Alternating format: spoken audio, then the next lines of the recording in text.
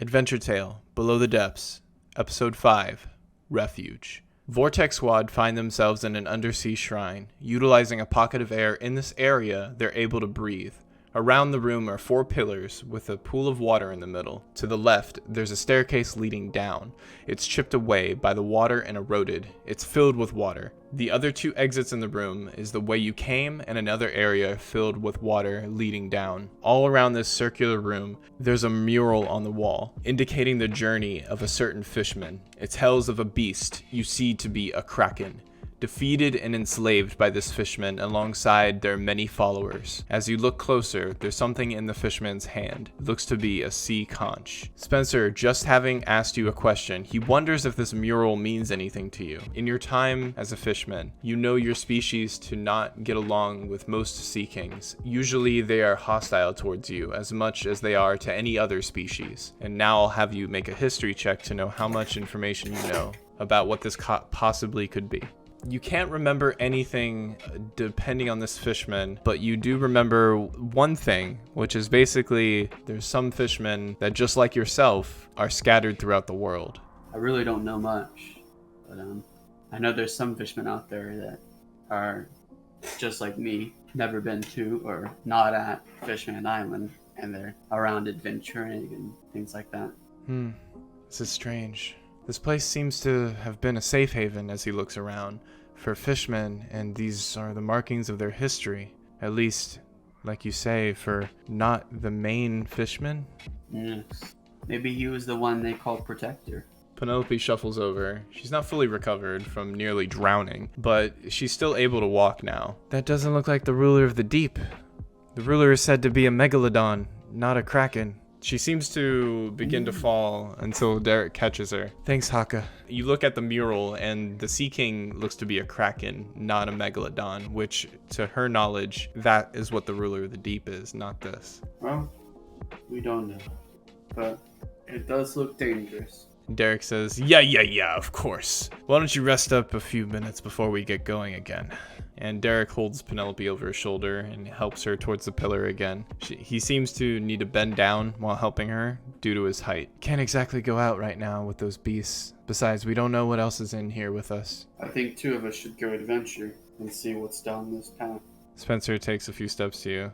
You're right, and Mud Puppy's right. He's gonna stay here, so the siren can't leave anyway until we fix her artificial gill. Of course. Spencer motions over to the underwater staircase leading down, motions to you and him as he goes, why don't you and me investigate this shrine starting over here while she rests and he fixes the gill?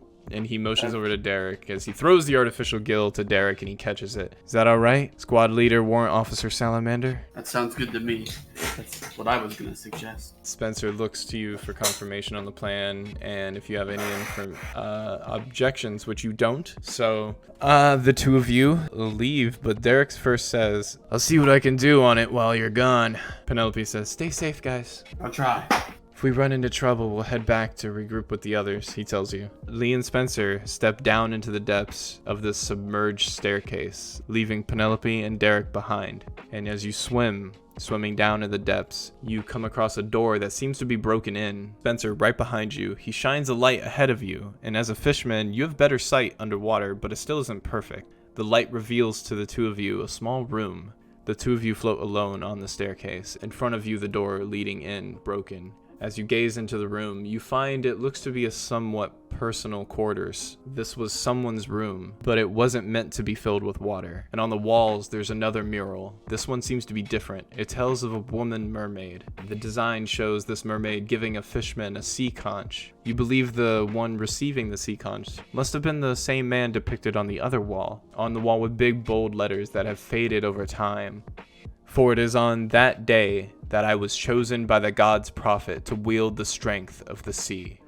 That's seen in tattered words on the wall. Mm-hmm. Spencer, next to you, he sees this as well, and as the 2 of you slowly floating into the room, Spencer grabs you by the arm, making a motion with his hands. You know him to be mentioning you to take a look around the room to see if you can find anything relevant.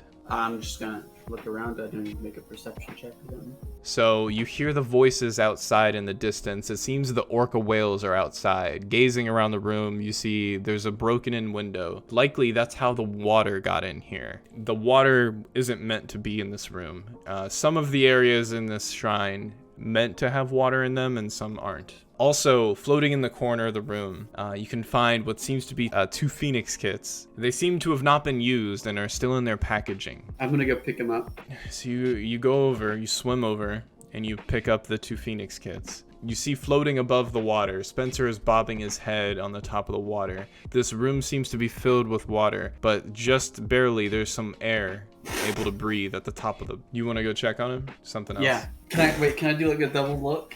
Yeah, so you Just double look around. So you see that he's bobbing above the water. There's nothing unusual about the room, other than on the outside of the room, you see the orcas, whales on the outside, just circling as if they're waiting there for you. When you reach the top of the water, you can tell that Spencer is holding his artificial gill in his mouth instead of using it so that you can speak to him. Did you find anything useful? He says through his mouth slowly muffled, moving his arms to stay afloat. 2 what seem to be some sort of healing kits. Seems phoenix kits? Oh, okay. Was that what they're called? You see on the label it says phoenix kit. I can't read. I mean, I can, but I just picked them up. Spencer seems to be holding something as well. Spencer says through muffled, I found some undersea berries. Could be a good snack. Other than that, doesn't seem to be an exit in this room. Those windows might work, but the orcas are still right outside. Yeah. We have to find something. You look out, and there seems to be more of them now. At least another couple of them. There seems to be more orcas. An entire pod, it seems. Yes. Let me get a better look. And I'm gonna directly just try and lean around the window, try and Okay, you lean out around the window, and there seems to be orca whales in the distance coming this way. But currently you just see 4 that you know about and another 2 that are higher above the ocean as you guys are on the ocean floor. But still, this part of the ocean is kind of shallow. There seem to be 6 in the air and a couple distanced away. Doesn't look like we can go out this way. Probably not. Let's go back and try and find something else. All right. And the 2 of you dive back into the water? Yep. You and Spencer head back the way you came, swimming your way back up the staircase into the main room with everyone else. You step out of the water onto the staircase. Glancing around the room, you see nothing has changed. Penelope and Derek are still working away at the artificial gill repairs. It seems at a glance they're about halfway done. And Spencer goes, it seems there was a way out down there, but the orca whales are blocking the exit. And he throws some berries over to each of them, as you see he was carrying berries that he found. I'm also gonna I'm gonna give him a phoenix and say, take this, use it. Yeah, thanks. It looks all brand new. What was it doing down here? I'm not sure. So a phoenix kit heals 40, 20 plus 20. 46. Yeah. Feeling a lot better over here. Thanks, Lee. Much better, but still a little hurt. The berries that he threw over, after healing that, Derek says, we're almost done here, just a little longer. Oh, cranberries. I haven't had these since the last mission we were on. And Spencer goes, all right, Lee, ready to check out that hallway back the way we came? Of course. Let's go. And Lee and Spencer once again step into the water of the shrine. It's a warm water, considering this sea bottom is rather close to the surface, relatively speaking. You find yourselves in the same place you were in when you first entered the shrine. And now, not being in a rush, you notice this room has a coffin in the middle. The name of this coffin on the coffin is too old to read. Once again, there's another mural on the wall. It paints a picture of the story of this fisherman and how he was betrayed by the very prophet that gave him the sea conch in the first place. Written on the wall in faded text, a once devout prophet turned devil as she steals the power that was rightfully his, using it to martyr his chosen life. We have not forgotten. Here lies the tomb of the rightfully chosen. Spencer sees this as you do. Can I try and open the tomb? Yeah. I'm gonna do a perception check. See what I see around the room. Oh my god, nat 20. There we go. Okay, so you see it all. In this room currently, there's not much to see other than what I've described, but in the corner you see a couple jellyfish are floating there out of the view of you guys. They're not really in the path. The tomb itself, as you're trying to read it, you make out some of the words on it. It says, the chosen of the chosen. Also within this perception, you'd see that within the coffin, you see there's nothing in this coffin as it's slightly open. There's nothing that I can see, or just nothing? There's nothing in there. The coffin's empty. Coffin looks empty. Remember that Spencer can't say anything, but he's right next to you, seeing around and looking where you are and trying to see what you can see. Nothing much in here, really. It doesn't seem. And jellyfish. He motions over to the hallway, and you see that there's a long hallway, and he starts swimming that way, slowly. Yeah, I'm just gonna follow him. So, following him, you're swimming down the hallway. You find yourself surrounded on both sides with many, many more coffins laying both sides. So, laid to rest, they're built inside the walls themselves. So, they're not like out. You can just tell that these in the walls are coffins. And Spencer has a worried look on his face. Not like worried, but he's like creeped out here. Reaching the end of the hall, you see another hallway submerged to the left. However, this path is blocked by many jellyfish, at least 20 different jellyfish completely blocking the path. You are able to see at the very end of the hall, past the jellyfish, is another room in the same design as the Vortex Squad are currently in, your other teammates, with Penelope and Derek. Yeah, how that room is above water, this room you're peering into seems to be underwater. That's the pathway to your left. It's blocked by jellyfish, and there's another room in the same vicinity that looks the same but underwater. In front of you, it seems to be a small step up, leading to another room that looks above the water level. Spencer motions to that because that's the side that isn't blocked by the jellyfish. Together, Lee and Spencer step into the room above the water line.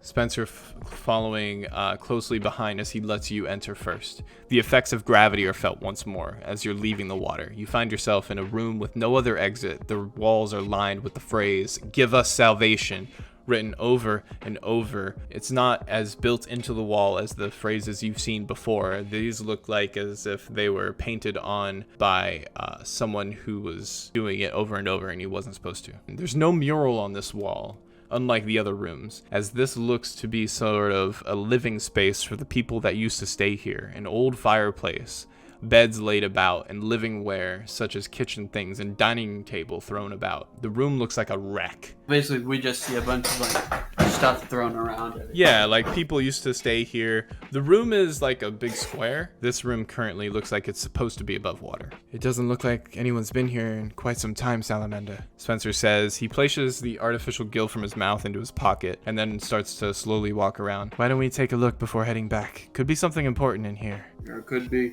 And as the two of you walk around this room, Spencer is still within earshot of you. It's not that big of a room. By the way, sorry about prying earlier about why you joined the Marines. I know you're going through a lot. We all are.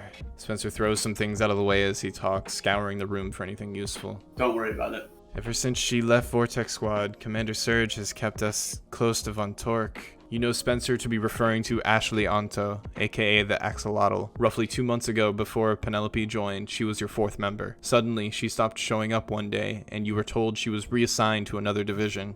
It makes me wonder if she was really reassigned, since the lack of missions. So you think it's kind of weird too? One day she's here, and we're going out on missions nearly every week. The next, we're staying on Von Torque, with only 2 missions to our name the past 2 months. And the fact that she didn't tell anyone. I'm sure she would have known plenty of time before. He seems to be thinking as well as he's moving around looking for things. Before she left, I caught her leaving the barracks in the middle of the night one day. I haven't told you because, well, I'm not supposed to. It turns out she snuck into Commander Surge's office and found something she wasn't supposed to know. Spencer stops looking around, then looks to you from across the room. He's like 25 feet out. Then she suddenly gets assigned to another division. What did she find? Did she tell you? She didn't tell me. She said it was important, that he was trying to hide it from everyone else. That must be the case. Whenever we get back, I'll investigate. It's strange. I know we're not supposed to ask questions, but makes you wonder, doesn't it? Of course. I'm still wondering if she was killed. What could she have possibly found to get her reassigned? They have to be connected. There's no way it's a coincidence that she just up and left. I heard them talking over a Dendemushi about someone named Foyet. Foyet, you mentioned that before we left. I don't know anything about that guy. I won't say anything, but I'm gonna get some information on him. And hopefully, just hopefully, we can figure out this mess. Safely, of course. You think getting promoted will learn more? The higher you are, the more responsibility. The more responsibility, the more you know. That makes sense. I'm hoping I can learn everything and what truly happened. And as you're replying to the gecko, you're scouring the other side of the room that he is, until you find what looks to be a skeleton laid up against the wall. It looks really old. A jagged, broken off mirror edge in one hand, and a note in the other. I'm gonna go pick up the note. You go and pick up the note, and it says, "That savage creature with the pufferfish spikes caught me and threw me in here. He's so fat, he's going to eat me, isn't he? Well, you won't get the pleasure of seeing me suffer. I'm ending this now. Screw you. You, inhuman fucks." Okay, so you read that. Do you read it out loud or to Spencer? Yeah, I read that out loud. Okay. And Lee, relaying this to Spencer as he's on the other side of the room, he heads over to you. Wow. And he looks to you and he sees the note in your hand. It sounds like this guy was scared of getting eaten by some fishmen that caught him. He chuckles. "You're not going to eat me, are you?" Spencer jokes. Of course I'm not. Well, you might be a good one, but it seems there's some out there that aren't so nice. Spencer tosses something your way he found. It's a can of fruit. "I didn't see you eat anything this morning. Besides, I found more of them for the rest of the team. These things last forever." Spencer sighs. I'll eat it. And as you crack it open, only other thing I found was this old grenade. He shows you it's old. It's the designs on the grenades from this era are different than this one. This one seems to be at least 20, 25 years old. You know, sometimes it's hard to be nice when you're mistreated in the world. Spencer leans up against the wall. Not saying I support what these people did, but I might understand it. He shakes his head and nods. "So if that's all the things we found in here, we ought to get out of here and regroup with the others. They probably have Siren's skill fixed by now." Let's go. Let's make our way back. Then we can get them down here and try and get these jellyfish out of the way. The two of you exit the room to find yourselves in a submerged hallway. Passing the jellyfish on your right and the coffins in the walls, you find yourself emerging back in the main hall with everyone else. Penelope has her artificial gill on, up and moving. Derek has leaned over the third exit to the room, some steps leading down to the right, into a flooded room just like this one. He peers into the water, then notices you guys get back. Yeah, hate you too." Penelope takes off her gill. "We got it all fixed up. Tested it in that water." Perfect. We've possibly found a path. With all of Vortex Squad back together, Spencer passes out a can of fruit to Penelope and Derek. You see them talking amongst themselves, chatting about this or that, just a few things here and there. There's 4 cans, enough for everyone as you eat yours that you started eating. Derek sits on the floor, Penelope leans up against the pillar, and Spencer squats down. Derek saying, Yeah, while you guys were gone, we took a dip in that water over there to check out that room. Looks like there's another exit on the other side of that room. Penelope says, "But there's a big jellyfish calling that place home." Spencer, "And we can't go back that way with the orcas out there." And they look to Lee, thinking to yourself, you can tell that the room that they're talking about is the same room that you saw past the jellyfish. This looks like the room I saw, blocked by jellyfish. Let's enter and see what is inside. Spencer goes, "Hey, Lee, remember this grenade I found?" And he tosses it over to you, throw you, and you catch it. Let's chuck it in there and see how it does. "Why don't we bring down the roof onto that big-ass jellyfish?" "Yeah, well, it is pretty big." I'm gonna chuck the grenade in, I guess. Lee, hold on. At least let's wait a minute here. Everyone's still eating their can of fruit. And be like, let's wait a minute or two. I know you're excited. Fine. Like, Penelope's eating. 59, 58, 57, 56. And you're counting 55. down. After you counting down a little bit, just to tease your team, Derek says, Yeah, you guys found a grenade? Penelope says, "Grenades are only standard issue for officer rank Marines." And they're both eating. Derek punches her in the legs slightly. All right, you know it all. If you know so much, how come I can't have a clownfish in our barracks? Penelope, that's because some of us don't know how to take care of animals. You remember what happened to Mr. Whiskers? Derek starts to cry solemnly to himself as you remember that Mr. Whiskers was a cat you guys used to take care of a little bit and ran off alone. Stop moping around. Let's hurry up and get done with this mission. Let's get out of here so we can continue the mission, actually. Spencer goes, yeah, quit it, you two. Let's stop moping around and get this mission done. They finish eating up. All right, Lee, I see you're ready to go. All right, you two, come on. Finish up. They finish eating the cans quickly. All right. Oh, we got a mission to accomplish. And he finishes the can of fruit. And Penelope, all right, let's get this done quick. They stop, and Spencer, after giving you the grenade, he motions to it. It shouldn't be enough damage to bring down the building, just the creature. That's what I'm hoping. His Vortex squad step down into the water, leaving the safety of the underwater pocket, everyone having their artificial gills on but Lee. Before the four of you is a large jellyfish on the other side of the room, and the same size as the one you were just in.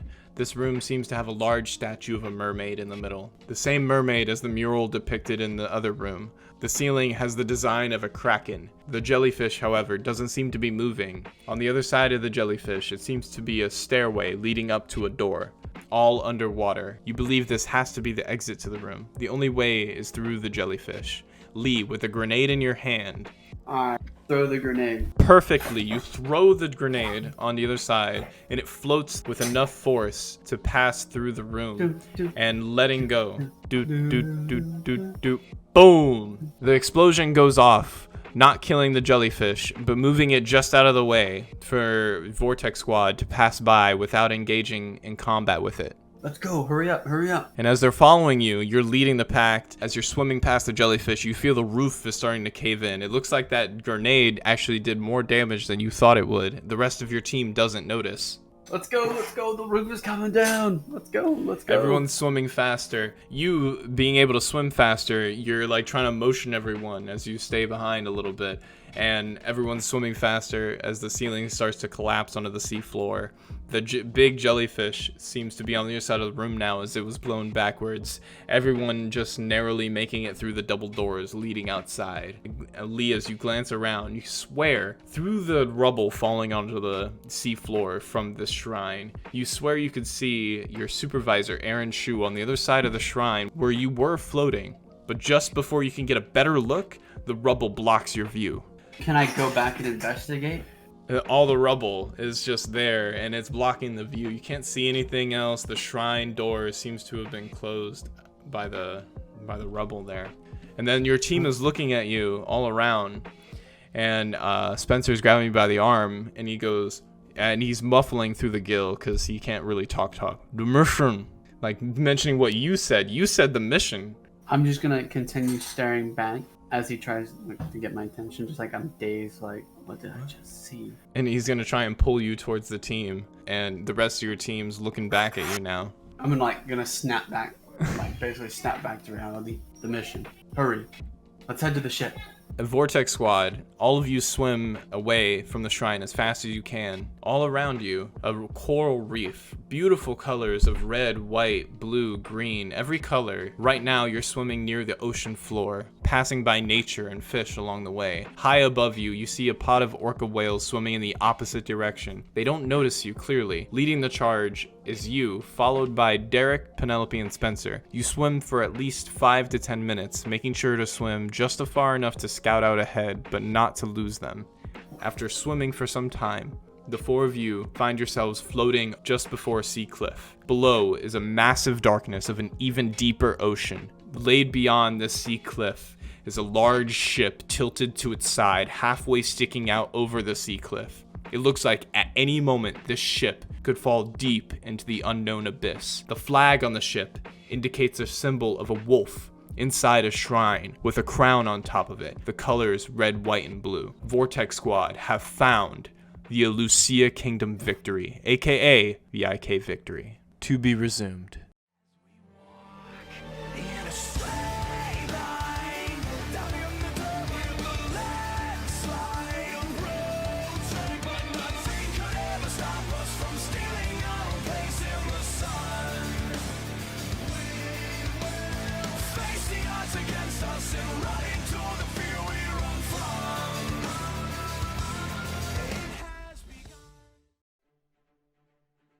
Last time on Age of Darkness, Romance Twilight. The battle for the freedom of Lost Camp rages on. The naval team trade a volley of cannon fire with the enemy vessel, deciding to board in the chaos, catching the enemies off guard. Aboard the Vine, the Libre Luche battle the infantry of the Jungle Pirates and Warriors of Toroa. In the meantime, Bethany and Monroe pursue the officers, George and Lawlet. Monroe climbs the rat rope, closing the distance on Lawlet, but is powerless to keep the pressure on as he escapes to the mizzenmast. Monroe is able to take out an unexpected enemy, a sugar glider by the name of Meringue. Quickly moving to engage on Lawlet, however, unable to cross the tightrope connecting the crow's nest to the mizzenmast, Monroe finds himself dangling from the vessel's rope.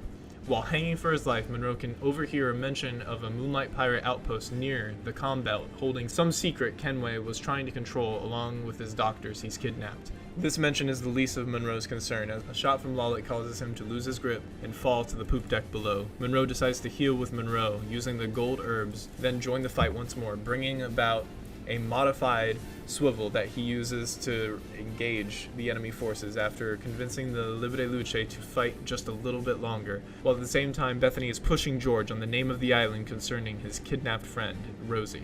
It's not enough though, as the enemy has stormed the Libre Luche and George regroups with his crew, but not before a cryptic message about the longevity of Captain Kenway.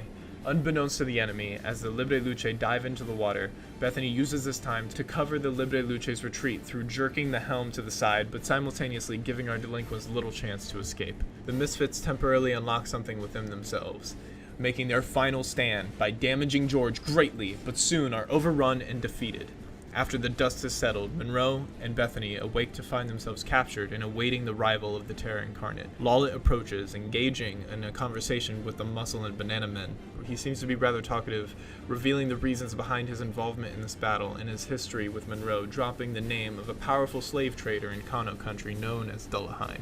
As Lawlet remembers his brother-in-arms, Kita, a ship pulls up next to the Vine, the Terror Incarnate. Meanwhile, this battle raged aboard the Vine. Another battle was raging aboard the Terror Incarnate. The ground team aboard the Terror Incarnate, Lau, finds himself locked in a conflict with Kenway, while Riverstone, along with the Moonlight Pirates, focus on getting the ship back into the water. Thomas heads to the observatory with Sabrina's weapons and confronts Kenway as he speaks of Thomas's family ties. After returning Sabrina her equipment, her peerless cuffs are quickly broken and she joins the fight. However, everyone can feel the ship entering the water, heading towards the Vine. With Kenway engaging on Thomas and the Libre Luche around him, suddenly a figure jumps from the tops of the ship, dealing damage to the primal monster. Face hidden behind the helmet, a bow can be seen at their back. They introduce themselves using a strange voice to be the Wandering Warden, there for the head of Riverstone, to which throws Kenway and Thomas into confusion. The Wandering Warden makes a strange comment about Thomas's sword being made with bad metal.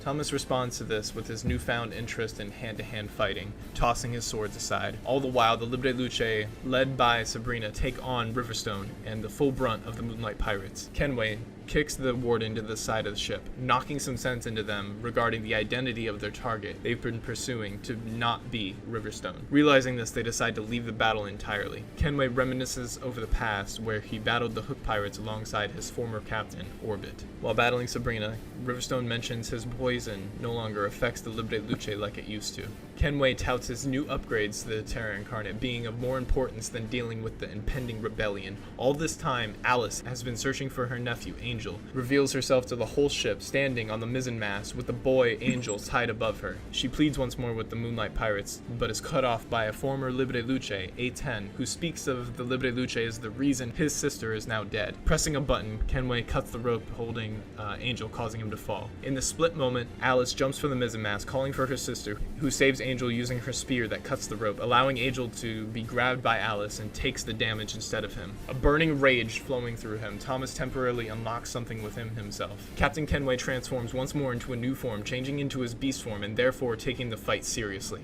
A renewed determination from Thomas's declaration of a desperate anger gives Sabrina and the Libre Luche the strength to keep fighting just a bit longer, but under the realization that things might not end well, Sabrina decides to push her son, along with her sister, into the water. Due to the extreme circumstances, Thomas finds it within himself to use Conqueror's Hockey in a clash of will between the two men. With him slowly winning, the forces of the Moonlight Pirates are turned away by Kenway, seeing it as a weakness to need them. It's not enough though, as just before any of her forces could lose their lives in this brawl, Sabrina decides to offer her life in exchange for the Libre Luche's lives. lives. Thomas declares he'll win and be Pirate King despite losing to Kenway's ultimate technique, Stampede of Destruction. Thomas then wakes to find himself captured along with B4 and A7 stepping onto the Terra Incarnate, revealing that Armando was acting as a rat for Kenway. However, the bomb and the detonator are still nowhere to be found. The Terra Incarnate pulling up next to the vine, Kenway takes Thomas and Sabrina along with him as he jumps over. Finally regrouped with his crew, the four of them lay there, tied up and defeated. The various enemies they've encountered up until this point standing before them, gathered together. Outnumbered, weakened, and alone, the alliance is in shambles. Kenway turns over the briefcase filled with 10 million berry to Lawlet, and our crew are about to be executed when Monroe makes a deal with Kenway, saving his crew's lives, but cannot save Sabrina's, the leader of the Libre Luche. And the reason this battle took place in the first place is about to be gunned down just when all seems for nothing, and the execution of Sabrina before our crew's eyes. The tides of the battle shift one by one as each domino falls. A7 is shot by George, fatally wounding him, but bringing him close enough to the boys for what's to come.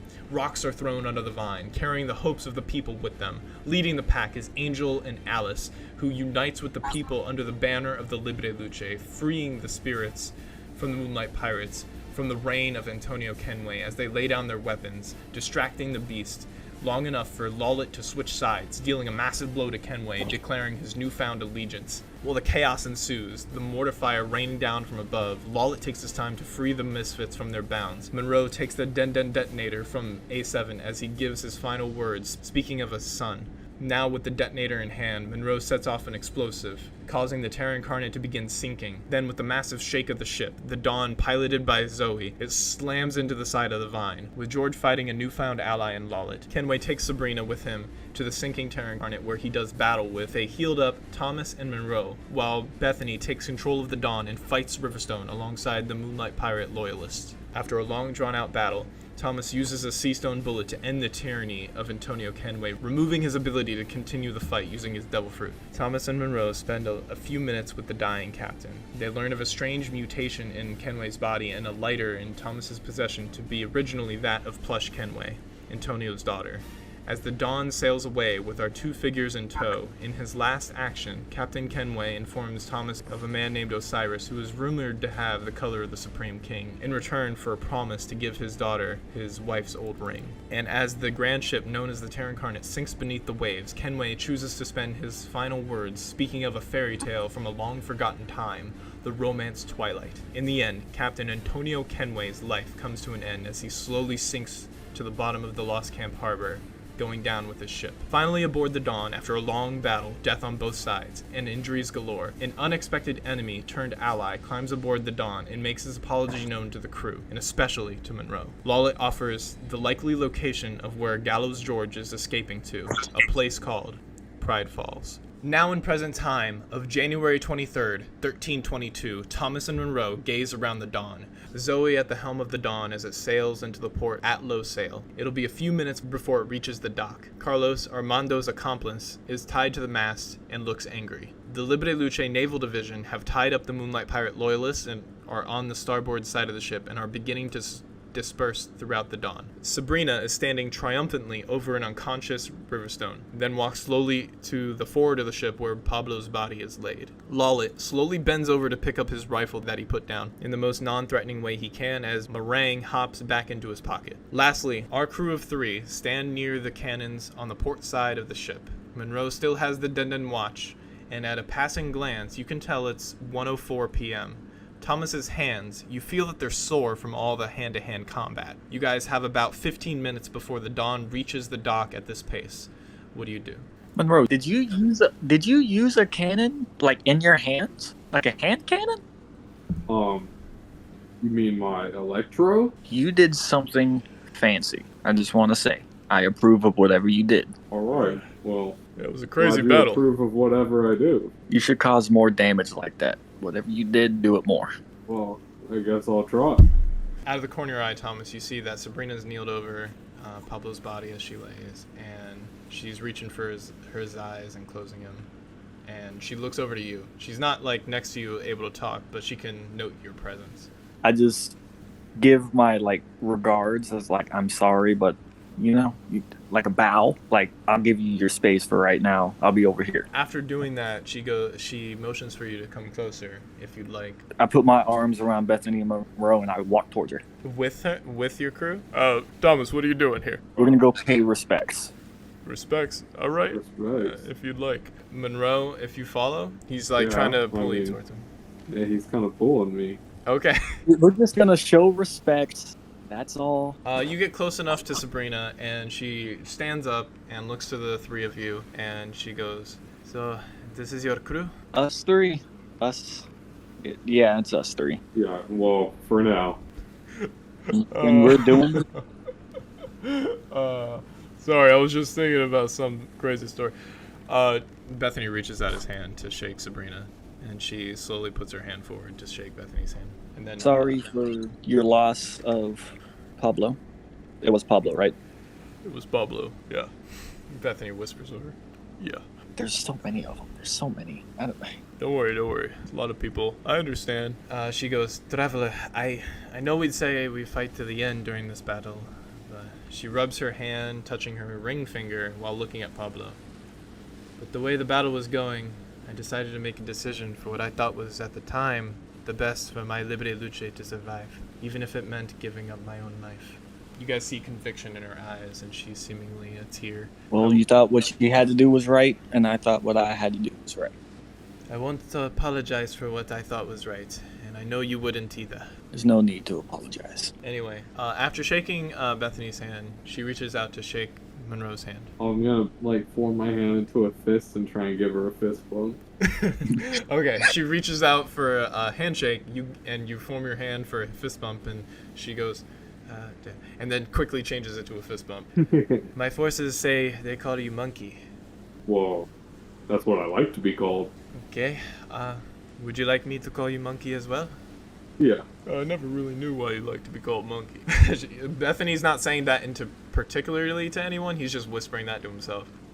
Sabrina looks back to A7, and then back to the crew. She looks back to A7. "Pablo was very important to me in the Libre Luche. He deserves a burial, but after we've returned to shore." Then places a hand on your shoulder, Thomas, because you were the one that was on the Terra Incarnate. She knows your crew now, but, the Libre Luche will handle their own. Don't worry about it. For now, she looks to the three of you. For you three, enjoy your time on Lost Camp while you're here. I know you're pirates, you won't be here long, but in the meantime, enjoy it here. Lost Camp isn't all about the Moonlight Pirates, Genway. No more doom and gloom, at least for now.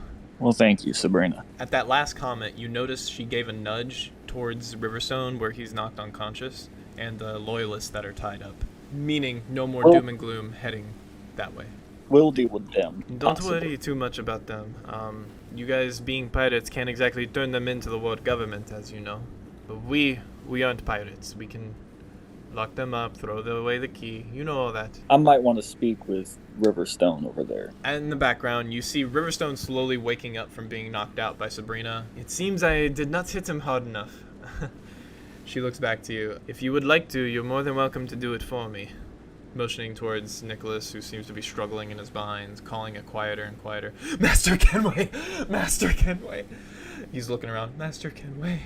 I look over towards him. Riverstone, Kenway's not here no more. Do you walk towards him, or you're just gonna say that? I'm just going to stare at his eyes and yell it to him, pretty much. Okay. As you're saying that, Monroe, out of the corner of your eye, you see that Lawlet is on top of the poop deck now, and he's looking at the banana bushes, and he seems to be reaching for one before stopping himself and looking over and going, "So, those banana bushes you were talking about?" Yells over from the other side of the ship. Oh, do they look like bananas? I know. I'm just saying, would it be all right if I had one? Absolutely not. You see his hand is like an inch away from the banana. He stops it.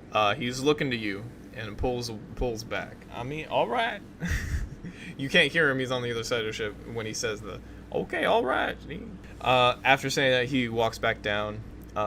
The whole meantime, the ship is sailing. Zoe at the helm goes, "I'd love us to sail faster, but we don't want to ram into the side of the island." And then goes, "Gorilla."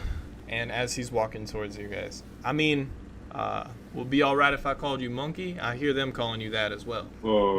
Yeah, I guess that's fine. Listen, Monkey, as he comes up to you, Thomas, are you like making your way towards Riverstone? You acted like you had something you wanted to say to him. Yeah, I'm gonna start walking to him. Okay, so while this conversation is happening, you're heading towards Riverstone. Listen, Monkey, he reaches a hand over his neck and goes, before I forget, I wanted to leave you something before we get to show. And he seems to be patting down his pockets. I don't seem to be needing this anymore, so, and I don't know when you guys are leaving, because I do know you're headed to the Grand Line. That's what you said during all that.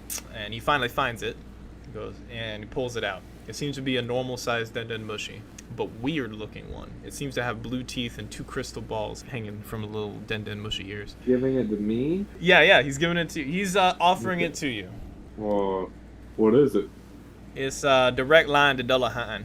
The slave trader I bought you from runs a slave market over in Kano country. I figured if you happen to return there by chance, you could get some use out of it. Won't even work for me anyways. Something about Kano country locking its borders or something. I don't know. He's handing it over to you. Do you accept it? So he's giving me a broken Denden Mushi? From what you can tell, you're pretty knowledgeable. I think Monroe would be knowledgeable enough to know this. The Denden Mushi, imagine it as like a radio wave, right? And when you put yourself in a Faraday cage blocking radio waves, it doesn't work outside of that. So basically, he's saying that Kano country has done something to lock radio waves coming in and out of Kano country. So it works, but only within Kano country itself. He goes, it won't even work for me anyways anymore. Something about Kano country closing the borders. So I guess I'll take it. Maybe it'll come in some use. After you take it, while you're speaking with Lawlet, a few voices can be heard calling out your name. Monkey, Monkey! And Lawlet, he looks over to see what's going on as well. And you guys can see some of the Libre Luche naval team, mostly all of them, are heading in your direction. Bethany, he's gonna head towards the poop deck while this is happening, like avoiding them. Lawlet says, seems you're quite popular with these folk. I'll leave you to it. Then he heads down and towards a cannon out of your sight. As the Libre Luche naval team approach, we cut to Thomas, who steps up to Riverstone. And as you stand there, Riverstone in front of you, he's on the ground. You see Lawlet out of the corner of your eye, and he took a seat on one of the cannons, and he's glaring daggers at you. He's not saying anything. Lawlet is just glaring. Looking at me? Yeah, Lawlet, he's not saying anything to you. He's just glaring at you. Nick, unless you want to do anything with that, Nicholas, as he lays there in front of you, his hands and legs bound. The Lao boy. When Master Kenway gets here, he'll save me, and all of you will pay. So, let me catch you up to speed. Kenway's at the bottom of the ocean. He's sleeping with the fishes. What? You lie. Master Kenway can't be dead. Are you doubting me? He's calling me a liar? Riverstone, he takes in your response, and he's going to take a second to think. Would you have any reason to lie? I mean, I'm a pirate. Do you trust me? Or do you want to go see for yourself? He looks out into the ocean, glancing over the ship. And then, as he sits up, he's still tied up, he can't stand up, but he sits up and he's like moving his head, trying to find the ocean. And then he opens his eye wide. Remember, because his face is made of concrete, the left side of his face. As his eye gets wide, let me go! Let me go! Untie me! I owe him my life. Let me go! Untie me! He begins scooting his, he can't stand up, so he's scooting towards the edge of the ship. I just press my foot down on him so he can stop moving. He stops moving as you stop him. He looks to you, and then back of the ocean goes, he saved me from that place and that freak all those years ago, and if not for him, I could be dead. Or worse. What place? And what freak? I think you're the major freak here. Me? Oh, you have no idea. He begins to unravel into himself as he struggles in his binds, until he's either loses too much energy or drive. He's like laying on the ground. Riverstone, you're proving my point when I called you a freak.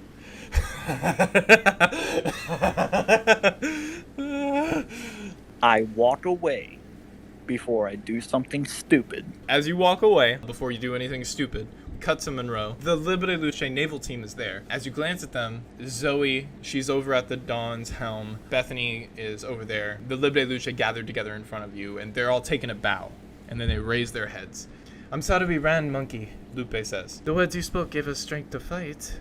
Cotterman, one of the two that accompanied you on Wednesday, says quietly. But if we stayed any longer, we would have lost more than just Pablo on this day. Rosa, the other one of the two that went with you on Wednesday, her hand on Carmen's shoulder. That's when we decided to retreat to the ship. Raymond, the one that had the wires for the bomb, he seems to pull out a small mechanical toy that he's working on. However, when we got back to the ship, Zoe was here tying up Carlos and filling us in on the situation. I'm not going to say their names. I actually put all their names down. I don't think it's relevant. You guys don't care. That's when I decided to come up with a plan, to regroup and come back with the ship when we healed up. And then on our way back, we saw everything going on, and Zoe said she didn't know how to stop the ship. We hope you don't hold it against us. The last of the Libre Luche come up to Monroe, and it's Anna. She presents something in her hands, and it's like a present from them. Just imagine as they're all sorry that they left you guys, and now they're like, hey, we got a small, and they present it to Monroe. And it seems to, as the card on it, seems to have a banana and a peanut on it with the logo that says Banana D's. Imagine as a credit card, like a gift card. The last of the Libre Luche, they presented to you. It's a gift card to a place called Banana D's. It's a restaurant on Tokojo. Should have enough for at least a meal or two for the three of you. Well, all that matters is we won the war. Thank you for this. They nod. After you take the gift card, Bethany, Monroe, can you go over here? Thomas, over here. Okay. You guys head up there. As you're heading up there, Monroe, do you pocket it immediately, or are you looking at it as you walk? I'll look at it while I walk. When you head up to the helm, Bethany catches a glimpse of it out of his eye, and he goes, "Oh, sweet gift, Monroe. Got that from them? Yeah. You gotta stop by there one day." He looks over to Zoe, who was one of the ones that got the gift for them. That's from Tokojo, right? Let's say Banana D's? Yeah, Thomas, you look over Monroe's shoulder on it to see it. It says Banana D's. Oh, I never actually got to go there myself. I overheard the waiters dress in costumes, and it changes every time. Oh, God. I gotta head there one day. Before we leave the West Blue, he nudges Thomas and goes, "Oh, we gotta stop by there." I'm sure we'll stop everywhere. What he was doing before he was, to just explain what Bethany was doing, Bethany was talking with Carlos. He was the man that was tied in the middle of the ship. And you see him, that's where he came from, to the helm. And as you're giving your response, you guys are talking together, funny. After coughing, goes, that's weird. What the hell? He seems to be getting a little woozy. The hell was that? You okay? He leans against the Dawn with his shoulders propped up against the Dawn. He's a lot shorter now because his legs are leaned. The hell was that? Felt like I was weak in the knees for a second. You drunk? Did you have too much rum? Oh, Anna, who's the one that gave Monroe the gift card. He looks Bethany up and down after coming to up to the poop deck with you guys, and struts over and she's looking at him. She pats his forehead and goes, it's Riverstone's poison. She looks to Monroe and Thomas as Bethany is using the railing as a clutch.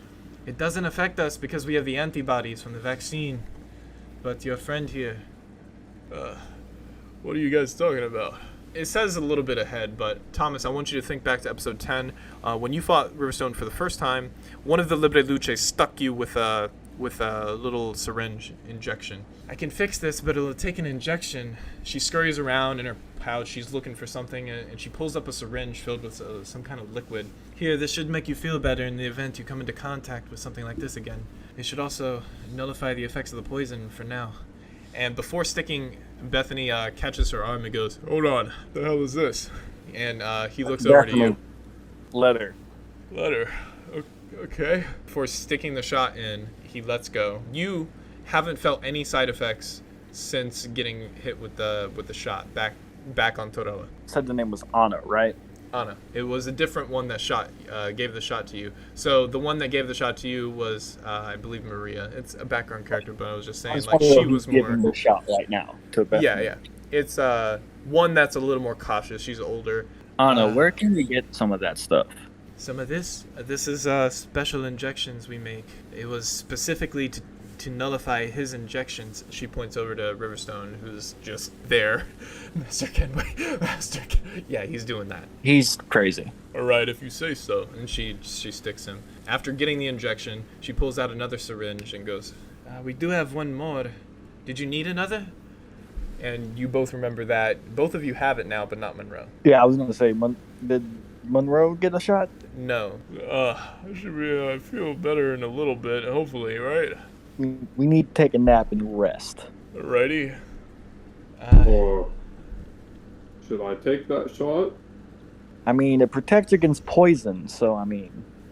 Well, better to be immune than to not be. It's true. Monkey, I have enough here for you as well. You said you wanted a shot, right? Yes. Okay, she goes up to you and she's like moving your fur around in your arm. You're a little bit taller than her, and she has to like, can you bring yourself down a little bit? Guess I'll kneel down. She's like, it's hard because of the fur. And then she sticks it in after taking a like real good look on where to put it. And after the shots, she pulls it out of you. She put the stuff in you. The Libre Luche, they begin to disperse, and the Lost Camp Harbor comes into view. Bethany, he stands up a little bit. All right, it's starting to feel a little bit better. Not a lot, but all right. Just give it a few more minutes. Bethany takes the helm from Zoe, who's been manning the helm until this point. And our three pirates stand on the poop deck as the ship turns to its starboard side, Bethany doing the final turn, and it faces the island and its people. Sabrina slowly steps up to the poop deck alongside everyone, offering a hand to each of the delinquents. So, I was glad to meet all of you. I want to thank you guys, personally. Without you guys, we couldn't have brought back the freedom to Lost Camp. I'd probably be dead if it wasn't for the three of you as well. Well, if it wasn't for you, we'd probably be dead by Kenway. So. All right. Thanks you. Sorry. I'm feeling better. All right. Thank you. Gives a good firm handshake. Before she gives a handshake to Monroe, she does the fist bump like before, not getting caught off guard. All right. Give her a fist bump. Hey, what do you call this? They're called knuckles. Bethany whispers out of the corner, Knuckles. I hope you don't mind. I told the Libre Luche to escort the Kenway loyalists to the jail cells in the city hall. As she's saying this, the naval team that gave Monroe the gift card, all of them, are escorting the Moonlight Pirates, the loyalists, with restraints off of the ship. Together they disembark onto the docks. With Lawlet, you see him giving a passing wave to the crew from behind them. With little meringue can be seen in his pocket. I'll see y'all later. I got some stuff to attend to. Need to fill in my warriors, wrangle up my animals, stuff like that. Besides, far be it from me to intrude on your ship any longer than I have to. He's yelling up. As you guys are on the poop deck, he's the one getting off the ship from behind them. Bye. Don't cause too much trouble.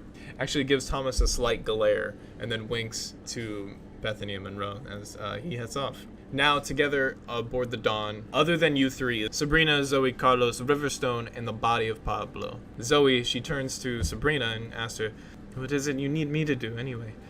Sabrina responds, you see him.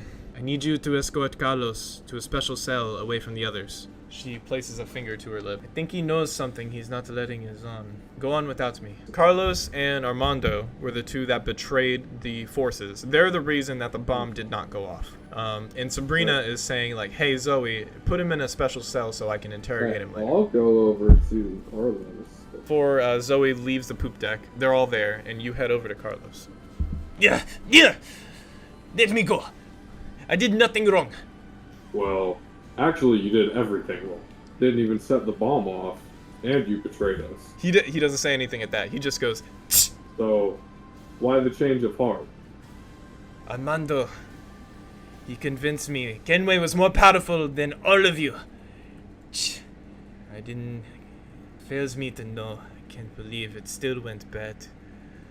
The only reason you did it was because you thought we didn't stand a chance? We've been fighting this war for years. Every battle we lost people after people after people. Under her leadership, he doesn't have his hands, but he motions to Sabrina. Every year, more and more of us dead. Over what? The freedom? Kenway took all of that. We don't have that anymore. Well, I guess... He looks around. I guess we do now. I chose my side. And I'm paying for it now. Yeah. I'm an insight check. Insight check. Okay. Oh, what are you looking for? I want to see if he's lying at all. Okay, show me I want to insight. see if he really just was like, yeah, we're going to lose, so let's switch sides. Or if he was like, if there's more that he's not telling us. Okay. Let's see It's what a rolls three. today. Oh, no, not your luck. You can't tell if he's lying. What he's saying seems to be the truth to you. Oh, well, then I guess you did choose the wrong side. Poor decision on your part. He looks down to the ground, down to the deck of the helm. No, I'll be like, not that I really care. And then walk away. As Monroe is walking back up to the poop deck, heading back up to like where everyone is at, Sabrina asks, "Did you get anything out of him?" Just that he switched sides because he thought we were losing. Funny part is, we pirates stuck around longer than him. And this was much more his fight than it ever was ours. You do have a point there. Zoe heads off and goes, "Okay, of course, Sabrina. I'll escort him. Just in case he has anything else, we'll put him in special cell." She goes off to handle her mission, leaving the poop deck, heading to the mast, where she unties Carlos and leaves the Dawn. Unties him as from being tied up to the Dawn. Leaves the Dawn, and in her place, a woman and a boy step onto the Dawn. It's Alice and Angel. They make their way to the poop deck where everyone else is at, and Angel runs up to his mother, and even in his damaged state, I'll just recap how bad he is. His back was just melted. Melted to the log or something. It was like melted to the log. It was like if you put fire onto skin, but just enough fire, or like when you brand someone, it's something like that, those kind of burns. So that's like his main injury. You can also tell that he's been beaten a little bit, probably beaten by Riverstone a little bit. He runs up to his mother and, "Angel, it's good to see you." She pats him on the head, then addresses Alice. "Ellie." Alice comes in for a hug on Sabrina as well. It seems they're glad to see each other. "I thought you might be dead. It seems I would have been if it wasn't for you and the courageous fighters you brought to our island." She focuses on the three of you, in the fact that if it wasn't for Alice, you guys might not even be on Lost Camp. "What about Kenway?" Sabrina looks to you guys, along with her sister. Right. What's happened there?" Kenway is no longer here. He has been dealt with. He's been dealt with? Right, that's what you guys said. Well, At least he's at the bottom of the ocean in our eyes. Well, I guess since we saw him, it would be in our eyes, but he is dead. That I could say at least. Hearing that from Monroe, Alice drops to her knees, and Sabrina gives an uncharacteristic smile. But she doesn't smile a lot. She mostly just is very serious and stone cold. She gives a smile that hearing that Kenway is down. Tears in Alice's eyes, she shows more emotion. Sabrina says, "The fight is over, but the people are free. We're free. Lost Camp is free." "Ellie," Sabrina kneels over to speak to her sister. "This is only the first step. It's time to take on what comes next." To which Alice stands up and wipes the tears from her eyes. Sabrina says once more, "Uniting the people." Alice addresses the crew of the Dawn. "Will you help me address the people along with us? It'd be a shame to not have your accomplishments recognized." We'll join you. I turn to look at Monroe. How's the ship looking? Monroe, you look at the ship, you look around, and you can tell that if it wasn't for the upgrades that you did during the 3 days, then the Dawn would either be at 1 HP or would have been destroyed. But due to the upgrades, the ship is only about half HP now. It's holding on, to say the least, but we probably should patch it up before we go anywhere. Gotcha. One more thing, since we helped y'all can help us. And I look at Alice and Sabrina. And they look back at you. Help us with the ship and anything that we could need, and that's repaid. Of course, of course. I'm sure we can do that. That's the least we can do. She goes, "Well, first we need to sway the hearts of the people. They were ruled by a pirates for nearly a decade, and if people will see this soon, she points up to the flag being flown on the dawn, a skull and crossbones with a black background. If we do nothing, the people will not accept you here for even after what you have done. Oh, Bethany looks up.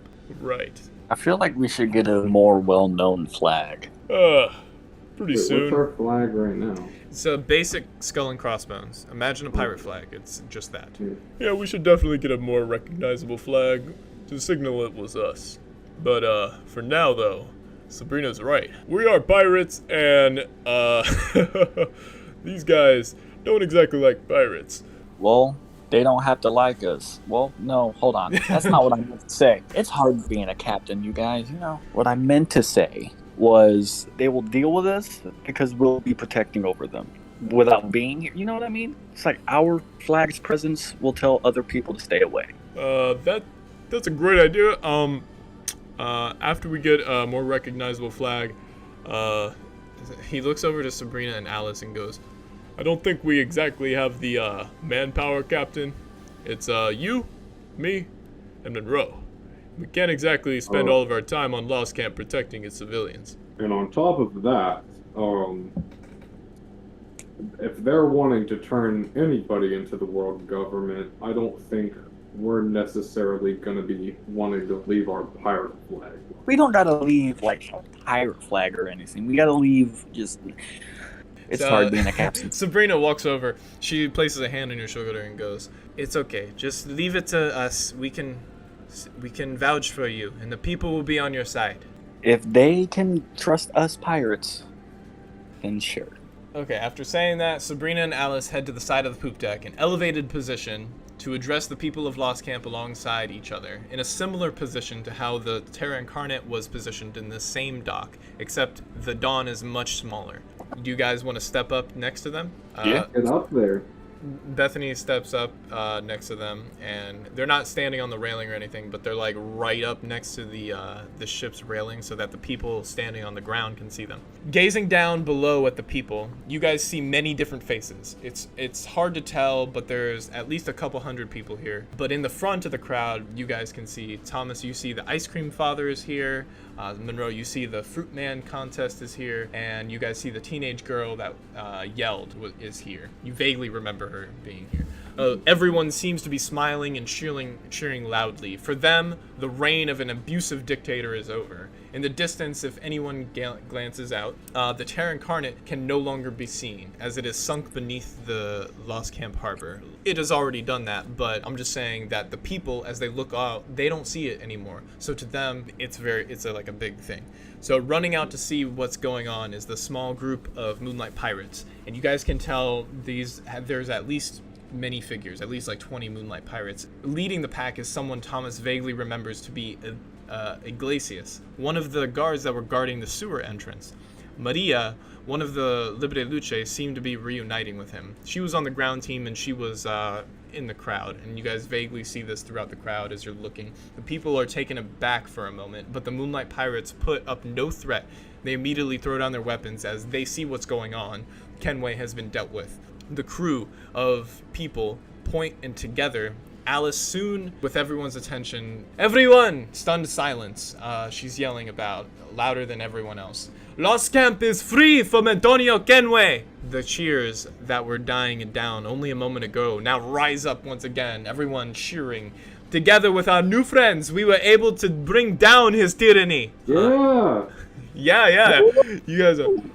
Whoa, yeah! Alice takes a second to motion for the three of you as you're cheering alongside her, and it's your time in the spotlight. And she looks over, you guys end this. Bethany, he's there yelling. The three of you, in the eyesight of the people, Alice gives her introduction of each of you. You guys as people are going to know what this is, but as characters, I want you to play it as your character, okay? This is obvious. She gives her introduction. Misfit Lao! I start going into a slight panic mode, so I start looking for my cigarettes. You're looking for your cigarettes, and you notice the pack, and they're empty. Mighty Bethany! Alright, I'm mighty! And the monkey! The monkey. Together, each of you watch as everyone in the audience is taken aback. Some of them are whispering out of earshot. Mentions of Monroe and his weird appearance. Mentions of the word pirate over and over again. And overall uneasiness soon comes over the crowd. Then a girl, the teenage girl that was on the sloops, sticking it to the man, says, "Everyone look! That's a Jolly Roger! They're pirates!" And she points up. Alice immediately launches into stammers of, "No, it's not like that. They're not normal." The jeers from the crowd getting louder. They seem to have grown a backbone. People of Law's camp. I didn't have a cigarette, so it's gonna be a little bit slurred. I apologize, people. You're just talking normally. The jeers, they can't hear you. The jeers from the crowd getting loud. I'm not gonna do this all the time as a DM, but I know. if you're talking normally like that, they're not gonna hear you. The jeers from the crowd get louder as they seem to have grown a backbone from the dethronement of Kenway. They're launching into slurs being thrown. Some of them getting ready to fight or flight response. "Get off of our island!" Stuff like that is being thrown. And "Damn pirates! We just had enough of pirates!" Listen! This isn't exactly the response I wanted. Yeah, that's not what I thought. Now I'm just gonna start yelling, but you know I can't yell in an apartment, so you're gonna have to bear with me, DM. Listen! I know we're pirates, but don't think we're gonna be anything like that bastardly Kenway to y'all. We helped you, now we're not gonna screw you. You feel me? Yeah, I feel you. Yeah, I'm feeling pretty good. The crowd seems to be confused. You're not winning them over, more as just confusing them. At least they're not gonna try and kill us. Sabrina places a hand on Thomas's shoulder and then on Alice's shoulder. "Is there anything I can do?" To which Alice immediately gains the courage needed to get louder and face her fears. "Enough! Thomas is right." The crowd seems to calm for a moment. "All of you listen!" She seems to get the crowd's attention.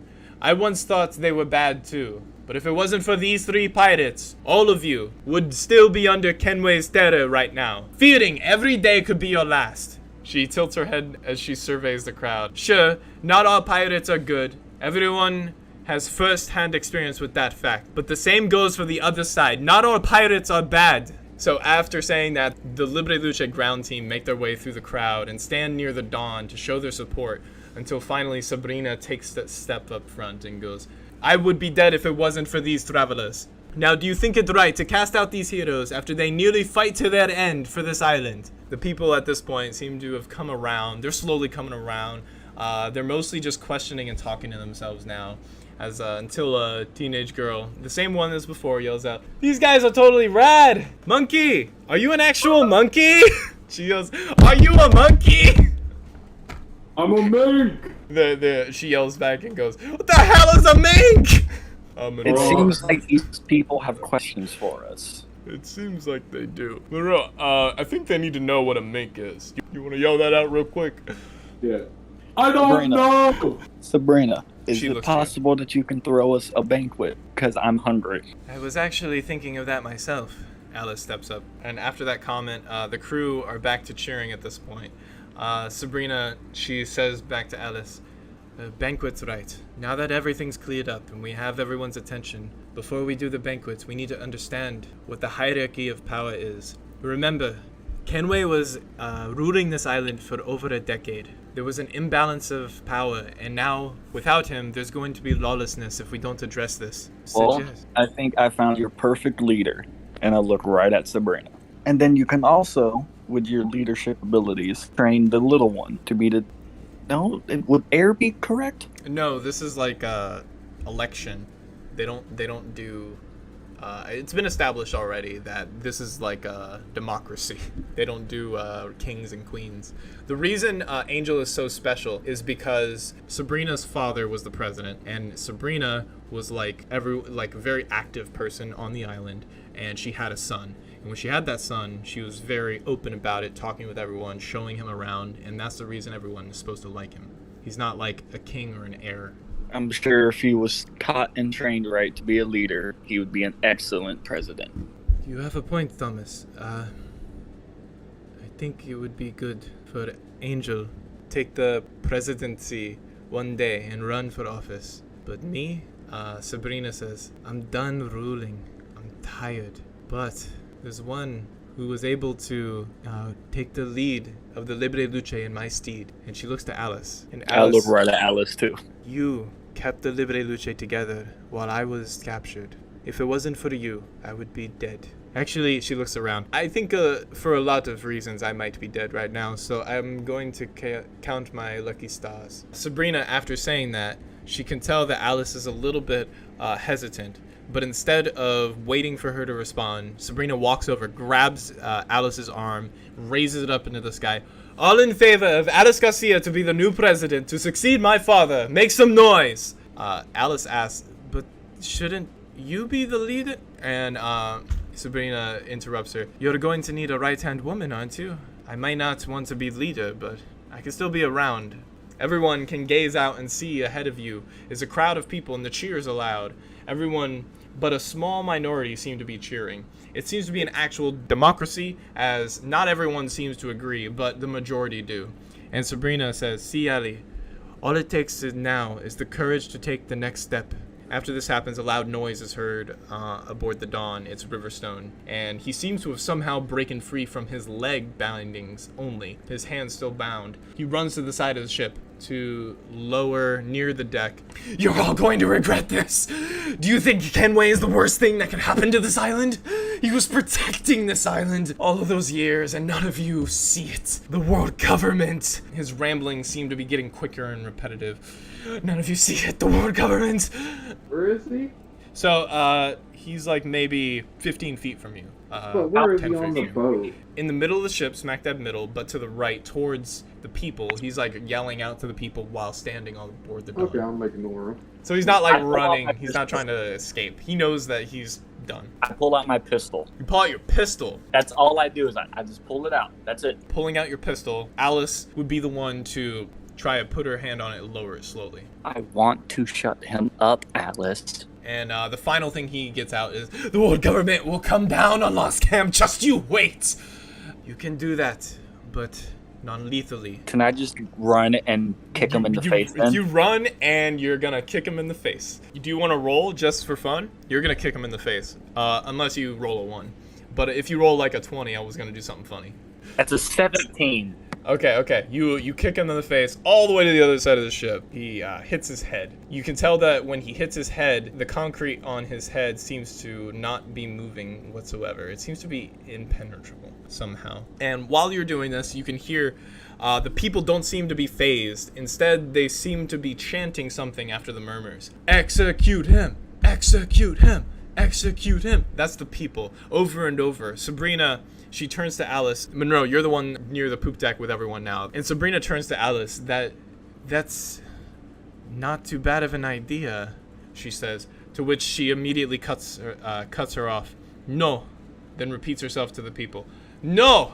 We will not execute Nicholas. If we begin setting people to death over a disagreement in our leadership, we are no better than Kenway. And she clears her throat.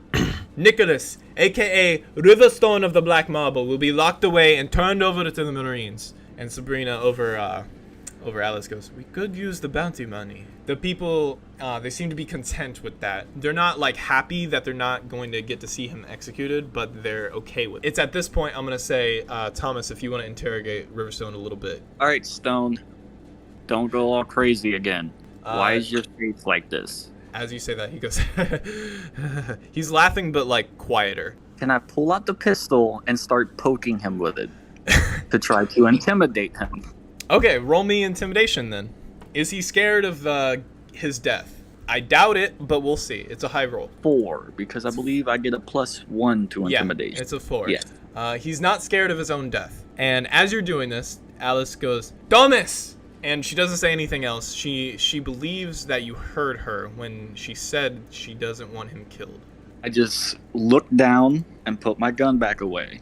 You can still talk to him. I'm going to say you can't intimidate him here because you failed that check, but you can still, like, persuade him to speak. I don't know if that's, like, actual D&D rules, but I'll allow it if you still want to try and get something out of him. Depending on how I talk to him, you can say if I do this with advantage. Okay. Depending on how you say it. Riverstone, listen. We had our differences. We had our fights. Stressing for a cigarette right now. And I just want to ask you some questions. So please, why you like this? Maybe I can help you become normal and unfuck whatever the scientist did to you. Scientist. Was he a scientist? Like, I'm asking that too, Riverstone. Like, was he a scientist? Something like that. He's not someone you want to mess with. Apparently, Kenway was someone I didn't want to mess with, but I'm standing. You want to know who did this to me? It's not the concrete on my face I'm worried about. No, I've made amends with that. It's the years I've spent in the Bermuda Square alone. All alone. Okay, after saying that, you can push him for more with a persuasion, but if you roll poorly, that's where it ends. Character, persuasion +1. Let's do this. It's a solid 8. Depending on your roleplay, ask something, and I'll go from there. So you spent years at Bermuda Square. He looks up. You don't have to tell me why. You don't have to tell me how. Just tell me who. He's just gonna laugh. He's not gonna respond to you. While this is happening, Alice turns to no one in particular on the poop deck and glancing between everyone goes, "What? She goes, do you guys know what happened to Pablo and Armando? I seen Zoe escorting Carlos off the ship when I hopped on, but what about the other two? Where are they now? We have to share the good news." The one I interrogated, right? Or was that? Okay, so she's asking about Pablo, who's the dead one, and Armando, who is the one that betrayed you guys. And she said she's seen Zoe, the one that was on the helm, and Carlos, the other one that betrayed, leaving the ship when she got there. Well, I'm afraid they didn't end this battle on the same side they started. She turns, what? And Sabrina gives a solemn look. What? And then Sabrina points to the other side of the ship, near the same side of the ship that Thomas is interrogating Riverstone, and where Pablo's body lay. Until now, Alice hasn't seen that body yet. She's been too focused on what's going on, and she's caught off guard by the realization that Pablo is dead, because the ship is a lot smaller than the brig that was the Terra Incarnate, so she can definitely see him. She slowly begins to make her way to the other side of the ship. I guess we should give her some space. And all during this time, the people are talking amongst themselves loudly. And Alice, when she makes her way towards the other side of the ship, the people begin asking, "So what happens now? What happens to the festival? Is the festival still on?" Actually comes up next to Riverstone and Thomas, and she doesn't say a word. She just passes you, heading for Pablo. Yeah, I drag Riverstone with me away from them. So you drag away from it to give him some space. The crew... Actually, can I bring Riverstone towards Monroe? Yeah, you bring him towards the poop deck. How close do you want to bring him to the poop deck? His legs are unbound now. He can actually, move. Let's tie him to the front, the very front of the ship. Isn't that... No, that's where Pablo is, isn't it? The back of the ship. The front of the ship... Yeah, the front of the ship is where Pablo is. The back of the ship is where you guys are talking, and this is, going on, addressing the people. Then let's... Monroe, where should we take this person? Don't worry about him. We'll leave in a minute. She cuts in before Monroe say anything.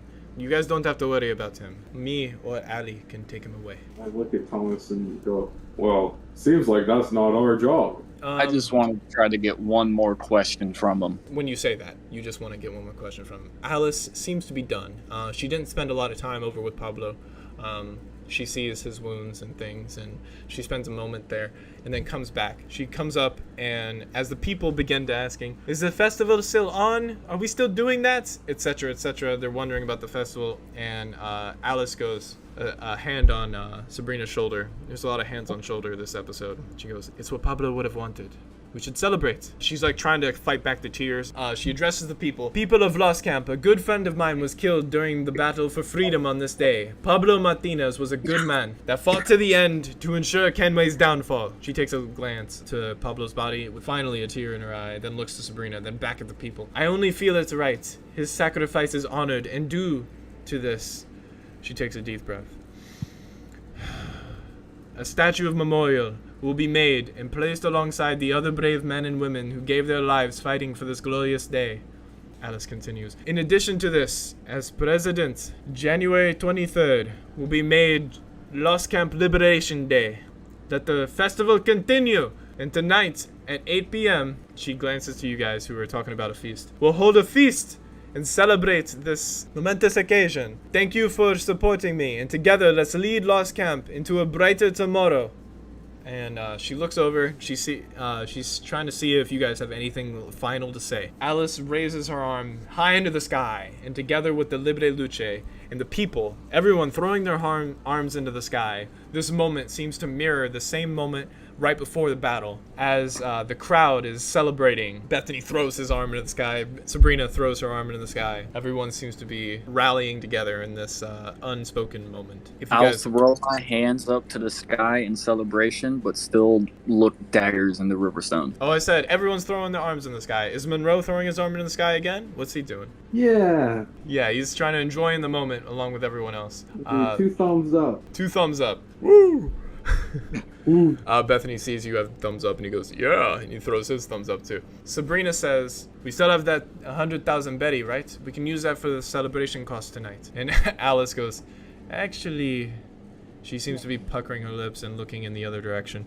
We used up that money on Wednesday for today's battle. Alice seems flustered as if she's embarrassed in front of her big sister. Sabrina, with a palm in her hand, how are we supposed to pay for the big feast tonight? I'm sure it'll work out. We can all make something. You suddenly remember that Lollet was given a briefcase filled with 10 million berry. You remember that briefcase? Okay, yeah. You guys. Where'd Lollet run off to? So where is Lollet actually? Exactly. Fucking money. Sabrina, where'd Lollet run to? He gone. I don't know. You know as well as I. He just left. The question in your guys' mind: would Lollet skimp out taking the money? Probably. I don't know if it was a full transaction because I don't remember him taking it somewhere. And Sabrina says, but for tonight's end, I need to track down Armando. He's gotten a head start from the chaos of the battle, and he's probably headed to another settlement on the other side of the island. She makes a ball with her fist, clutching her spear. If I hurry, I can catch him. After I handle Pablo's funeral, that's what I'm headed to do. One of the Libre Luche walks onto the Dawn. And it's Diego, one of the Libre Luche that helped Monroe upgrade the Dawn. And he goes, hey, Monkey, do you know, you guys have a bathroom on this thing? I've got to go since the battle started, but, it was kind of too awkward. He doesn't see you. He's, like, yelling at you. He doesn't know where you are. Yeah, we got one. After you say that, Bethany cuts in, wait a minute, I haven't cleaned the bathroom yet. That thing's got to be wrecked. Bethany runs ahead of the man who is D13. He heading for the bathroom downstairs, ahead of the Libre Luche. Another one of the Libre Luche comes out from the captain's quarters. They went in there when you weren't looking, Thomas. It's Yolanda, one of them that went with you. Thomas, any chance you got something to eat? There wasn't anything in there, just documents and boarding stuff. Don't go in that room ever again. Food's downstairs. Yolanda yells. Alice, by the way, as she's walking downstairs, you can let him keep the Den watch. I never felt good about keeping that anyway. Alice tells Monroe, Monkey, you heard her. You're welcome to hold on to it. Think of it as another present from us. Well, then I'll hold on to it. You look down at the Den watch. The little holes using it seem to be common. Whisper it, and I'm going to say, well, I guess it's going to hold on to me. How tight does that look around that wrist? After the battle, it's like, you probably want to fix it sometime later. Sabrina left the poop deck. She goes down. She's going to grab A7's body, and she leaves the ship. Presumingly to do what she just said, which was to bury him and then go after Armando. Where did he go off to? She said that he's likely somewhere on the other side of the island. Gotcha. Not my problem. Bethany comes out and he goes, oh man, seems like it looks like he just fought a battle worse than what you guys just experienced. I'd much rather fight George again than clean that again. Anyway. Ooh. Maybe if y'all cleaned it once a week, it wouldn't get so bad. Y'all two are the ones using it more. Anyway, Bethany walks up to the helm with you guys. Alice walks up and to Riverstone where you are and goes, I can take him from here, Thomas. It's okay. If you can find out, just find out who. That's all. Okay, I'll see you guys at the feast tonight, right? Are you guys gonna be there? Of course. We'll never miss the feast. Food? Free food? Oh, shit. Sorry, didn't mean my language. only Monroe remembers that Bethany was swearing a lot during the battle, but suddenly goes, yeah, sorry about my language. Yeah, you watch your tongue, Bethany. I love it. I'll bring my own food unless you'll have some bananas. Yeah, Alice. Yeah, you make sure there's bananas. We A can lot. have anything you want. We have at least a few different cooks. Last time, I mean, we'll have to double Make check with sure everything. there's banana. Well, there will be bananas. Monroe, you look over to your bananas. We discussed this earlier, but you can tell that they're only got a couple more days before they go rotten. Wait, which bananas? The bananas that Sarah made aboard the Dawn. Bananas only last a certain amount of time. I actually looked at this. They only last 5 days. I'm gonna make it a week for the campaign, but because they were made by a devil fruit, I'll make it 2 weeks, which would be in a few days. Bananas do go bad like any other food. I don't know what to say. Well, I guess I'll take a bunch of them with me. Yeah, so because you're a banana expert, I'm going to say you maxed out your banana knowledge. And you can tell that they're going to go bad soon. So you grab as many as you can. These are the bananas you want to eat. Yolanda and Diego, after Alice leaves, that were below deck, come aboard. Yolanda seems to have some licorice and go, Bethany, hey, get that. And he rips some licorice out of her hand and goes, hey, this is mine. And the two of them leave. They give thanks for everything and leave the ship. Anyway, what's the play, Captain? It seems now that you look around, everyone has left. Everyone has left into the town, into the city, into the island. You guys are now alone aboard your ship. So, what's the play, Captain? Monroe, you notice the ship is about half HP, as you noticed before. Without the upgrades to the hull, there's no telling if the ship would have survived an engagement with the Terror Incarnate. If you run into another threat on the ocean that is of similar power, there's no telling you'll survive it.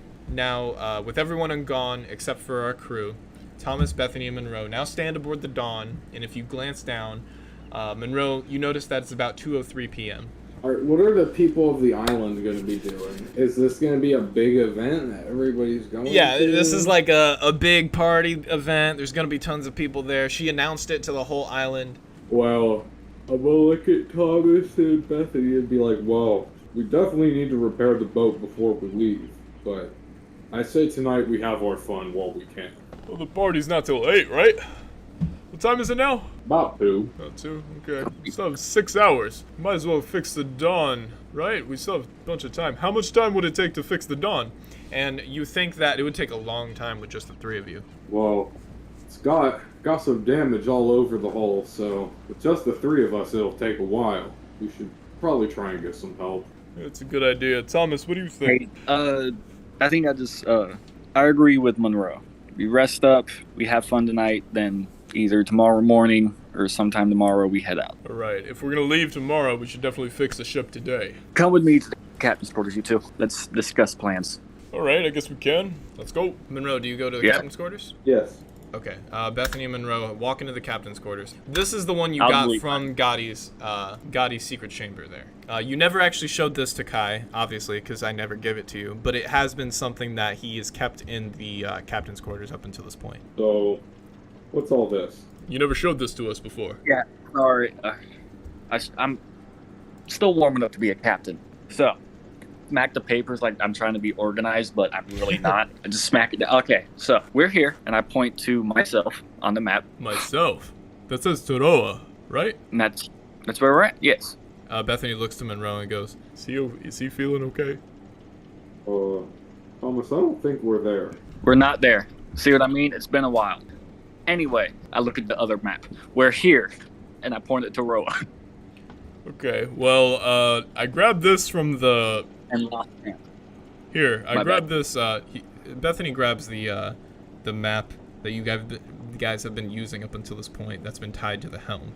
And it's a map of only the surrounding area that I already gave to you. And he lays it on top of the map that you have. Okay, so, if you lay that there. So... Oh, see, you didn't have the whole map. That's why it looked weird to me. I'm sorry. Okay, so it looks like we're on Lost Camp. So he points to Lost Camp. So we're there. So, what does all this writing mean next to these locations? Yeah, what is all this? Now that I have everything here. Okay. You found this in Gotti's secret room. Gotti's secret room, he had a few allies. He had allies called Luciano, Vito, and Bugsy. Luciano, the one you were talking to on the Denden machine. The only one who would The only one that would respond. Vito's just goes on forever when you call him, and Bugsy just automatically hangs up. But Luciano occasionally will actually talk to you and then immediately hang up and stuff. Yeah, I don't have any more context. You found other stuff in the room, but none of it relating back. My brain just clicked. Wasn't that meeting place for Luciano and Gotti to meet? Yeah. So Gotti planned on getting his former crew back together to meet on Yado Village. And that's why it says meeting place. And it says, we'll be back, you bastard, because they wanted to take down someone together. Okay. And now you can relay that to the crew. So, Gotti. You remember Gotti, Bethany? Vaguely. Yeah, I remember Gotti. Didn't know him too well. All of this was in his little area, secret Yeah. lab, whatever you want to call it. So, Monroe, before we met you, Thomas found this one secret room. I don't know much about it, but basically, we knew someone who helped us escape from Coral Town. This guy had a room where he stored all of his stuff in, like he was hiding away. And, this is one of the documents that were in there. And along with the documents, there were 3 Denden Mushies. And I motioned to him. Monroe, you can't tell which is which, but you see one with a big beard, one with big eyebrows, and another one that has a basic Denden Mushi. Out of those, the only one who gets back is Luciano. So I'm thinking that either maybe Luciano knows how to contact the others or whatever. But he's at Thriller Bark. Yeah, that's what it says right here. What's Thriller Bark? Okay, All I can say best, it's a place that seems dangerous. Dangerous. Dangerous how? No idea. Luciano won't talk to me that much. You remember that Luciano, when he was talking to you, gunshots were in the background and there was moaning. Like, not a sexual moaning, but like a...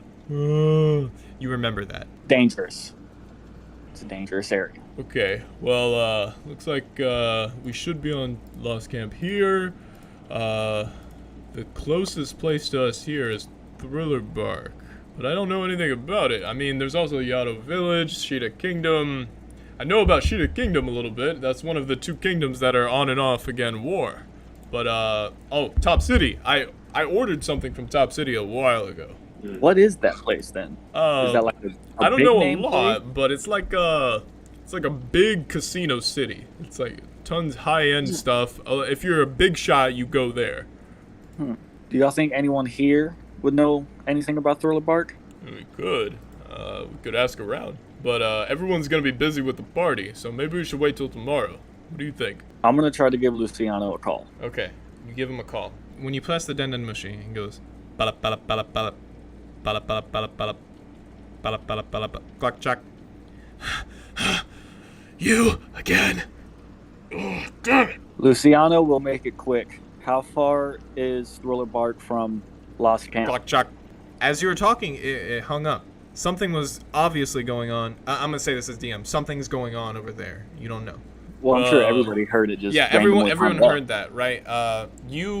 I assume you would have put it on speaker, right? You weren't holding it. Okay, so when you called him, you put it on speaker, and everyone heard that there was a voice on the other end that sounded a little raspy, younger than Kenway. It sounded. It said "you again," and then immediately hanged up. Seemed like he was in some kind of trouble. Okay, that guy seems to be interesting. Bethany doesn't know what to make out of it. Neither do I. I don't know if I can trust him, but if Gotti can trust him, then we trusted Gotti. So, I mean... Well... Monroe, what time is it now? What time is it now? You look at your watch. It seems about 10, 12 minutes have passed. It's still around 2. Okay, Still got plenty of time. But how are we supposed to get to this Thriller Bark place if we are to help this guy? yeah. I want to know how far it is, but as you can see... You can't really tell on the map. Little... We're somewhat close to Taroa. Or Thriller Bark seems like the closest to Taroa. Taroa is 2 to 3 days from Lost Camp? So if you had to guess, you guys can make a guess to see how long it would take. That would be map interpretation, I'm gonna say, because that's a Gavin thing, because he's the navigator way later. but you guys aren't really proficient in reading maps and stuff. You can get the basic out of it, but like trying to guess the distance between stuff and all that is too specific. I was just going by what we were told, if I remember correctly. Yeah. Gotti said that Coral Town to Lost Camp is about a few days. It seems like we just gotta head northeast from where we are to get to Thriller Bark. It doesn't seem like a bad idea. For now, I guess we can go with that. And there's a compass on the... Do we have a map of the West Blue on the boat? No, you just have the 2 that I gave you. Okay, well, can we go to town and look for one? Yeah, I guess you could. So as the One Piece world citizens, you guys live in the world. You know that, like, maps aren't so common. They're not as prevalent as our world, because we have satellites, we have drones, we have planes, we have so many technology bumps than the world government does. So there's some maps, but there's not like a lot. It's not a common thing. At least we have a little bit of something. I say we ask around about a map maker or someone who might have possessions like. He goes, all right, that's a good idea, map maker. Bethany, I actually want to talk to you about making something that's easier. I think you mentioned that a few days ago, right? Yeah, now I want something completely different. I don't want a blade. What do you want? I grabbed some pen and paper, and I look at him, and I'm like, okay, so gloves, right? You know gloves? Gloves. I want to put, like, metal plates on those. Something that kind of looks like this. Metal plates. All right. I kind of like it. I mean, I was something like that. I was kind of on board with your hidden blades idea, but this seems cooler. You could still do the hidden blade. I could still run that. Well, I only have so much metal, so much time. But Thomas, I have an idea. Don't count me out just yet. You say, what time are we leaving, or when are we leaving for this? He points Thriller Bark. Actually, we were gonna wait for a map maker, but when are we leaving Lost Camp? You think? I would say within the next 2 days sounds safe. All right. We don't want to stay here too long, but we don't want to get comfy here. So okay. Tomorrow I'm gonna grab some material I can use, and I will start work on this when we get ready to go. Does that sound okay? Well, we still have time before the feast tonight. Why don't we go get supplies and everything and try to look for a map maker now before the feast? All right, yeah, let's do that. I just working on something I haven't worked on before. It takes me a little while. I need to get it down. I understand. I'm not going to rush you. You're an artist. I know artists need their time. Artist slaps your back and goes, haha, yeah. Now, at this point, Bethany's gonna ask Monroe what time it is. All right, Monroe, we got how much time? And you look at the watch. It's 2:28. I assume you guys are gonna leave the captain's quarters. Yeah, I guess Well, I'm head into town. Okay. Fill Monroe on the plan. Bethany's going to go find metal. I'm going to go find a map, and you can find wood for the ship to upgrade? ? As you guys are here, you're hearing yelling outside, and he goes, "Pirates! Pirates!" Hey, it's not like pirates. It's more like pirates. Like trying to get our attention. Trying to get our attention, yeah. Who's that? Sounds like the teenager who yelled at us before. Well, let's head out there. Let's go. You guys leave the captain's quarters. You see there's a couple people waiting for you. The shipwrights that helped Monroe upgrade the Dawn, and 3 of them go, "We wanted to help. It's the least we can do." Basically, they're like, we see that you guys' ship is like not great in disrepair. Because remember, these guys helped upgrade the ship, so they're the ones that are gonna go, "Oh, we see the ship isn't as in tip-top shape." Monkey, pirates. Well, get us some wood and get us some manpower, and we can get this thing looking great again. We can do that. And they look around and go, "We're gonna head in." They head off. You notice that they didn't bring wood; they just brought them. They're trying to help, so they leave and go get the wood that you need. As they're walking away, "What kind of wood was it you needed, by the way?" Oak wood. Okay. And they go off. Right. Oh, that's nice of them. Sure is. Guess I better wait here for them to get back so we can do these repairs. Right. You want to wait here? Thomas, do you still want to head out, or we probably want to stick together? It's up to you, though. If we all work on the ship, we can all get it done pretty fast. Right, if you want to do it that way, let's go. We'll stay here. Is there any more Lucha Libre around, or was it just that little group? You see that little group, there just seems to be normal civilians passing, doing stuff, and not really engaging with you guys. Let's actually go look for other supplies, like the map. Let's still look for a map maker or something.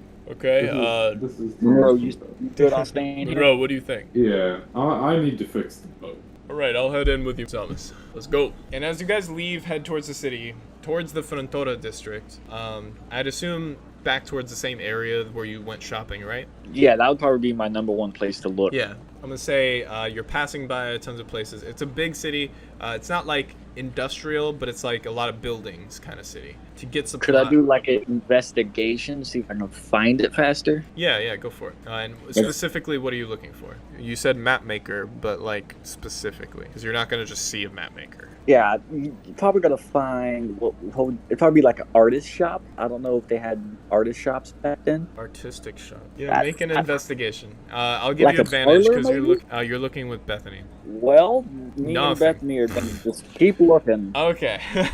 You guys are out in the middle of the city, in the Frontora district. There's tons of people walking past you, walking around, and Excuse me, ma'am.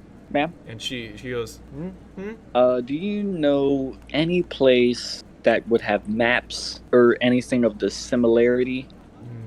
what? And she just goes, what? And then starts walking away. Hey, I get mister. along hard with people. Hey, mister. Bethany grabs a guy, but he does it a little too hard, and the guy goes, ah! Wait, oh, you're one of those, pirates, right? Yeah, that's me. Mighty Bethany. Well, what can we were looking for a map maker, a way to get our bearings and stuff. I don't know.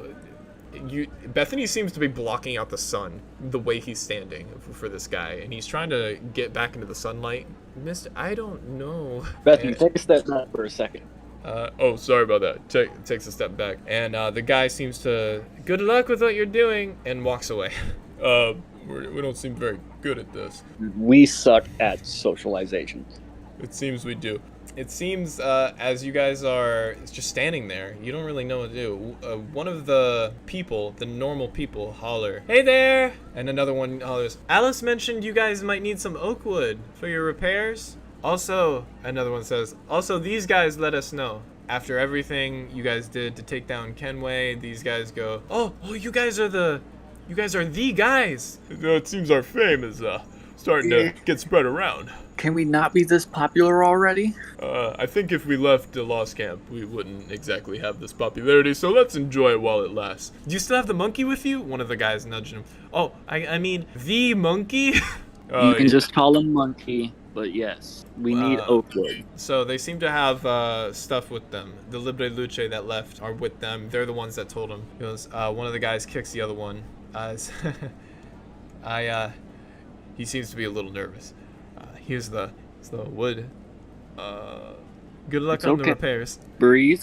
It's all right. Thank you for the wood. The guy that was hopped up about Monkey goes, "Are you guys going? No. Is the monkey going to be at the feast?" Yes. I think he is. Yeah. Yeah. This guy seems weirdly interested in Monroe as a talking gorilla that happens to be a monkey. Should probably tell Monroe about this guy. Yeah, let's head back to the ship with the wood. You begin heading back, the Libre Luche following you. Okay, see you then. This guy seems weirdly interested. The three of you head back to the ship. There, the Libre Luche offer Monroe the wood and goes, "We gathered up this wood along with a few civilians. They seemed weirdly interested in helping." Well, come up here and give me a hand, and let's get this ship fixed up. Monroe, They begin helping. I'd also be careful. There's a crazed fan who wants to meet you, so be careful. Yeah, it seems you've got a fan already. Sounds annoying. Well, you're not interested in being popular? Maybe not with that guy. Yeah, Yeah. okay. Okay, so everyone begins to get to work. Bethany goes, "Monroe, do you need our help too?" Monroe, you look and you only got 3 extra hands with the Libre Luche, but a few more hands would help it go by faster. All right, I'll take as many people as I can get. Right, let's get on board. Thomas, you ready to go? Let's do this. Bethany and Thomas are not shipwrights. They don't know what they're doing. Monroe, you're spending your time fixing the ship, doing a little fixing, and then telling them what to do, and then doing a little fixing, telling them what to do. So it's like you're giving them the option to even help fix it. Monroe, how does it feel to be captain giving me orders? Yeah, I don't want to be captain. Even in this context? No. Stressful, isn't it? Take orders, kind of. Oh, that's fair. That's fair. So, I'm going to give you the chance to roll here. I know your rolls aren't great, but if you would like to, you can roll performance to speed up the process of fixing the Dawn. Otherwise, it'll only take about 2 hours. As well. No, it's Monroe. He's the one calling the shots. 18, hell yeah. You knock off at least half an hour. It was going to be about 2-ish hours, but now it's like looking to be about 90 minutes. The time is about I'd say 2:45 when you start, 2:50, 2:45, and 90 minutes from that would be like 4:15-ish. So we'll say that's about it-ish. It's about 4:22 p.m. when you look everywhere and you're looking at everyone's work, and it seems the ship is finally done and it's healed. All right, everybody. Thanks for your help. Seems like she's back in tip-top shape. Whoa. I Monroe. dropped the one tool I was holding the whole time. Monroe, sorry about all the mistakes. I was doing the best I could. It's fine. I feel like we got it done quicker than I thought we would anyways. Well, that's good, that's good. What time is it now? Sorry, I keep asking you that. With that Den watch, it looks like you know exactly what time it is. It's about 4:15.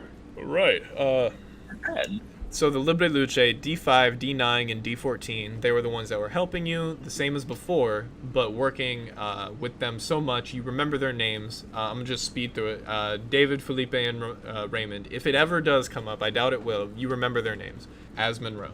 They each head out after you dismiss them. Alright, what's the plan now? Still got 4 hours to the feast. We weren't very good at finding that map maker. We didn't have anywhere to really look. Before the 3 of them go, can I stop them? They're starting to walk away. It seems like they're a good pace in the distance, so you can run up to them, still being in the vicinity of the Dawn. Only because it's the first name that popped in my head. Raymond! Yeah, he turns around. Do you or anyone else in the clan, I didn't want to mispronounce it again, I apologize, They look confused. know how to read a map or understand a map? They look to themselves and they're like, if anyone did, it would be Sabrina, right? Yeah, she did have that. And then she, before he says anything, like nudges him. Right. She doesn't like talking about I that. could finish what y'all were gonna say. Oh no, it's nothing about you, Thomas. It's just that Sabrina doesn't like talking about her past too much. Before she was the leader, our leader. She was a pirate? Question mark? They all do the zip thing with their mouse, and like they're throwing away the key as they wave you off. I just give them the understanding nod. Sabrina seems like the kind of woman that would enforce, not like hatefully beat up her subordinates, but like definitely playfully beat the crap out of them, maybe wrestle them a bit. Yeah, so I just shake my head and understood. And as they're walking away, you notice someone walking up. It's Alice. Except that instead of in her normal battle gear, she seems to be dressed in like a lot more formal wear. The kind of formal wear that would be that of a president. Do I have to call you Miss? Do I have to call you President? What do I have to call you? No. Thomas, you can always call me by my name. It's Alice to you. Well, thank you, Alice. Hey guys, and she starts walking with you towards the Dawn. I assume you're following with her. Yeah. Yeah, you guys walk back towards the Dawn. And Alice is calling out to Bethany and Monroe, who are there. Hey guys! You guys see her in her new clothing. Oh, hey! All cleaned up, I see. New set of clothes, pretty clean. I got the Riverstone locked up in City Hall, and I wanted to come check on you guys. I don't know if you plan on leaving yet. You said you'd stay for the feast, but I just wanted to say you guys would be guests of honor at the feast. And we will be honored to attend, but we're just struggling to read this map. Read what map? I think I would have kept them in the quarters. Yeah, you would have kept them in the quarters. Follow me. Okay, you lead her to the captain's quarters, and she takes a look at the map. This Okay. This looks like it Look- has a few locations on it. Yes, but we're trying to understand how far it is to get to here. And I point to Thrillbark. How far? I haven't heard of an island like that, and I know all the islands around here. Hopefully that's not where I think it is. Where's what? You know? Yeah, why do you hope it's not there? I assume you followed them into the captain's quarters. We'll say everyone's here. Yeah, everyone's in the captain's quarters. What do you mean? Well, you guys don't know? No. What should we know? Well, Bethany is like, I think I know. No, I don't. He can't seem to remember. It seems like he might have thought of what she was talking about. Well, I'm talking about the Bermuda Square, obviously. You guys don't know that it's supposed to be this mysterious sea. We don't go that way. So we do have to talk to Riverstone. Riverstone? You need to talk to him? Because he spent time there. So he would know how far that place is. You're welcome to interrogate him whenever you need, but if you guys are okay with it, and she looks around, you guys definitely need a change of clothes and to get cleaned up. You guys just fought a long, hard battle. You haven't had time to rest. Plus, you just worked on the dawn for a good hour and a half. You guys are sweating, blood everywhere. Or not everywhere. It was dried blood in a few places. He goes, Then how about we just rest up until the feast, and then we can talk to him later. Anyway, you guys definitely should go in something that isn't those. I insist. On me. But she gives each of you guys a coin. And this coin seems to be, as you look at it, 10,000 berry apiece. Ooh. And 10,000 berry, if you converted it, would be $100. So she basically just gave you guys a $100 bill each. Thank you. Yeah, no worries. This is my gift to you guys, and it's for the gut. It's the name of a place in the city. They have a gym, Onsen and Tailor. And Bethany turns up. Did you say gym? What? No, you're not going to the Spout rack. No. Alright, look, I have needed a good workout for a while. I've been doing my little workouts here and there, but a good workout in a gym? Are you kidding me, Thomas? She looks to Monroe. I spoke with Lolit, and he was waiting for me in the city, and we decided to split the berry that was supposed to be used for your capture. Anyways, I hoped you guys to see you tonight. It'll be fun. After you get all cleaned up, I mean. Don't want you showing up looking like this. I mean, you can. You guys are pirates. But I'm sure you guys want to get cleaned up as well. I have to get everything ready. And she quickly is trying to leave if you guys want to say something before she goes. Well, you get the plan and we'll clean up just for you. Appreciate it. Remember, it's the GOT. G-O-T. You'll see it. It's the big sign. And now alone once more. Monroe, are they going to have any clothes that'll fit you? Well, I think I'm fine with the clothes I have. Yeah, maybe just washing them would be good. That's true. Maybe we could wear the same clothes we have, just wash them up. Get them cleaned up. Let's just do that. We still are going to go to that place anyway, I'm sure, to get cleaned up. Yeah, we do. Alright, if you guys want to go, we can. Unless we have anything else to take care of. No, I don't think so. Not off the top of my head. Let's go shopping. Let's go. Whoa!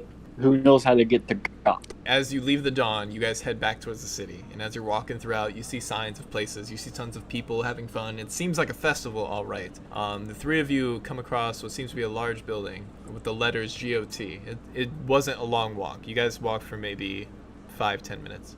And then you found it. It seems GOT, Gym, Onsen, and Tailor. And they're in different fonts. What's the O stand for again? It says Gym, Onsen, and Tailor. The fuck is Onsen? As you say that, Bethany goes, You never been to one before? No. there was an onsen on Cozumel, but it was a very small one. So maybe you don't remember that being called an onsen. It was called something else on Cozumel. Maybe once I walk in, I'll remember. You remember what it looks like, not what it's called. I'm gonna say I don't know what it is. Okay, you don't know what it is. The three of you come across a large building with the sign GOT, Gym, Onsen, and Tailor in different fonts. And what you guys do, you walk in. Who walks in first? I assume Thomas is going to walk in first. So Yeah. When you walk in, there's a single counter in a white room with 3 doors behind it. Each of them are different colors, yellow, red, and blue. There's one man at the counter. He seems rather old and has a red, yellow, and blue hat on. one hat that is red, yellow, and blue. On top of that, there are 3 men in the corner that seem to be identical triplets. They all have the same face. These triplets are actually patrons. They're in the corner near one of the vending machines. Well, what do we want to go to first? And I look at Monroe and Bethany. Bethany runs up to the counter and goes, "Right, I was told there's a gym here." Yeah, he is. Yeah, right across over there. Are you okay, man? Oh, don't look at me. I'm just old. Bethany looks over and goes, "Okay, how old are you?" Oh my god. You gotta be pushing 200, old man. I've been here a long time. 200 years. Anyway, Before we'd you like go. to go. What? I just get like close to his ear. We'd like to go into the Tailor, sir. Taylor! That's a 3,000 berry fee for each entry. How much? 3,000! I'll cover that. I think I'm just gonna go straight to the bath. Bethany seems to really want to go to the gym. I'll go into the Tailor then. 3,000 per door. Per person! Alright, I'm just gonna drop 3,000 berry on the desk and then leave this old guy. Okay. I was gonna do that. Okay, you drop the 3,000 berry and head into the onsen. Bethany drops 3,000 berry. Actually, Bethany's going to drop the whole coin, regardless. I'd give him my 3,000. You give him the 3,000 berry. You guys each head in different doors. As you walk into the room, you look around. There seems to be mannequins to your left and right, shoes in front of you, a big counter at back left with a large man behind it. He seems to be about Bethany's size, maybe a little bit shorter. Well, good day to you, sir. Yeah? Are you here for... Well, why else would you be here? And he walks over to you. This guy's a big dude. Imagine Bethany if he was white and he's a little shorter than him, with a hat on that seems to be blue, a blue hat on. What can I get for you? Clothes for tonight's feast. And can I look around and see if there's anything like a map? You don't see anything resembling a map. This is a tailor shop. They got clothes and things. You see a room in the back right. You see a small room in the back left. Well, what can I get for you? Do you want me to take your measurements? Just let's clean up the jeans, clean up the vest, maybe get a nice shirt to go over top Okay, well, or under it, maybe. You know. I got a special machine to take out the blood. Some patrons want to, get clean up all of the blood. Well, I would love to get the stains out the vest. He reaches out a hand to you. Who am I doing business with here, sir? Call me Thomas. Okay, Thomas. I've been in my shop most of the day. I haven't really seen... Apparently there's a festival going on. Yes. Will you be attending? No, I gotta take care of my shop. Maybe I could close up early, but I can't close up before my brothers. Fuck them. Oh, sorry, I didn't introduce myself. It's Little Jimmy. Little Jimmy. We're gonna make the best acquaintances, Little Jimmy. Okay, Thomas. He's cleaning up your clothes. While you're cleaning up your clothes, we cut over to Monroe. You walked into the thing. You seems to have a very wood theme, very old style theme. There's a counter in front of you. It seems like an old couple on the left. Oh, well, okay, I can't wait to get an old soak in. Yeah, well, let's do this. And then the guy at the counter addresses you. He wears a red hat. He seems like a normal sized guy. When he looks to you, he goes, "What can I do for you, sir?" Is there just like a door? There's a door in the back, yeah. Alright, I just want to ignore them and walk through the door. Okay, as you're trying to walk past, the guy puts out his hand and stops you. And goes, "I'm just trying to be a good host." Alright, can I shock him a little bit with Electro? You can't control your electricity and you shock him? Jeez! And then you walk past him. Going through the door, you see a big, long room in front of you. It seems to stretch on for a little while. There are tons of baths, heating water. It's very steam. Since you have fur, this is like very hot on you. And way at the back, there seems to be a big statue of a salamander breathing fire. It's not an actual salamander, but it's like a statue of a salamander as it's mid-breathing fire. So so is there like water? There's tons of little baths of water, and all of them are like heated up. The old couple on the left seems to have taken one on the left side. Okay, then I guess I'll go to one on the right. Okay, so you head over to the right side and you take a dip in, and the water is very hot. You want to chill here for a little bit, right? We'll cut back to the other boys. We cut back to Thomas at the tailor. All right, here's your clothes. Ooh, nice and steamy. Clothes are all cleaned up. You are waiting in the changing room on the left side. You'd get changed up, and if you want to head out, he goes, Thank you very much. You paid at my father, right? In the corner? And when you walk in... Guy at the front, 3,000? Yeah, 3,000 Barry. I paid him. Paid him in full. Don't worry. Ooh, alrighty. I don't think there's anything else in the tailor that I would need. I don't believe so. Not unless you're looking for something in particular. Do they have any Speedos? Yeah, he turns around. You turn around and ask him that. I love love this. Little Jimmy. Yeah. Jimmy. Now, I have a friend who loves button-up shirts and Speedos. Yeah, we have those. And I just look at the wall and find the brightest pink, and there's zebra printed. You're looking for one that's pink and zebra striped? Isn't that what Monroe's, Yeah, Monroe's is brown, though. That's like my underwear's leopard print. Leopard print. Okay, I knew it was a fancy little print. Okay. You see one that's stars and stripes. You see one that's a basic red, but with a trunk where the trunk should be. You see all types of different Speedos as he leads you throughout the tailor. Now there's one with bananas on it, but I don't know if he'd appreciate that. You want this one? Yeah, those are too small. I need one that's large. A big Speedo. Okay. Let's go this one. He picks out one. The one he picks out is black and white checkered. The only size they have. The only size? We have a couple size. Which is what? Just pick one out. I can look and see if we have one. I think these pairs should be fine. Hopefully. If not, he'll come in and pick them out. Okay. Well, that'll be extra then, if that's a secondary service. How much? Not a lot. It's okay. 1,500 Barry.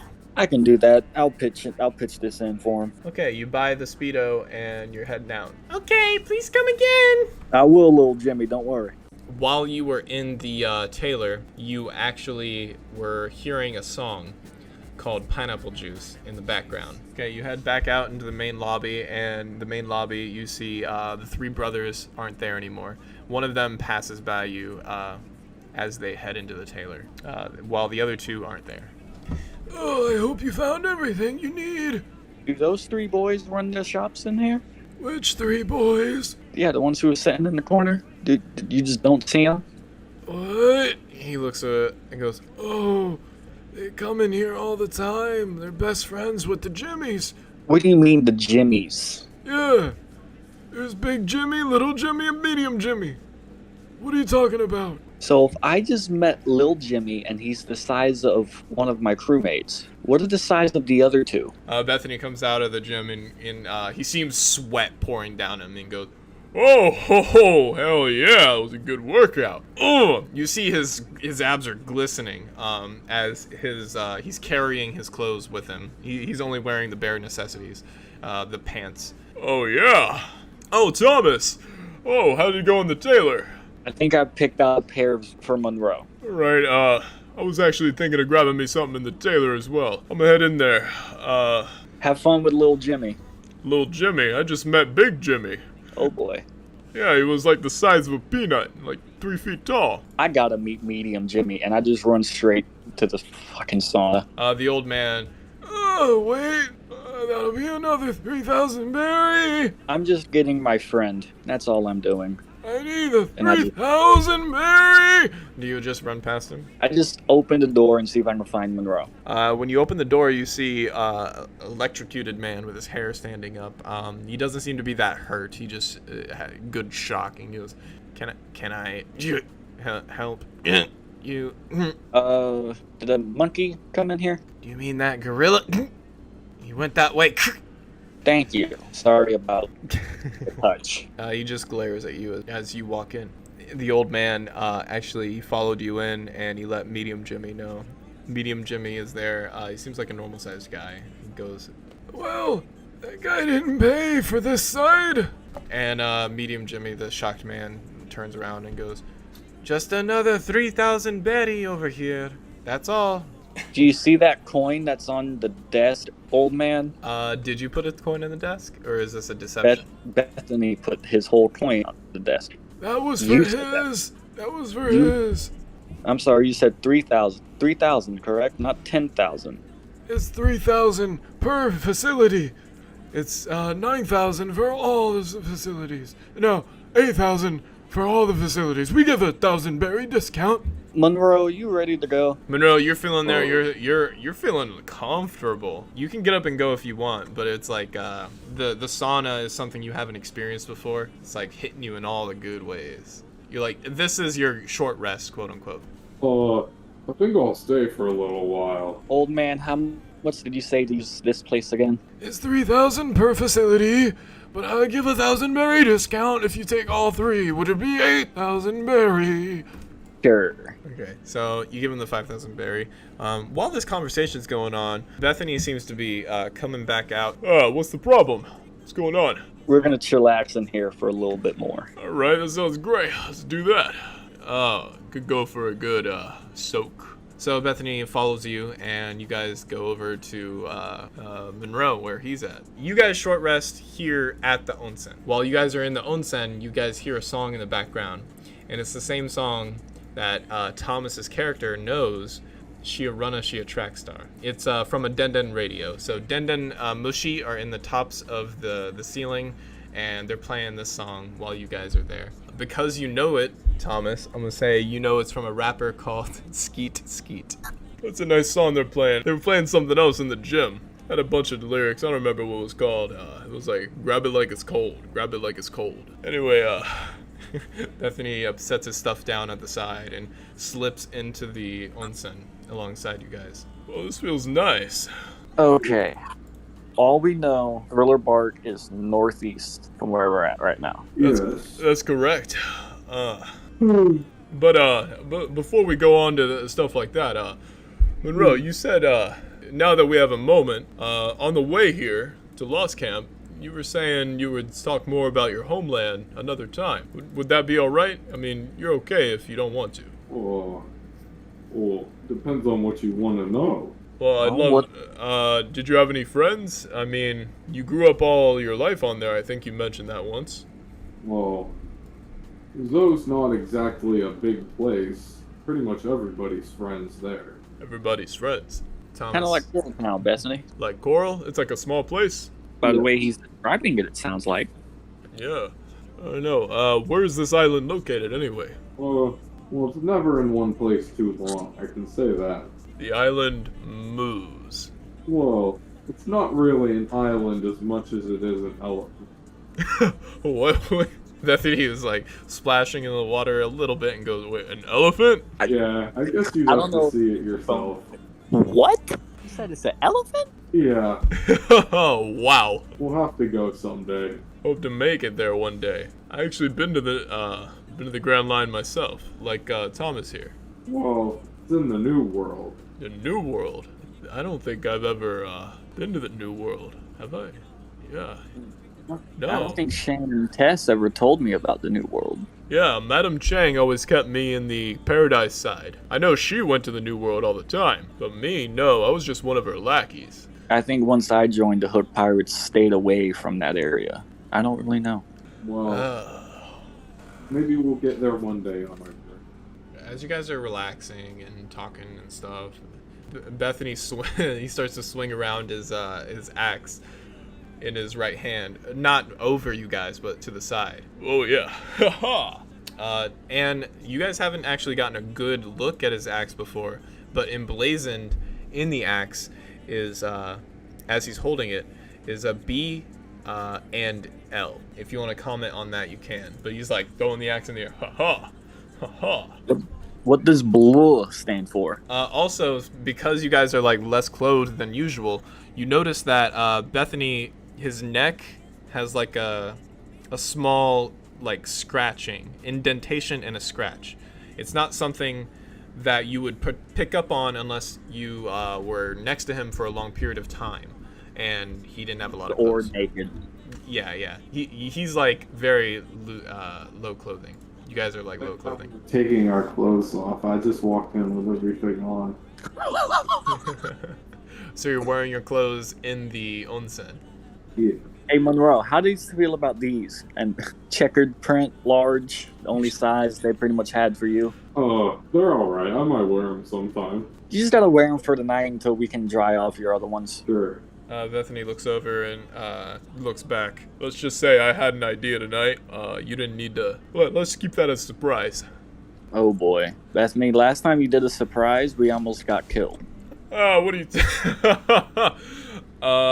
anyway, you were talking about my axe? What? What does the BL stand for? That's my name and Lacey's name. Who's Lacey?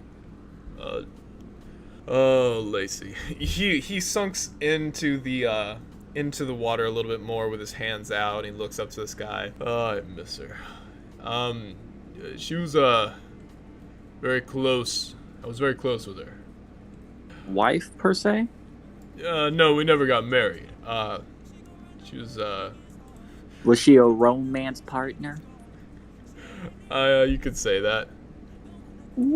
Anyone like that in your guys' life? No, I've never really been a ladies' man. There's someone in my life. Oh, who's that? And don't tell me it's Alice. You just met her. We only known her like a week. No, it's not Alice.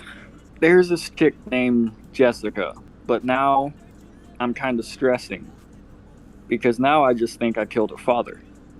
You're saying you know Kenway's daughter? I think that Jessica is Kenway's daughter. I'm not 100%. Well, I don't know So who let's this. hope that she's still, what do we call, a friend when she finds out that, I don't actually know who this Jessica person is, but if you killed her dad. yeah, she might kill me. Yeah, that complicates things a little bit, huh? A lot. Well, me and Lacey were a good thing, and she made this axe for me, actually. That's why it's forged like this. So she might also be a blacksmith? Oh, man. If you think I'm tough, you should see her. But I actually don't know if she's okay. I didn't exactly see her when she left. When I left. She was the reason I got away from Chang. Damn. Yeah, after I got away from Chang, I came to the West Blue, and one of the reasons I'm so passionate about taking down George is he's one of the reasons I'm actually here in the West Blue, or at least we're able to stay here. When I first got to the West Blue all those years ago, he helped me hide away. He helped you? Yeah, he was kind of the same guy, but still a little different back then. He was probably more understanding. A little, yeah. After he lost his battle with Kenway, I only know a little bit. I never kept in contact with him. After he helped me go into hiding, that was it. That was the reason, way back in episode 1, when George first met Bethany, they already knew each other. Yeah, he helped me hide away, but I haven't seen him since then, until recently.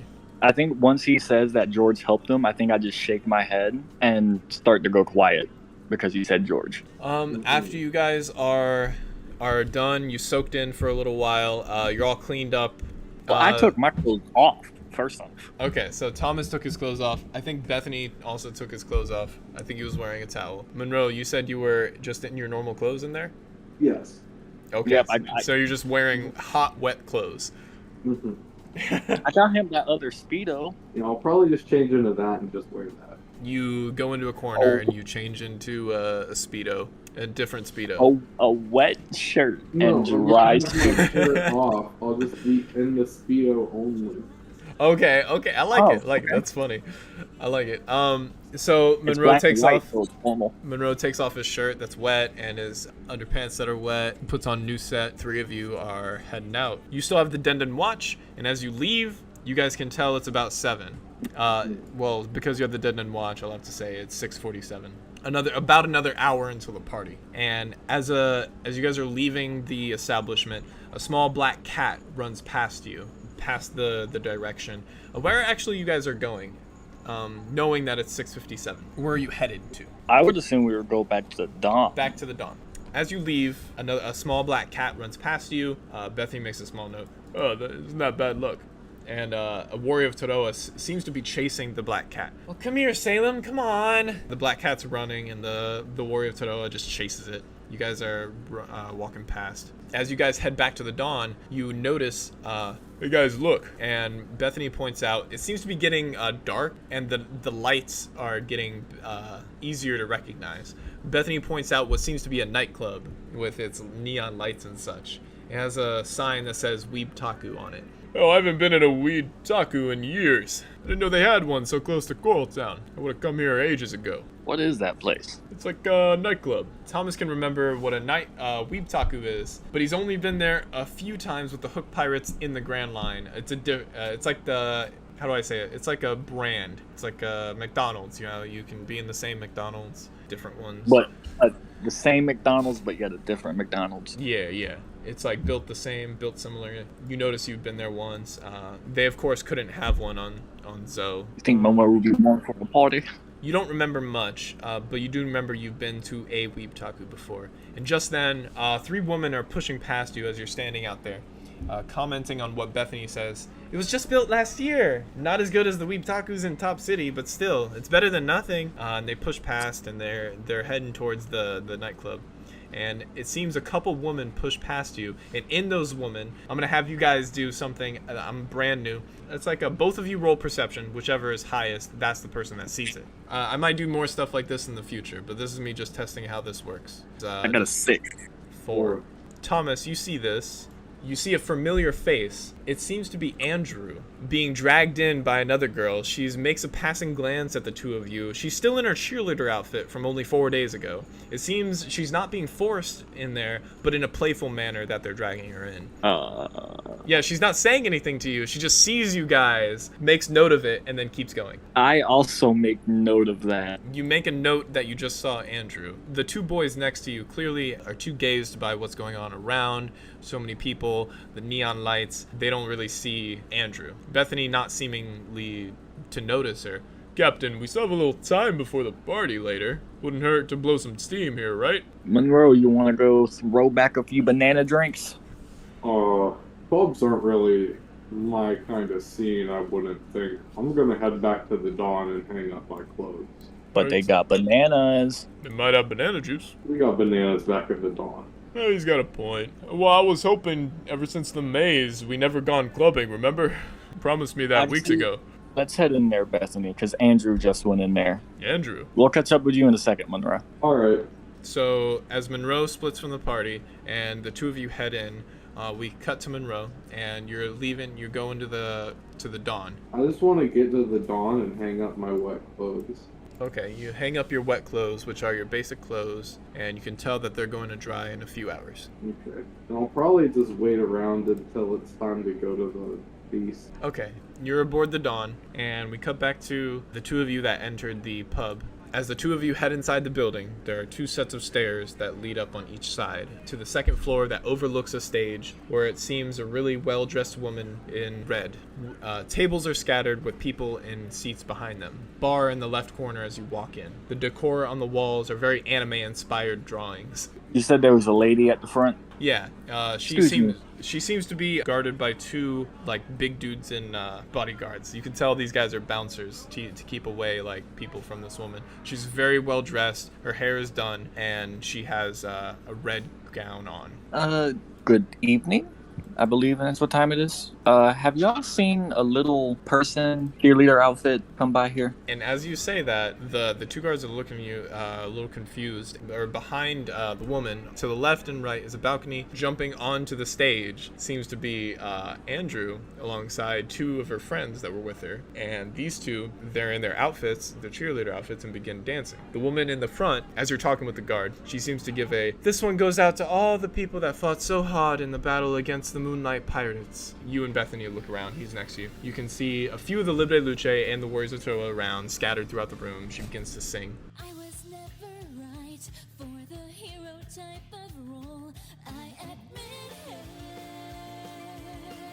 She's gonna go on to sing while you talk. A little girl. Don't worry about it. I found her. She's on stage. On stage. The guy looks around and then looks back to you. Seems to be a bar counter in the back right corner. People are sitting in the seats and stuff.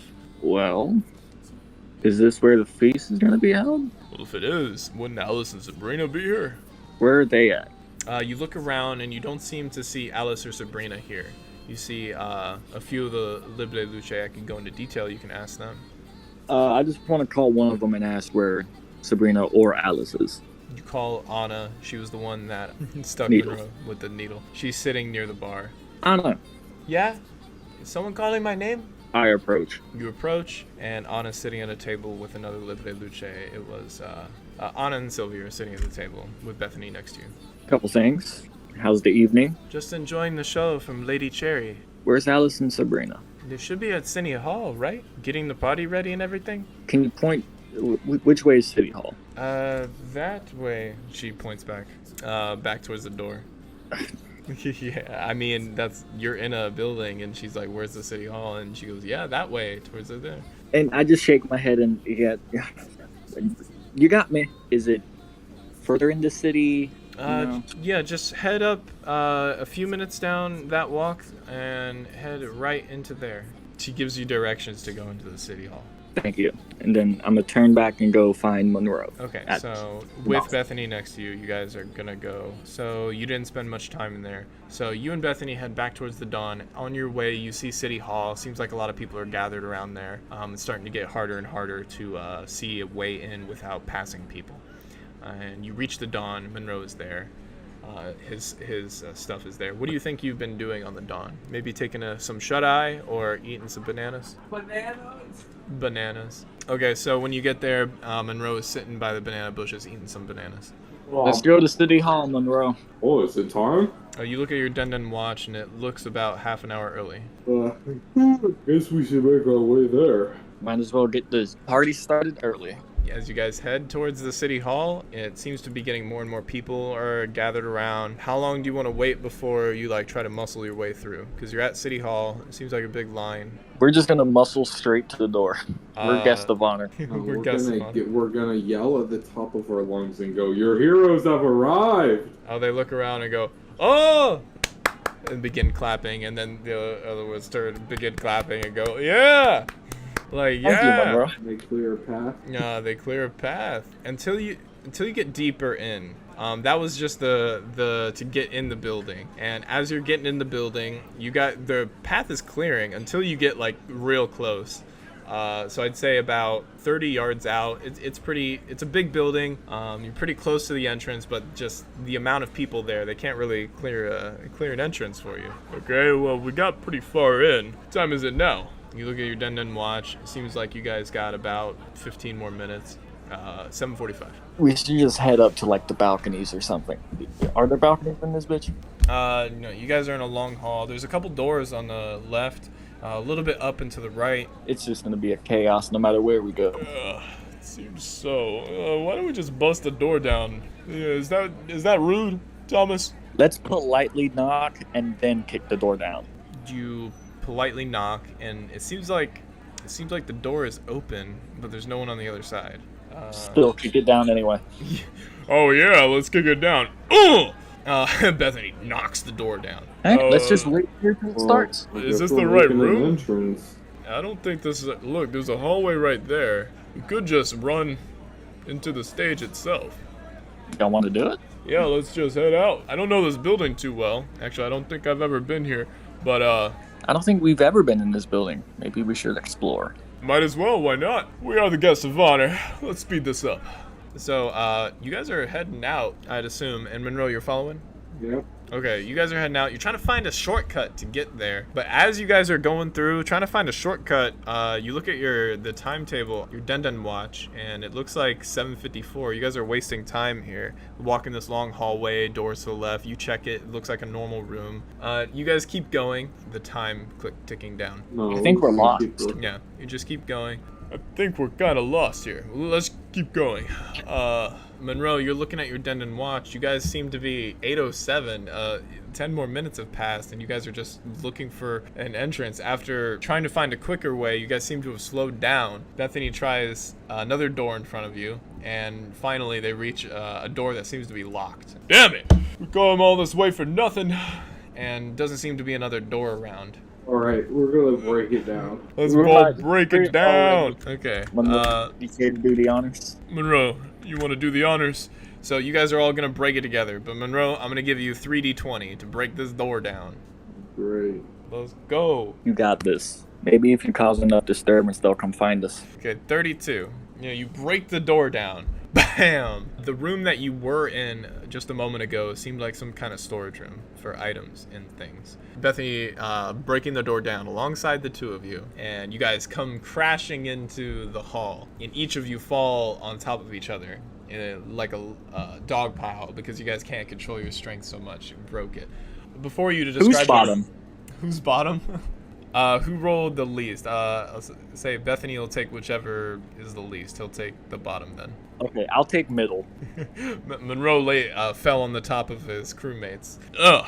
Oh, you guys are kind of heavy. I didn't know that. Sorry about that. And you guys look around in this large pillars that stretch all the way to the ceiling, over 50 feet tall. 10 dining tables in the middle of the room. Tons of people, nearly everyone you fought alongside with today. Zoe, aka B7, brings up a fist to immediately attack the three of you before saying, "Wait a minute, you guys?" And Alice in the middle of the stage, in front of all the dining tables. "It seems as the saying goes, better late than never." She turns to look at everyone and says, "Let the party begin!" It seems that she was giving a speech before you guys barged in and just decided to start the party. Music is blaring, food and drinks on the tables, people crying out in a cheer. Mostly anything you think is at a party is here. So there are card games, there are someone balancing a sword on their nose, someone throwing darts at a dartboard. During this Bananas. party, yeah, there are bananas. They know that Monroe likes bananas, so they got a big plate of bananas, they got banana juice, they got banana pudding. During this party, I broke it up into 4 sections so that we can keep it straightforward and not roleplay the entire thing.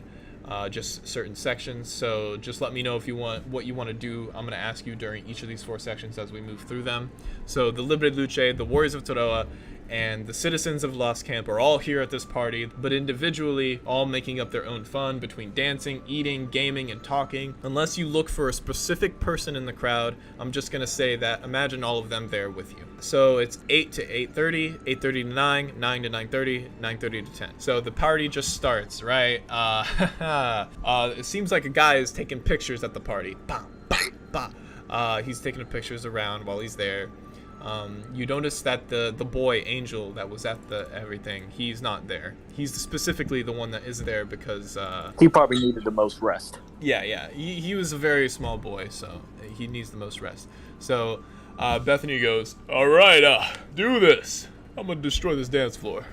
So he gets up and starts heading over, but first he reveals what he's been hiding, and in his clothing he runs over, he throws off his pants, and he seems to, a loud crack of thunder happens as it's revealed that Bethany is now wearing a Speedo in much the same way as Monroe. He throws eyeballs towards you and goes, his is like hard pink with bedazzled. Pink bedazzled. Oh, great. Oh, come on. I guess it's time to actually party. It's time for the actual party. With that, he moves over and he moves to the dance floor. Okay. Alright, you see that? That's cool. Well, okay, but watch this. He literally does a move that breaks the floorboards. Oh shit, that's my bad. Alice, while she's eating her food, laughing. And in all this, I mean, what are you guys doing? Alice calls over to Thomas if you wanna engage with that. Otherwise, Yeah, I'm I'll gonna go over there. banana. so you go over to the bananas. You're eating. Be careful of that crazed fan, Monroe. Yeah, you should be around here. So as you're eating, the crazed fan that Thomas actually mentioned is actually going to show up. Monkey! Oh, you're the monkey, right? And you're just chowing down while he's doing this. I'm gonna ignore him. You ignore him. He sits down with you, watching you, just glaring at you while you're eating the bananas and the banana pudding and the banana juice. And Alice calls over, "Thomas, aquí." I'm coming. And when you get to Alice, she says, "You wanted to learn some of my culture, did you not?" Of course. She goes, "Well, this is the word for you. It's amigo. Can you say that? I'm amiga. I'm amiga." Oh, you see? Amiga. Huh? Right, did I do it right? Just a little faster. Amiga. Better. So she's teaching you a few words here and there. Lawlet, he seems to be on the other side of the table that Monroe's on, and he's eating a small plate of food and is sitting there with a couple of his warriors. In the time that Monroe, you're eating. 8:30 comes around, or roughly 8:30. You seem to be full or getting full, I'd imagine. Alice at this point gets up and to start dancing. Would like to come with? She's with Thomas right now. You're like getting full. What would you do after like you're eating, you're getting full, you got your fall fill? asleep on top of the table. You fall asleep on the table. The crazed fan is like, Monkey, you're gonna sleep during this party? What are you gonna do? Nothing? You're gonna sleep. Get some sleep with all this noise? You'd be surprised at what he can sleep through. Wow.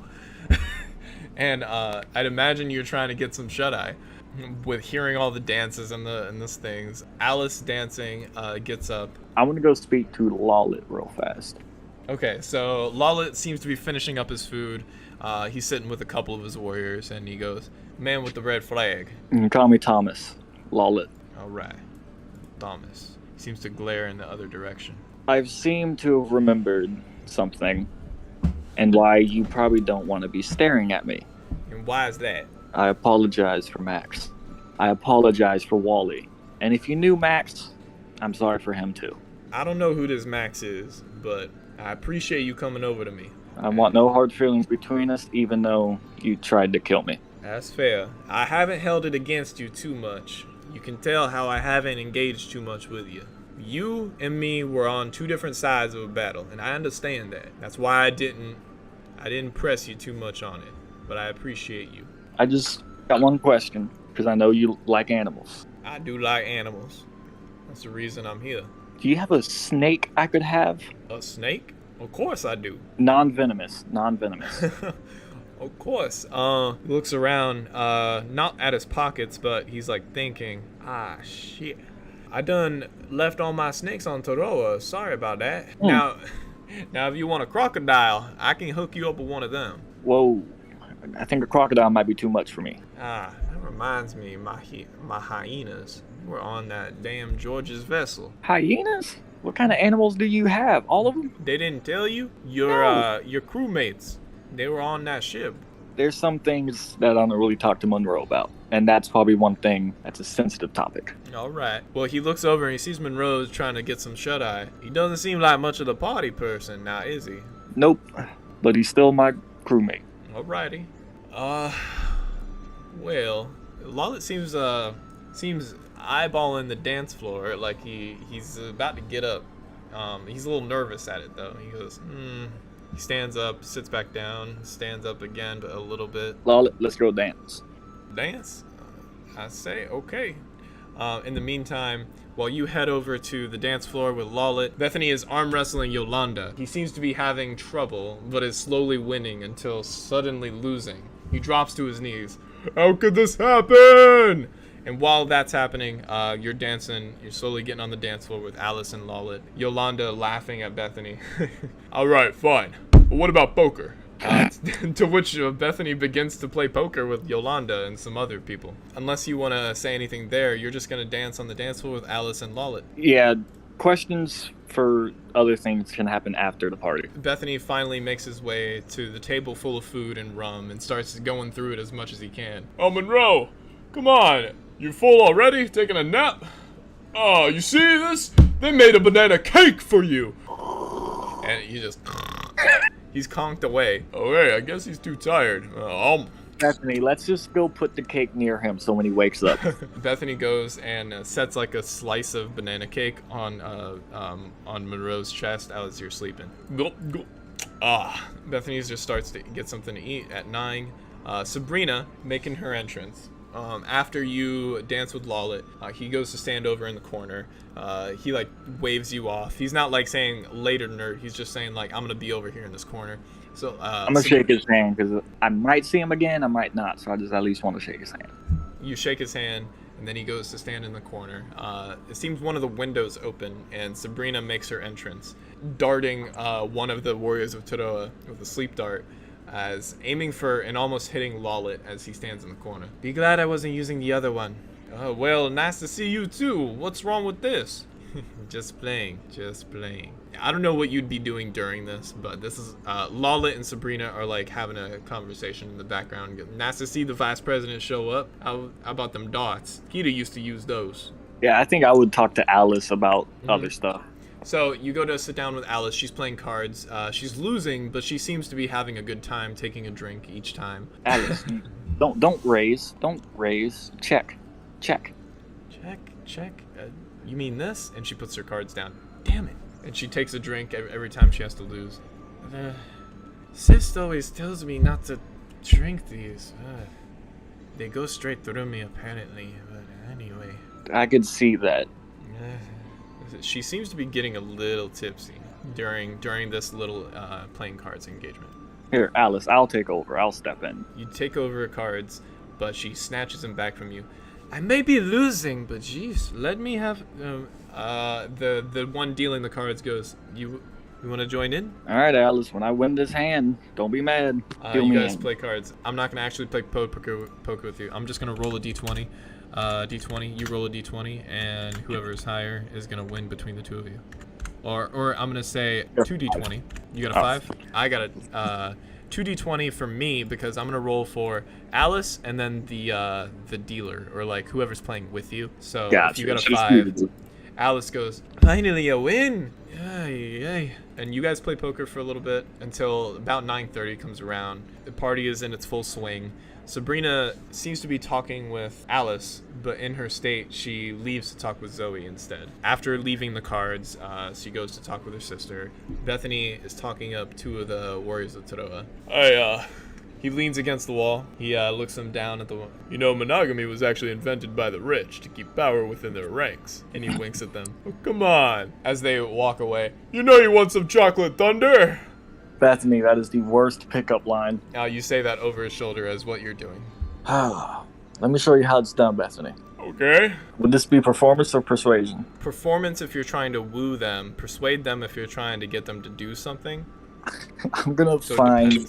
I want to find the drunkest yet sober person I see, where they're drunk but they hold a conversation. That's definitely not Alice. You see out of the corner of your eye that Alice seems to be having fun trying to walk around. She has a couple of the Libre Luche with her because now that she's president, she needs to have some kind of guard with her. Bethany, I'll do another thing with you. Let's see who can take the most shots. Most shots? All right, let's fucking do it. Damn it. Sorry, I just, after that battle, I seem to be just swearing so much. Need to chill. You can swear a little bit. Don't worry about it. Okay, the 2 of you sit down with, he has a rum, and what do you grab? I probably grab rum as well. You grab rum as well. The 2 of you are going to do Constitution saving throws. Which one of you can hold your liquor better? 1d20. I'm going to give, Bethany has to drink liquor a lot. I don't know what yours is, but his is a +1. Oh, mine. 17. Okay, he has a 9. As you drink, and you seem to be beating him as he goes, oh man. he lays his head on the table. I don't know. Maybe it's the battle. I'm just not feeling it right now. I think we should go to bed. Go to bed? We still have the party. He slams his head on the table. Oh, I'm sorry. Alice comes up behind you guys, clearly drunk, as she goes, You know, Kenway used to use this as his throne room? Did I tell you me and Sabrina have different dads? And the Libre Luche are trying to grab her, pulling her away, but then she pulls away and goes, You know, it's tough being in her shadow sometimes. Just look at her all serious. I can be serious. Grrr. She drops her face between you and just face the table. Let's just all go to bed. And Lawlet in the corner, he's playing with meringue as it flies around him, lands on his finger, and then flies around him, lands on his finger. He seems to be feeding it something. He's thinking to himself and then talks to one of his warriors. At this point, the party begins to wind down. Alice gives a large thank you to everyone that she tries, but actually it comes out as everything has been so hard all these years with Kenway and all this, all the hope of the people is so hard to...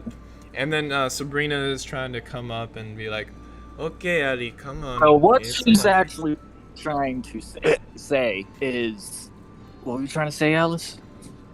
Yeah, I'm saying that the past 10 years have been so hard, and this is just so nice. And you guys, if it wasn't for you, we wouldn't have this. So big thanks to the people of the pirates that are helping us. And the Lollet steps up. He sees what's going on in Sabrina, and he waves her off, and Sabrina muscles her out of the way, and he goes, "Now, before everyone goes, I know I'm not really the one with the speeches, but I just wanted to say a quick word. I've never been too much of a fan of branding. Not much to mention being associated with all that bad that came with the name. So I just decided today to announce a rebranding for the Warriors of Toroa. Me and my warriors came up with a new name, and we decided to call ourselves the Tamers of the West Blue. Think it's more fitting." And the Warriors of Toroa give a small clap, and the people, they give a small clap as well. They don't really know Lollet too well. He's just kind of here, so they're like, "That's nice, that's nice." I give a little toast. You give a toast. Monroe is snoring away.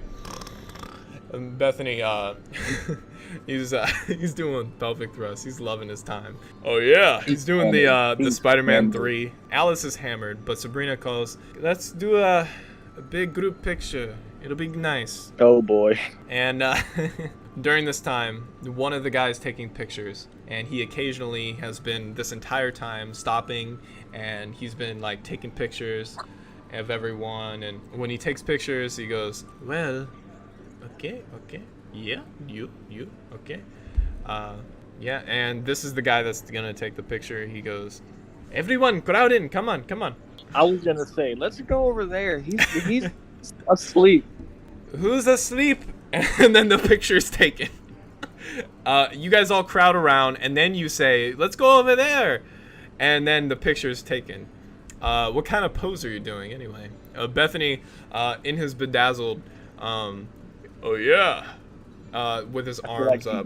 I'm dragging the chair that he's on.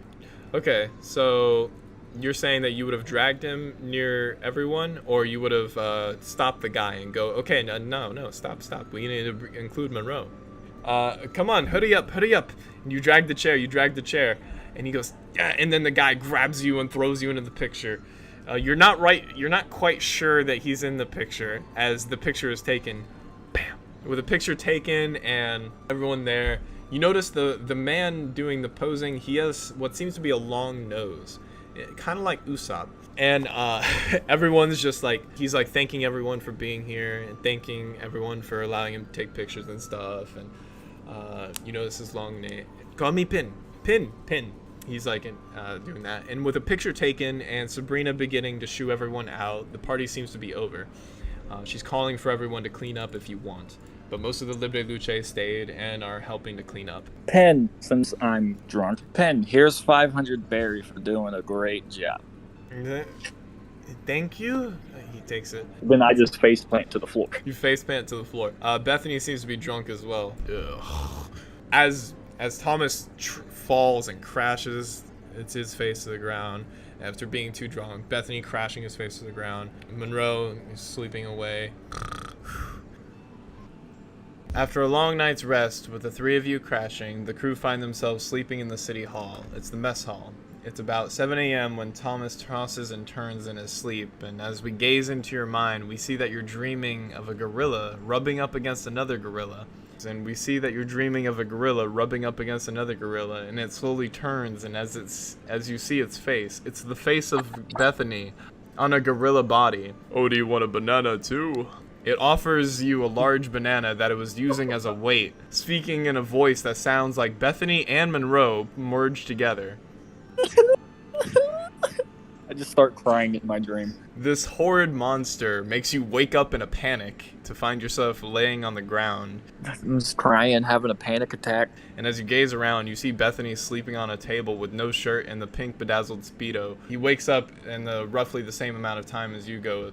"Oh, Lacey, and immediately falls onto the ground beside the table. Monroe, we gaze into your mind, and we find yourself floating above the water, somehow with the red line before you. It's weird as it morphs into a giant wall of bananas. Imagine the Attack on Titan wall, except that wall is all bananas.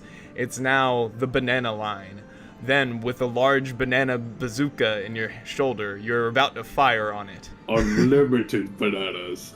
And as you fire, it explodes and it showers you with an endless supply of bananas. You're suddenly pulled from your dream, though, as you slam into the ground, in the same way as Bethany just did on the other side, waking you up. Oh, what's happening? The hell did I dream about? Oh my god.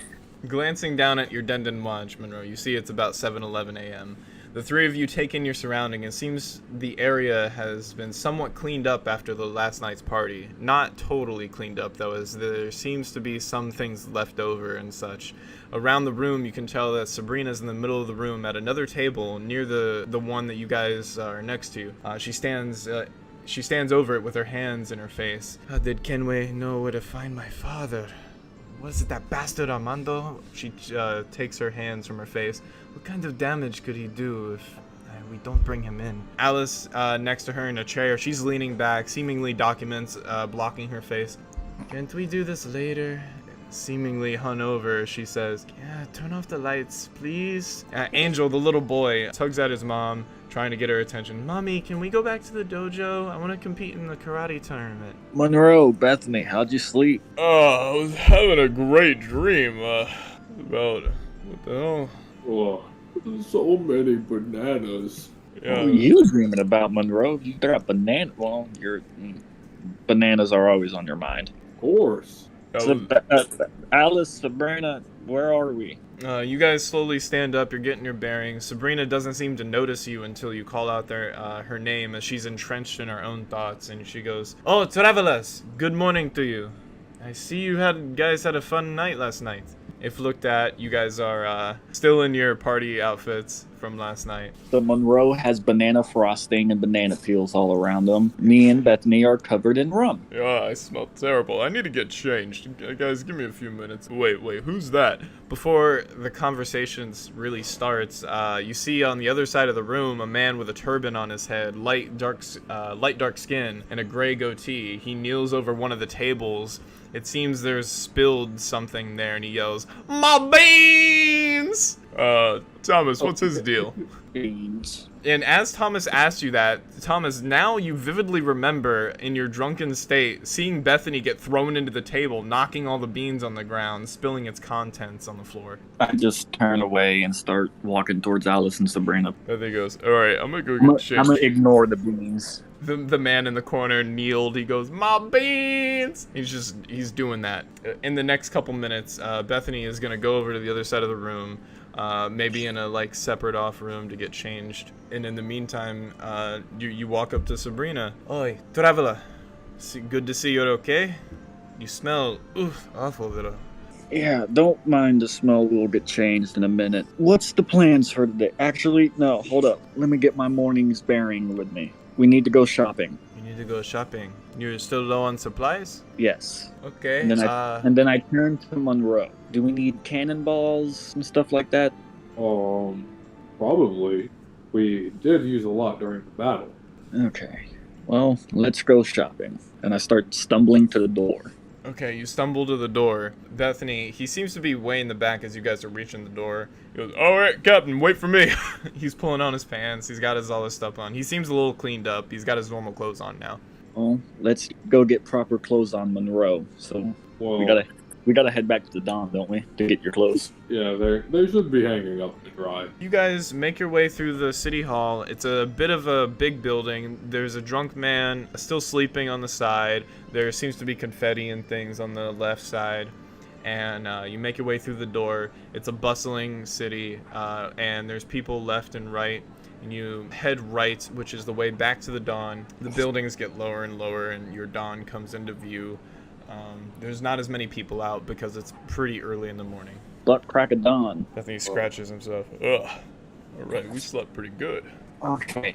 So where was the shop set for the harbor master? Where is the harbor master? I'm guessing by the harbor.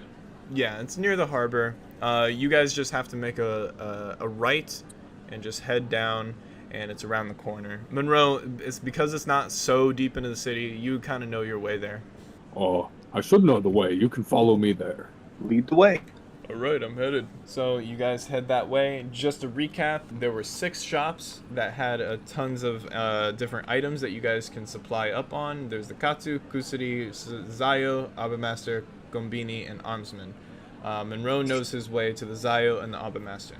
Thomas, you know your way to the KATSU and the Kusuri, which is the medical stuff and the general supplies, I think. Did we find a map? Not of the town itself. No, I mean of just like because we were trying to get to Thriller Bar. When That's you guys still on passed Sabrina, she had a lot of stuff on her table, but you didn't actually get to look very much. You could, Gotcha. in your mind, there could be something with her. We'll just have to go back and talk to her. All right. As you guys enter the Arbor Master, it's the same old rickety woman with the eye, and she goes, I see. Back to Vivius' shop. I was thinking we get 5 mortars and 15 cannonballs. How does that sound? Do we If have we the can funds? afford it. It sounds great. We can afford it. I did all the math for All everything. right. That'd appreciate it. I can throw in a little bit if we need it, just to pick up another spare thing here and there. Well, I forgot to do the separate math itself, but yeah. all of that will equal that much. Okay, yeah. However I'm much gonna the say, 5 mortars and 15 cannonballs. So Vivius, the one at the counter, the woman with the glass eye. You looking at my eye? Fine. I see you out of the corner of my eye. And then she takes the money you give her and heads out. And she makes a note. I knew you were looking weird. You look like a gorilla man. I guess you could say that. I'm a mink. You remember the last time you were in here, you were incognito. Oh, yeah. That's the reason she's mentioning this, is that you sound similar and you look kind of similar, so she had a feeling that you are the same guy that was in her shop only a few days earlier. I'm not even gonna acknowledge that. Monroe's Okay. gonna think that his disguise was flawless. You guys get the stuff from her, and she wheels out a crate of cannonballs, and she put the mortars in the same crate as the cannonballs. Here you go. You notice that the old woman seems to have not a lot of trouble with the cannonballs and wheeling them out. Guess she's pretty strong to be able to do this kind of work all by herself. Like, I would struggle doing that, and she did it by her. Yeah, it's weird. I can do that. I'm just saying I can do that. But it's kind of weird you can do it all by yourself. I've been doing this for years. Stop looking at my eye. And Bethany goes, okay, Jesus. He grabs a thing and goes, all right, where to next, guys? Because this is going a little fast, I need to mention that it took at least about 10 minutes to get down there, about another few minutes to actually do the shopping, and it's going to take some more minutes to actually, get to the next shop. So time is moving quicker than it is in real time. So how far is the general store from here? Yeah, you remember your Ramen way. dumpling. It's on the other side, so it'll take a good ways, about half an hour to get there, just of walking. I'll say it takes a little less than that because there's not as many people around. Last time it took longer because it was a pretty busy day. Well, we gotta make a quick stop at the general store for some cigarettes. That's it. I know my way there. I can head you that way after we leave the Konbini. Something like that. You guys arrive at the next store. This is the one that Thomas was at before. And you guys head in. The sign says Konbini on it. You guys, as you walk into the shop, it's the Konbini. Thomas, as you walk in, you see the man. It's Skitts. And when you see him, you immediately remember he was a big fan of bugs. And the last time you thought about him, you were like, yeah, I'll just send Bethany in here next time. Bethany, Yeah, what's up? I need you to talk to this guy. This is what we need. Okay. And I hand him the list of the rum and dumplings. And I try to stay far back. You try to stay as far back as possible. And then I guess I'll turn to Thomas. I'll be like, oh, I'm gonna go in and get some bananas. That's fine. Just be careful. He loves bugs. What does that mean? Well, I guess it's a good thing I'm not a bug. That's true. I'm just gonna be over here. You stay as far back in the shop as possible as Bethany walks towards the counter. Do you walk with Bethany or a little bit behind? Yeah, I was I'll asking. walk with Bethany. Okay, with Bethany as he goes, hey, more people in my shop. Hello, you two. What do you come in here today for? Just came to get some rum and dumplings. Oh, I'd like some bananas. I have bananas in the back, but I'll give you a discount if you look at my bugs. And you see in the corner of your eye, there seems to be like another door, and the door leads to like a wall, like a neon colored area with bugs in cages, scorpions, beetles, and such. Not cages, like actual boxes. That's why I'm staying over here. I got scared in that room. I'd rather you keep your bugs to yourself. He seems to get a little sad as he goes, "No one ever wants to see my bugs." You sure we don't want that discount? Could save us some money. I'm not a bug guy. Yeah, Bethany goes, I do hate spiders. Spiders, you have a point. No, we'll just take the full price. No one ever wants to see my bugs. As he's walking into the right room, not the one with the bugs. And he's pulling out the bananas, and he comes back. He sets the bananas on the table and goes, "What would you like these in?" You could just put them in a crate. As depressing as possible, just slowly pulls out a crate and starts putting the bananas in. Not like heavily slowly, but slow enough that he's like very determined. This is just sad. I was looking for some rum and dumplings. I heard you. He gives Monroe the crate of bananas. Thank you, sir. Yeah, I'm gonna run back to Thomas. You run back to Thomas. Did I just rob this man, or did he ask me to pay him? I just assumed you gave him the money. Yeah, okay, that's fine. Yeah. Bethany stays there and goes, "Lucky bastard," and he goes. And then when he comes back with the rum and dumpling, he goes, "Here you go." He puts them in this time a smaller barrel, medium-sized barrel. Okay, thanks. Here's the money. Bethany slides the money, and as he's taking the money, Bethany can see like a small spider on his shoulder. Oh! And Bethany grabs the thing and just goes back to you guys and goes, "Oh, let's get the hell out of here." Oh, I don't like this place. This guy freaks me out. And as you guys leave, it seems time has passed a little bit more now. I'd say it's about 8:30 maybe. 8:30. Yeah, because you guys had to walk for 20 minutes twice, right? Okay. Once to the first store, second to another store, and you're a little deeper into the city now. And we passed the general store going back to the Dawn. Bethany knows his way to the general store, and he goes, "Oh, it's that way." I just gotta get me some cigarettes. You guys head to the general store. It's another 20-ish minutes because the shops are on separate sides of the Frontora district, so you have to actually like head there.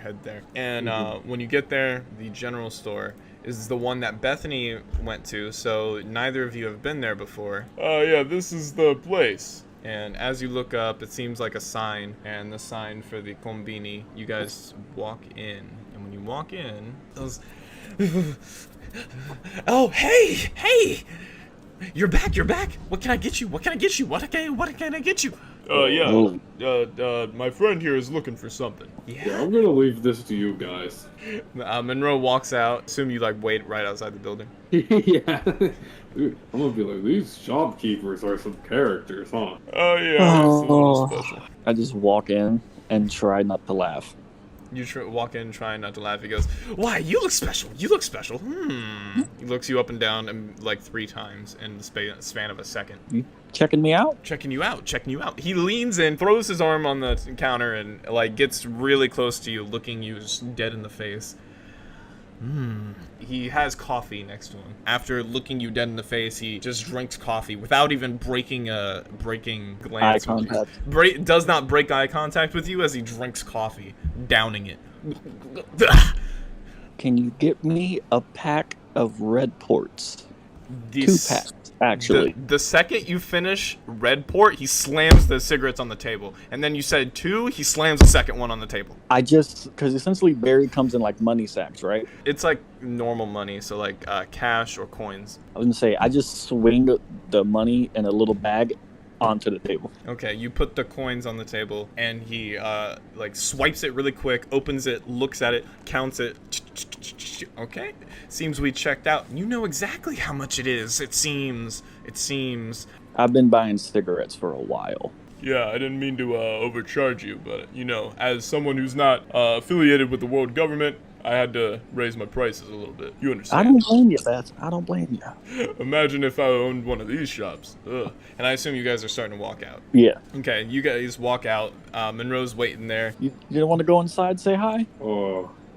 These characters freak me out a little bit. They freak you out a little bit. Yeah, they do seem kind of special. But they're hard-working citizens. Citizens? They don't seem like Lost Camp civilians to me. They're still people. Well, I'm not saying they're not. Fair enough. Back to the dawn. You guys head back to the dawn. It's a little bit of a walk this time. I'm gonna say it takes about 35 to 40 minutes to get back to the dawn because you're on the other side of the Frontora district. And then when you get back to the dawn, say it's almost 10. It's 9:40 when you look at your watch, Dendon watch, and you get back to the dawn. The conversation that Bethany was having with you guys on the way there was like the world government and really the type of people that they employ. So bad people. Got it. It was just opening if you wanted to engage with it, but if not, you're at the dawn. You'll be at the dawn. I want to go put my clothes on. Okay, Bethany goes, "You want me to wait right here, or do you want to head to the city hall?"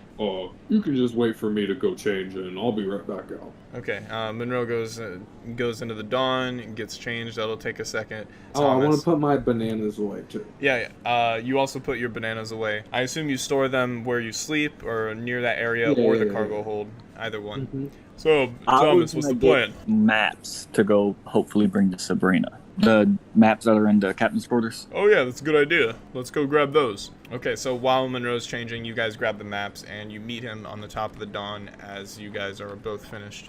Okay. So we go find Alice and Sabrina. We discuss possible next island. Sounds like a plan. We don't want to head to Thriller Bark if it's the only place. We need to make sure it's the right place to go. Let's see if there's any other islands around here that might be worth visiting. Yeah, I mean, it is a big world. Who knows what's out there? Okay, you guys grab the maps. Monroe gets changed. Thomas, I assume you might want to wash yourself down a little bit. You still smell like rum. Oh, Thomas, you still smell like rum, my guy. Yeah, I was going to go change, put on a coat over me from the captain's quarters. Okay, you do that. For no reason, just because. And then you guys head to the city hall. And it seems to be a little past 10 when you get there. And Sabrina still seems to be working away. Alice seems to be getting over her hangover a little bit. Okay, I'm getting a little bit better. Oh, it's the boys. And Sabrina, she doesn't even look at you guys. She seems to be writing and trying to fill out stuff. Ali, you going to help me with all this paperwork? In a minute. Hey, you two. And they wave to you. Sabrina goes, well, that was fun, but what's the plan now? I know you guys aren't going to stay here forever, so... Sabrina, can you read this? And I just smacked it in front of her. You smack down the map in front of her? Both maps? Yeah, and I try to connect them the best way they looked. We were just hoping you could help us find where we're going to next, actually. We're going to next? Right. There's not many map makers around here, but I did find this in Kenway's old, And then Alice pops up. This used to be his throne room.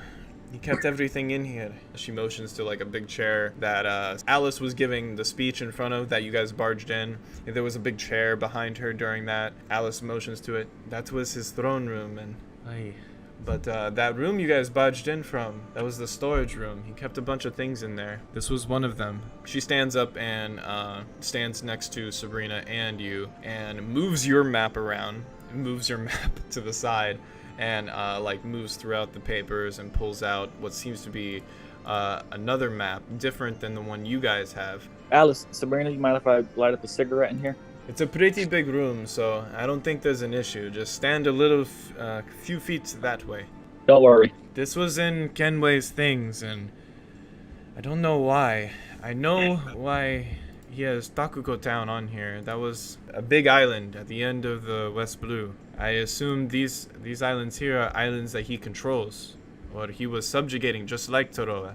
This one here, I don't know why this island is on this map. She points to the one that says Pride Falls. Why is this on here? What is that place? I don't know myself, but that name rings a bell. Lawlet said George is heading there. George is heading to Pride Fall. Wait, why would... And something clicks in Bethany's mind as he goes, "Oh shit, Captain." And he What's turns that? to you. "Don't you remember Rosie? She was the one that healed us when we were on Coral Town. During the battle, I mentioned to you, Monroe, that George kidnapped a friend of mine, and Rosie was that person. Oh, Yeah, we kind of owe it to her to save her." And Well- he looks to Thomas. Yeah, I got her wife killed. oh, well, So it would be a nice repayment to go get Rosie back. well then, I guess we should go, especially if we have a map that tells us how to get there. And she could be some help to us right now. Yeah. She's not I'm sure it's better to not leave business unfinished. that too. How far is Pride Falls? Do you know, Sabrina? Or Alice? That's at least a week and a half, 2 weeks from here, if you account for the Bermuda Square. But if you go through it, it should only be about a week. Yeah, what is this Bermuda Square thing? It says a void on it. Riverstone was talking about it. It was concealed there for a year, I think he said. It's dangerous, from what he told me. Bethany grabs the map and motions to Thomas as well. As he's motioning for you to grab your map, he slaps the map down, and then he looks to you to slap your map down. He grabs Monroe. He goes, "Monroe, grab that map real quick and put it over here." And I slide mine on top. And I'll take them and put them away. He's like motioning for you guys to stack them on top of each other. And as you guys move all the maps together, you guys get a picture in your mind of all three of the maps laid on top of each other, looking something similar to this. Okay, well that gives us a better picture. Okay, yeah, I mean obviously the maps are not 100%.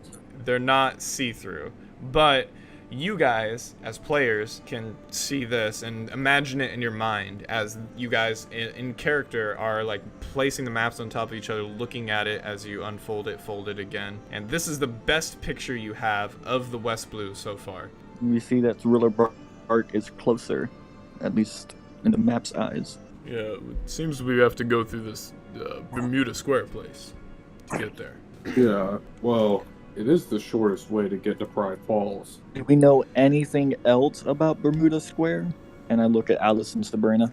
They look to each other and then look back at you.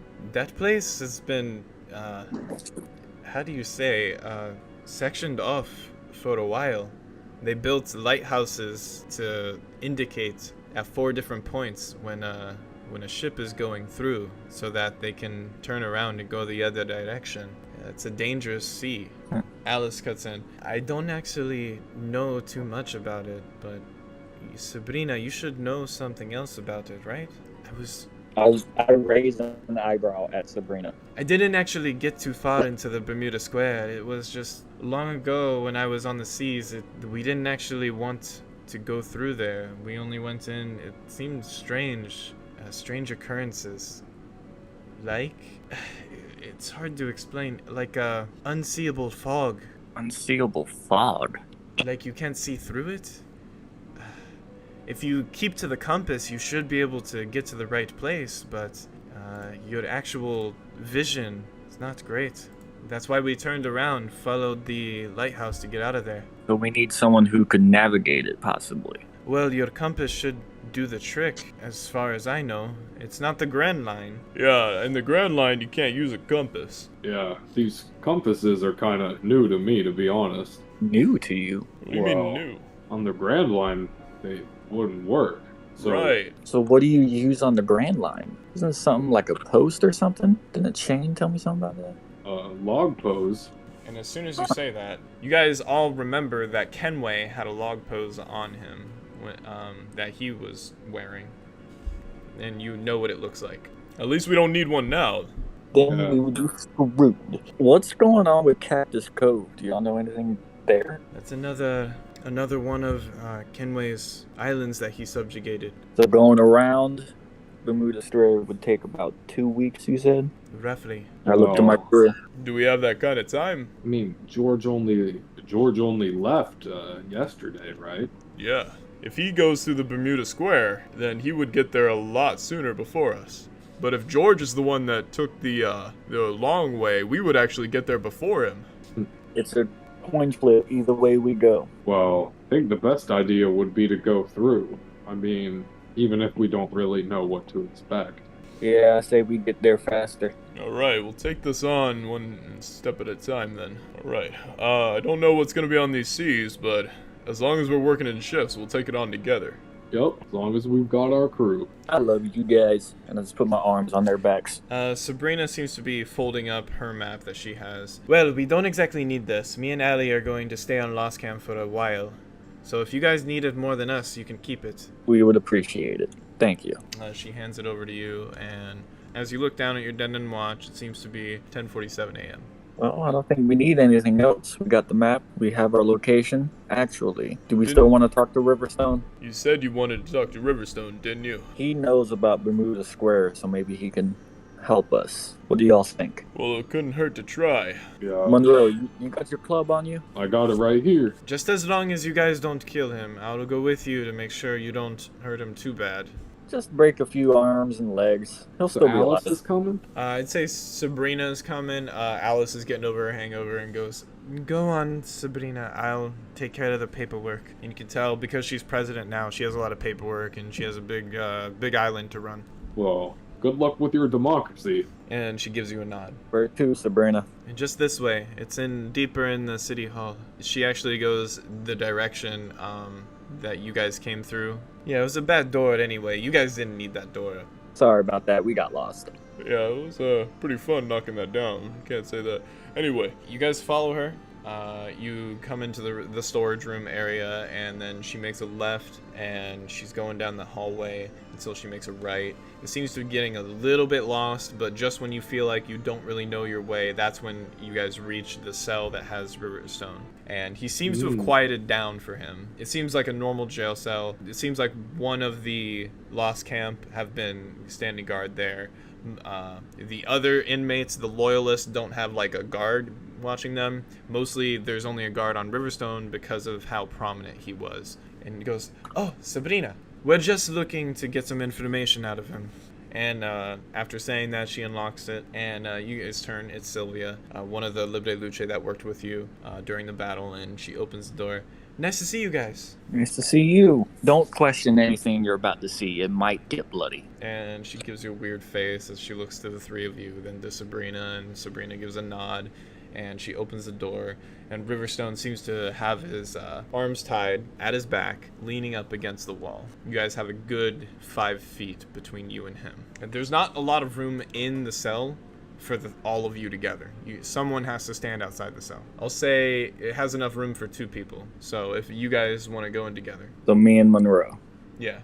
it doesn't Alright. look like all of us are gonna fit in there. You guys want to go in? Yeah. Yeah. Monroe, you might want to use the club for some intimidation. He probably won't answer to normal talk. I'll probably leave the intimidating to you. So you guys are gonna play good You're the cop, big bad one cop. with the club. You're the captain. He's got a point there, Thomas. Just noting that Bethany is outside of the jail cell, but he can still hear her and talk with you. Just I make just- it quick. We don't have all day, guys. Sabrina says. All right. Riverstone, do you hear me? Are you going to talk to us now? He looks up slowly, noting the 2 of you. Hello. We're going through Bermuda Square. What can you tell us about it? Monroe, swing your club. Don't hit him. I guess I'll swing my club in front of his face, not hitting him. You swing your club in front of his face, not hitting him, and he looks up to you. He had his face looking down, then he looks up to you, and it seems like he's got a weird, twisted smile, but deep. Actually, insight check for Monroe. I want to see if you can read this on Riverstone's face. 1. Oh, I'm gonna give you advantage. if it's another nat 1. How? I don't know. It cannot be another nat 1. Okay, it's a Well, normal roll. To explain the advantage, I'll say because you have your club and you're intimidating him in a way. He turns up, and when you look at him, you see a glint of fear in his eyes. In the back of, he seems to be hiding it pretty well, but you can tell he's slightly scared. He doesn't say anything though. He looks up to you, and you see Riverstone. Do I see that as well, or just him? Just Monroe, because Monroe is the one that's getting close to him. Why don't you go ahead and answer my captain? So, Riverstone, I'll ask again. How do we get through Bermuda Square? It's not about getting through it. It's about what's in there. Like what? I'm gonna have you make a skill check, whatever you want to do. Intimidate him, persuade him, or something. He's not talking so far. I'm gonna try to do, You want to persuade him? You want to intimidate him? What are you trying? Let's do some intimidation. 3.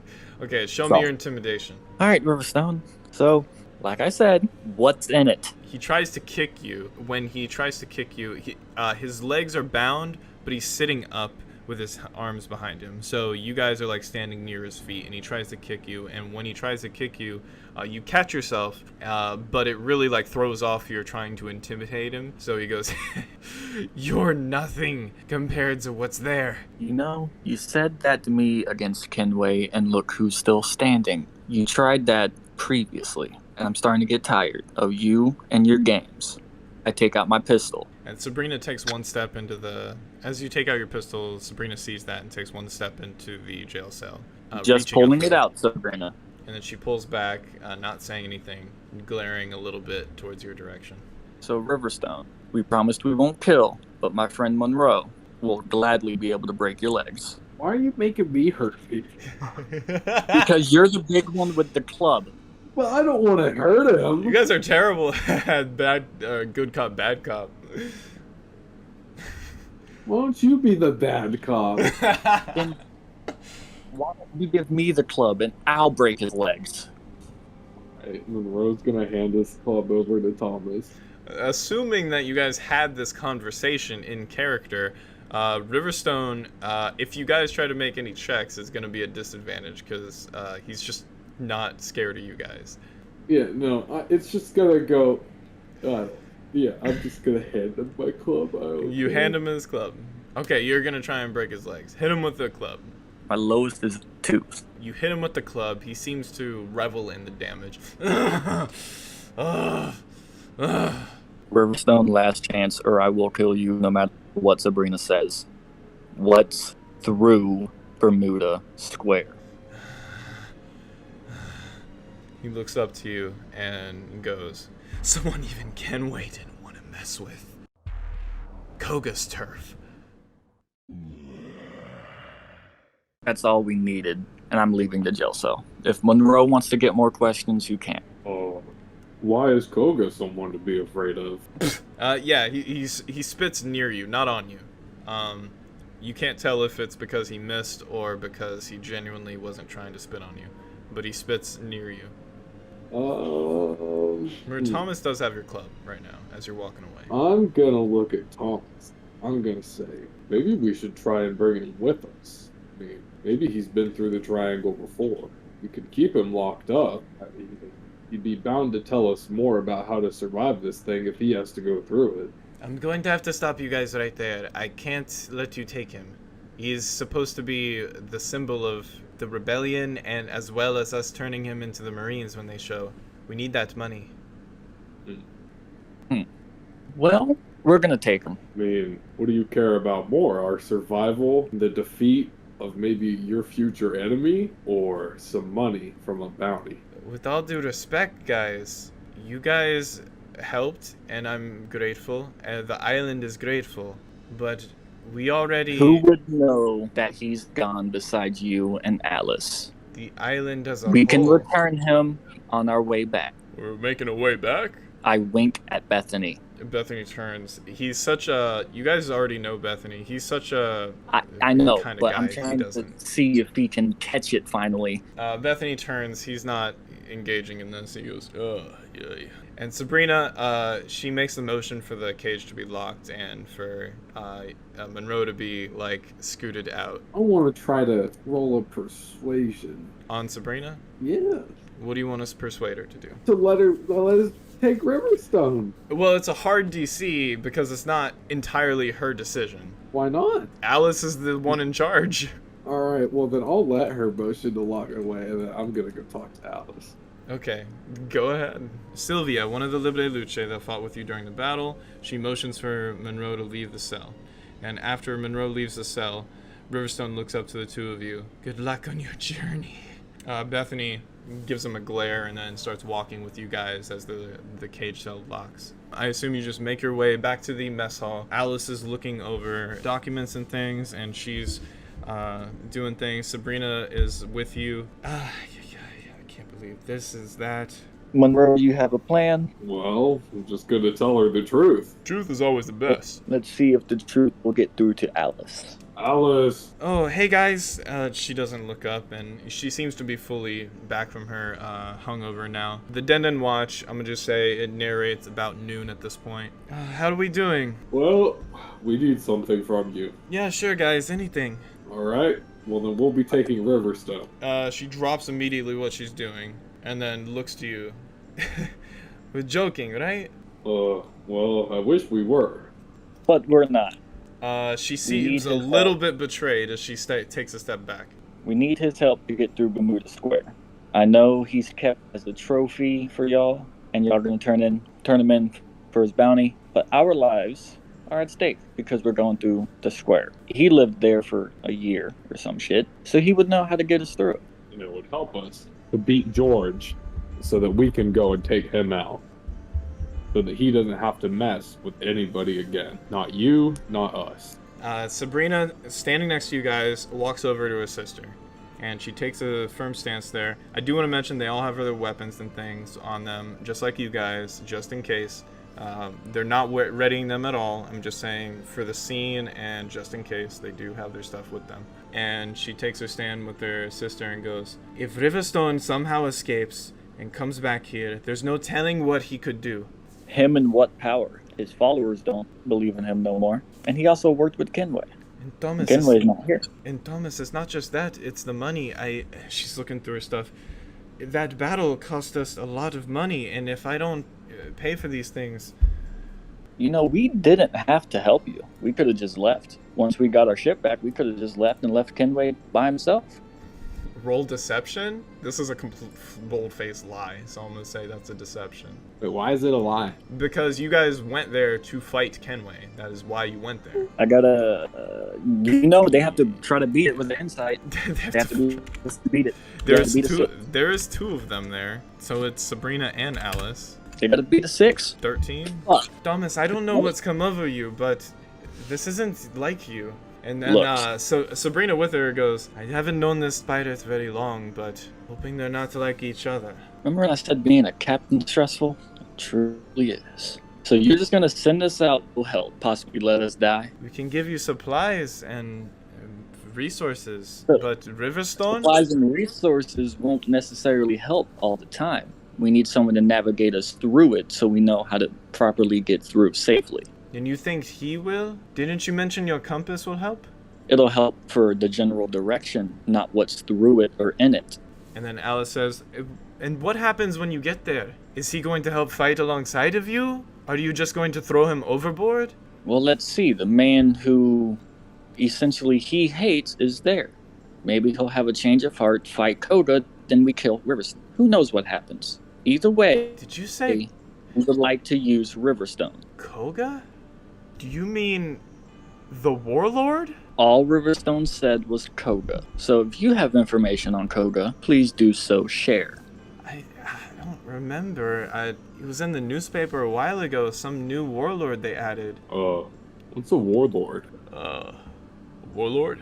I haven't been keeping up with the news crew, it seems. But, wait, he mentioned Koga and mentioning what? Are we heading into a warlord? In the West Blue? I thought the warlords are supposed to be in the Grand Line. Maybe he's just pulling our chain. Maybe he's... This is too much. I don't... And she's... With the documents and things and just... Alice thumps down in a chair behind her and Sabrina pats her on the shoulder. Oh, yeah, this is getting too complicated. I turn to Bethany and Monroe. So either we go without Riverstone and do a wild goose chase through it, or I get in close to him. We kidnap Riverstone and just leave. Okay, I see what you're saying, Captain. I see what you're saying. But, and then he bonks you on the head and goes, make the entire island our enemy, right after we made the entire island our friend. What? Right. I think, Captain, no, I don't want to overstep, but you do have a habit of making enemies, So before you make any rash decisions, just make sure you think twice about that. I'm shaking my head in agreement, like, yeah, I do make a lot of enemies. So let's not kidnap Riverstone. Yeah, I guess we are going to be facing a lot of people. I guess it'd be best not to make our allies our enemies. And Bethany nods in agreement. As much as I'd like to have Riverstone along with to make sure we're going through it right, the trade-off for that is pretty steep. Yeah, so... Well, I guess we take our leave since we can't get no more questions. It seems that way. Alice, Sabrina, thank you for your hospitality, but we will be taking our leave now. See you guys. Time for us to set sail. It is time for us to set sail. Before we go, so there's one thing I wanted to do, Captain. It's just as we leave. It shouldn't take me too long. Anything you need, Bethany. Yeah, it's just, when we're sailing, just stop about halfway where the battle happened. I'm gonna dive into the water. Yeah, I'll explain more as we go. It's fine. Okay. And he starts walking, and everyone's out. Lawlet seems to be waiting at the dock. He's not like with you, but he's like waiting near the dock, near your ship, not on your ship. As you're making your way back to the Dawn, you guys catch sight of him. I'd imagine you'd probably make note of him as you see him coming up.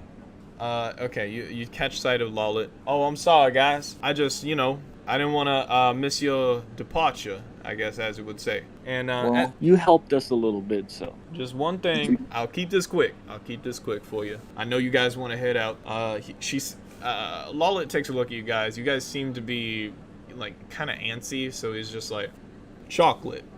And he seems to just stand there for a good few seconds, expecting you to know what it means. Oh, my bad. What I mean to say is, if you ever see Kita again, give him the message, chocolate. Next time I see him, I'll let him know. Oh, and you guys turn and to leave, and he just stops it for one last thing.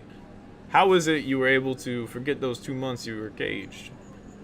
How were you able to sweep what I did under the rug so easily? Oh, well, I guess it's just best not to hold grudges. He slowly nods his head. I think I need to start learning like that. The man that taught me, it was so many grudges. But that's all. I won't keep you waiting no longer. And since you guys stopped there to wait with Lawlet, Sabrina is running up. She's got her stuff with her. And glad I caught you before you left. Just a couple things real quick. You guys remember yesterday before I was executed? Yes? Luckily, that didn't happen. The Riverstone, he was saying some things. The Ezio Rapids, they're like kind of a sea like the Bermuda Square, but a lot of people know more about the Ezio Rapids. They're multiple whirlpools around a few islands, and they're on the other side of the West Blue. If you guys ever go there, there's a ship we sent there a long time ago called the Sakura Odyssey. There was 22 people that lived aboard that ship, and we don't know what happened to them. If there's any way at all, she grabs a Denden Mushi, she gives it to you guys. You can also contact us on this if anything ever comes up. I don't know if anything will, but just in case. She heads it over and gives it to you. I guess Thomas, because you're the captain. Thank you. We'll let you know. Appreciate it. And a cat seems to be running. A warrior of Taroa seems to be like catching its breath. Just falls on the ground. It seems to be one of Lawlet's warriors. You still haven't catch that damn cat?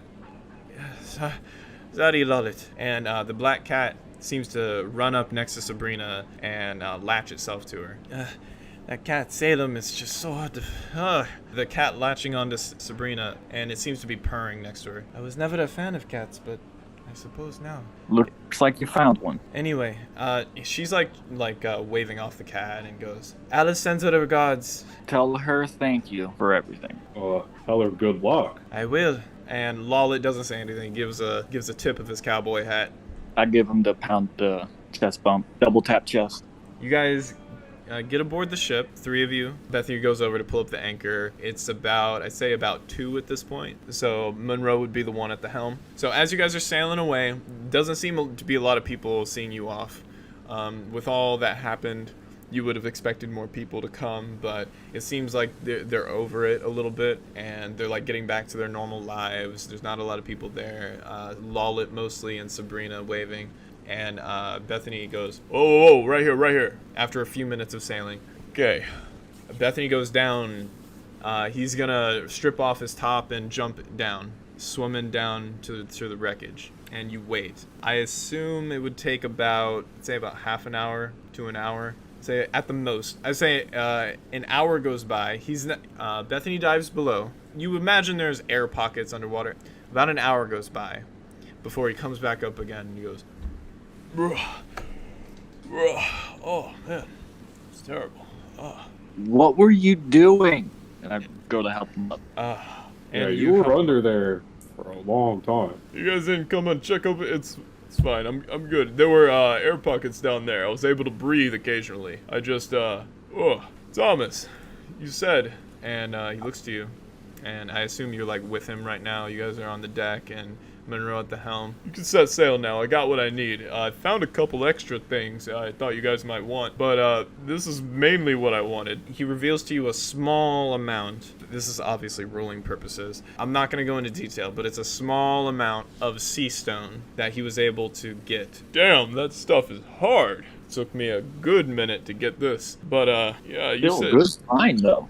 Yeah, it was on the rudder of the ship. Oh, you said it was on the bottom of this ship? Yeah, it was on the bottom. I figured there might be something good down there, and I saw this. Oh, well, he was probably trying to go through the comm belt then. What does sea stone have to do with the comm belt? Yeah, what the Well, hell? probably hide the ship from the Sea Kings. Bethany goes, right. The comm belt is the home of the Sea Kings. Don't want to mess with those. No, But here you go. And he pulls something else out.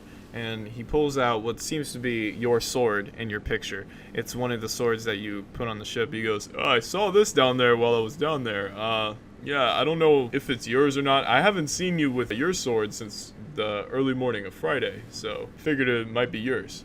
Yeah, it is. I might just start relying more to hand-to-hand combat. Okay, well, it can't hurt to at least have it. He hands that to you. He pockets the small amount of sea stone for ruling purposes. It's not a lot. Monroe, I got one more thing. I couldn't exactly read it. It was pretty water damaged, but it looked kind of important. He walks up. Important? Yeah, he walks up to the poop deck. He's like showing you something. And when he shows you it, he doesn't seem to understand what it is. I don't know, some kind of blueprint for something. Thomas, I assume you're with him. Yeah. You look at this, you have no idea what this is. Only Monroe knows because you're a shipwright. You build stuff, you look at blueprints all the time. It's your thing. The blue piece of paper. What the hell? The reason it's just not just a blue piece of paper. It's like schematics and things. So obviously Monroe would know what that is because he built ships. He's like very versed in that. That's not your forte. But Monroe, as you look at this, it seems to be, I don't really understand it. Thought you might know better than me. And he gives you what seems to be a blueprint for something. It looks like a prototype for something. Monroe, you've never seen this before, but because you're a shipwright, you've seen a lot of blueprints, and it looks like a ship without any sails to it, but it's pointing upwards, as if it's not going to sail in the water at all. Found it in the Terra Incarnate's wreckage, as I was scouting for that material. Well, very interesting to say the least. And as you get a closer look at it, you have it now as he gave it to you. You see it's very damaged. It could rip at any moment. You guys are taking very careful handle of it for now. If not handled correctly due to the water damage, it seems like it could be destroyed. But you look like a single word is recognizable because all of it seems to be illegible because of the water. And the word you see is Azide. Oh, well, this might be more interesting than I thought. What is Azide? Well, it can make a pretty big explosion. And you love those. Of course. Why would this paper have Azide on it? And as I mentioned before, it looks like a ship with no sails that's pointing up. Looks like a ship. Doesn't need sails. Maybe goes up instead of across the ocean? That's interesting. I never heard of anything like that before. But how would it go up? I don't know. You said that Azide stuff is pretty explosive. Yeah, maybe they just blow up. Literally. Wild. I wish I had a ship that could fly. Yeah, well, that would be something. That'd be really weird, wouldn't it? Well, I'll let you get back to the helm. We got a long trip ahead of us. Monroe, you got the map, and we're going in that direction. Any points at the map that you guys have? All right, well, let's go. Let's set sail for the Bermuda Square. Set sail! Let's sail. And you guys go into full sail. As the crew of the Dawn leave heading towards Bermuda Square, with Thriller Bark in their future, a ship appears to be entering Lost Camp just as you're leaving, just barely missing in an engagement with you. It's close enough for you to see the details with a spyglass, but not without one. I'd say that, imagine the ship is in your rearview mirror, and when you guys look over your shoulders, you can see another ship is turning into Lost Camp. Can I get the spyglass and look at it? Thomas is on free time / on call, so you're gonna head up, grab it in the crow's nest, because that's where it is. Okay, I'm gonna do a quick peek at it. Party die rolls. Would that be with advantage, or did that just... I'll say advantage, yeah. You're looking through a spyglass. So 14. 14. Okay, so Monroe, you're on the helm. Bethany is drying off. And Thomas, as you're looking through the spyglass, you see on the port side of the ship that it would have come across. So you're looking at the left side. You can see a chubby Marine with a justice coat and an orange goatee. And you remember that you overheard the Moonlight Pirates talking about a Marine officer coming to Lost Camp after the festival just yesterday. It doesn't seem like a Marine ship, quote unquote. It seems more like a few Marines are there along with civilians as well. So nothing hostile. Got it. Hey guys, there's a Marine pulling into Lost Camp, non-hostile. Non-hostile. Bethany shouts that as he's cleaning himself off from being underwater for so long. Oh, Like whoa. there's civilians on the ship as well. So Well, well, I wonder if they're there to take Riverstone. Monroe, I imagine you'd look over your shoulder to look at the ship. It's not that far away. It's like close enough for you to get a little bit of details with. And as you do, you find yourself glancing over. It's just like he said, doesn't look like a lot of Marines on the vessel. It's pretty far away. And you see that it's about the same size as the Dawn, about a gunboat size. The ship isn't changing course as well. It doesn't seem like they're interested in you. You're close enough, I do not have to stress that they totally see you. Like, they see you leaving and they're pulling in. Well, if they're not messing with us, I guess we shouldn't mess with them. we're in full sail. You guys are in full sail. You're headed towards out there. That's not koi, right? No, this guy was fatter, and I'm gonna start climbing down. Okay, so you climb down. And Should I leave the spyglass up there? That's where you've been keeping it so far. Kai, what do you think? I'm gonna ask you, the person. Oh, I think we should just keep it up there. Okay, so you Yeah. leave the spyglass up there. You head down. Bethany's shirtless. He's not wearing the vest, kind of like yours, and he's drying off. He seems to be airing out his clothes, kind of like how Monroe did. And the ship of the Dawn continues to sail. Oh, I wonder who that was. Well, he's not coming after us, so let's not worry about that right now. After a few minutes go by, Bethany seems to have gotten his clothes back on. They're still a little wet, but he wanted to put them back on because they're make him feel better. And he's looking out over the side of the vessel with his necklace in his hand and staring out into the open ocean as you guys don't seem to see Lost Camp anymore in your rear view. No, I'm not too sure if he's up there watching down on us, but I think it's okay not to know. He doesn't seem to be talking to you guys, but he's talking loud enough for you to engage with him if you wanted to, but mostly like something he wanted to say to himself. You doing all right, Bethany? Yeah, just after everything that happened, I just figured it's okay not to know. Know what I mean, Monroe? I guess. I'm gonna go find a place to put this wet map out to dry. Or this blueprint. Okay, so you head down, you're looking for a place to put it, and you set it on the only place you can really see right now, which is the kitchen table, like the table you guys all sit at to eat. You lay it down there for it to dry. And as you're coming back up, Bethany goes, All right, Captain. If there's anything you need, I'll be heading to bed. I gotta take over the helm after Monroe. Don't worry about that when you're on call. Go get some sleep. You need it. and he heads off into bed.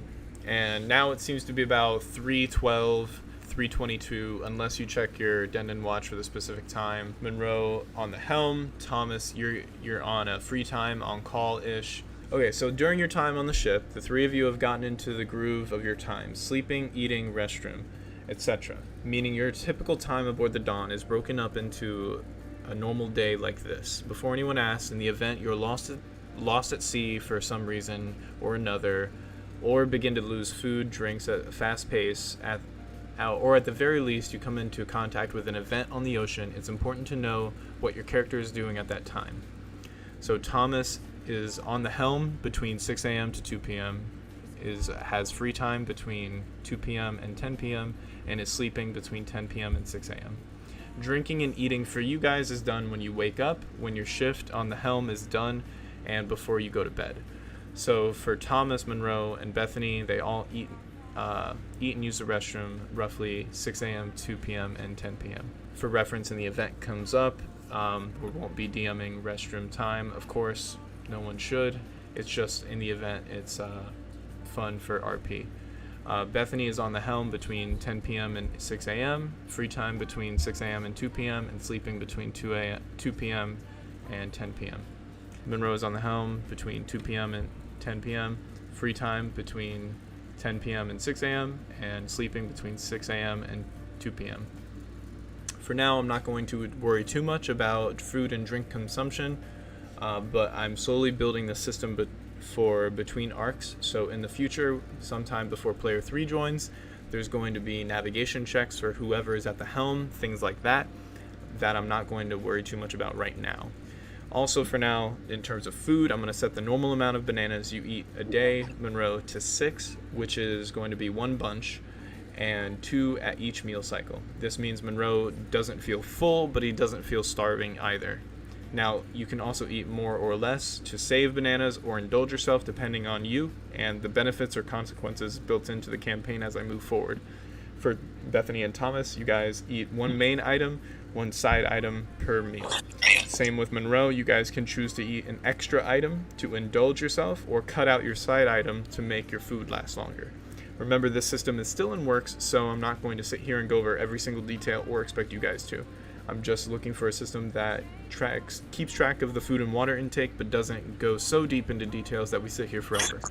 So travel as a whole, just keep in mind, is a learning process. I'm not going to roleplay every mealtime for the crew. I'm just going to leave that to the players in case they want to have a role-playing opportunity where everyone is present at the same time. Okay, I covered everything. We're going to move on. Monroe is at the helm. Bethany is sleeping. Thomas is on call. After leaving Lost Camp, our crew find themselves once again on the open ocean. Thomas, you have about 6-ish hours to do what you'd like on the ocean. What do you do? Grab the fishing pole, because I can't really think of nothing else. Because we tried to call Luciano and he hung up. Okay, so you're going to grab the fishing pole and do some fishing. Let's roll 9. Okay, so you roll in a bad fish. It's not a type of fish that you want to really eat. Just doing this for fun. Kill the time until something fun happens. You know what I mean, Monroe?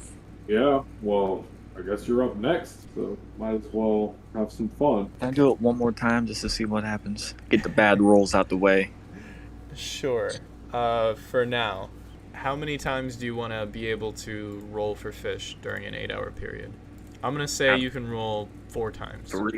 3, 4? Okay. 4 times. Once per 2 hours. So this time, not this, you only get 3 times this time. But as we move on, you'll have 4 tries. I just caught this fish. What the hell? Another couple hours go by, Monroe, as you're on the helm, and Thomas seems to pull in another fish that he mentions is not a good fish. It's the same one that I just caught. Well, I guess there aren't that many fish in the sea. For your last couple hours, if you want to roll again. 14. So you find a good fish. Okay, so after wrangling in this last fish, it seems to be about 8 p.m., 8:30 p.m. The night seems to be getting to you guys, and Thomas rolls in a good fish here. Well, I gotta eat it now. Do you want some, Monroe? I've got plenty of bananas. You don't want no banana fish? No? No banana puree? No? Okay. Doesn't look like a banana fish to me. Fair enough. So while Thomas is using his free time, throughout this entire fishing session, Monroe, you feel the wind in your fur, the helm wood in your hands. You turn the dawn ever so slightly at the change in the wind, keeping course with the compass to head northeast, every so often checking the map to make sure you're on the right path. Well, seems like the repairs we did kept the ship running fine. Well, that's good. At least everything's smooth for right now. Yep, for now. We'll see what this journey through the Bermuda Square entails for us. What do you think could go wrong in a place like the Bermuda Square? Well, I guess the worst thing that could happen is our compasses get a bit messed up and we don't really know where to sail. Well, I know there was that Koga guy mentioned that he's possibly in this Bermuda Square. yeah, I think Sprita said he might have been a warlord too. So that's to steer clear from him. All I know is my father's a warlord as well, so. Oh, well, I guess you come from powerful blood then. You could say that, but I just kind of wish it wasn't his blood. Oh, Dick. not a good relationship then. No. Well, I'd like to think my father and I had a good relationship. I had a better relationship with me and my mom. That's how it always has been. Family's very important to the mink tribe, so I've always been close to my family. You're the first mink I've ever seen, too. I think you're the first mink Shane's ever seen, if I remember correctly as well. Well, I don't think we're too common in paradise, let alone the 4 seas, 4 blues. Yeah, didn't you say your island's like an elephant or something? Yeah, he's a little mobile, so he's kind of hard to get to. Well, if people get there one way, I'm sure we'll figure it out. Well, Riot figured it out, so I guess we will too. So this Riot guy, what was he all about? That's something like he was causing damage with new technology? I don't know about new technology, but, Strange technology, my bad. well, let's just say he had a grip on Zoe that I didn't really agree with, nor did Zoe's citizens. So he caused a riot? Well, No. he caused me to riot. Well, hope I won't do that to your homeland. Don't worry. Even though I almost did it to the camp, I won't do it to yours. Well, I appreciate that. Maybe you could even help me set it free, but that probably won't happen for a very long time. Set it free. Are you being controlled by Riot? Well, I did say he had a grip on us that none of us really like. Fair enough. We'll see what happens when we get there. If we get there. Yes, if we get there. During your time on the helm, if there's anything you want to do that takes less than a few minutes, or if there's something specific going through your mind, let me know. Otherwise, time passes aboard the Dawn. So that was just my note to say, while you're on the helm, you can't do anything that takes a long time. But if there's something you want to do that takes maybe a couple minutes, you can still do that. The weather's about warm as you guys pass through, and it's roughly about 10 p.m. when you guys need to do a shift change here. Good night, Monroe. I'll send Bethany up. Alright, good night. No need. Bethany comes out, appears from below deck. In the night sky above you guys, the stars seem to be lighting up the sea, giving off a glow to the ocean you've become familiar with at this point. Bethany's face is a little solemn as he approaches, as he doesn't have much to say, as the only thing he says is, Sorry guys, haven't been able to sleep much. Something bothering you? Just whatever's happening with Rosie. I don't want the same thing that happened to Lacey happen to her. I put my hand on the shoulder. Rip it as best as I could, because it's probably a big shoulder. It's gonna be alright. Trust us. and he gives you a nod as he heads to take over the helm from Monroe. Here you go, Bethany. Right, thanks. We're staying on course. He takes the compass, the map, and He goes, alright, I'll be here if you guys need me. the time is roughly about 10 p.m. when Bethany takes the helm. Lau heads into the captain's quarters to slumber while he's in his sleep. Monroe gains his free time to use aboard the Dawn. Hours pass while you're doing your thing. Hours pass, the half moon above in the night sky. It's a quiet night on the seas. Nothing out of the ordinary is occurring as you take your free time. I guess I'm just gonna walk around the ship. I want to go check on the blueprint to see if it's dried at all. Okay, so you head down and you check on the blueprint. It seems drier than before. It's kind of brittle, but still, you're able to look at it. You're able to see it. Well, I guess I'll just we keep it there to keep trying if it still like needs to. I guess during my time, I'll just walk around the ship and try and see if there's anything that we missed when we did our major repairs. Just for fun, roll me a perception. See if you see anything here. Let me pull out something I haven't used in a little while. I got a 3. Okay, so you don't see anything here. We bought cannonballs and mortar Yeah, shells, right? you guys That's have it. that. That's something you guys already know Can you I have. go and make sure that all the cannons have cannonballs in them? So in the cannonballs, there's a little pouch right next to each of the cannons, and you guys are keeping the cannonballs in that little pouch so that they can be loaded quickly. With time hitting about 6 a.m., Monroe spending his time aboard the Dawn, moving about, staying active, moving his feet. It's Sunday morning of the 25th of January. Thomas wakes from his slumber, and after getting something to eat, heads up to the deck of the Dawn, I'd assume. Unless you'd like to... you guys kind of all eat at the same time if you'd like. It's something that you kind of miss each other by a bit unless you want to. I'm gonna cook breakfast for those two. When they're up there, I'm gonna be in the kitchen cooking. Okay, so right before your shift comes, you're making some breakfast for the two. Bethany is on the Dawn, on the helm of the Dawn. Monroe, it's almost time for you to hit the hay, but you see Monroe, you see that Thomas is in the kitchen. Good morning, Monroe. Good morning.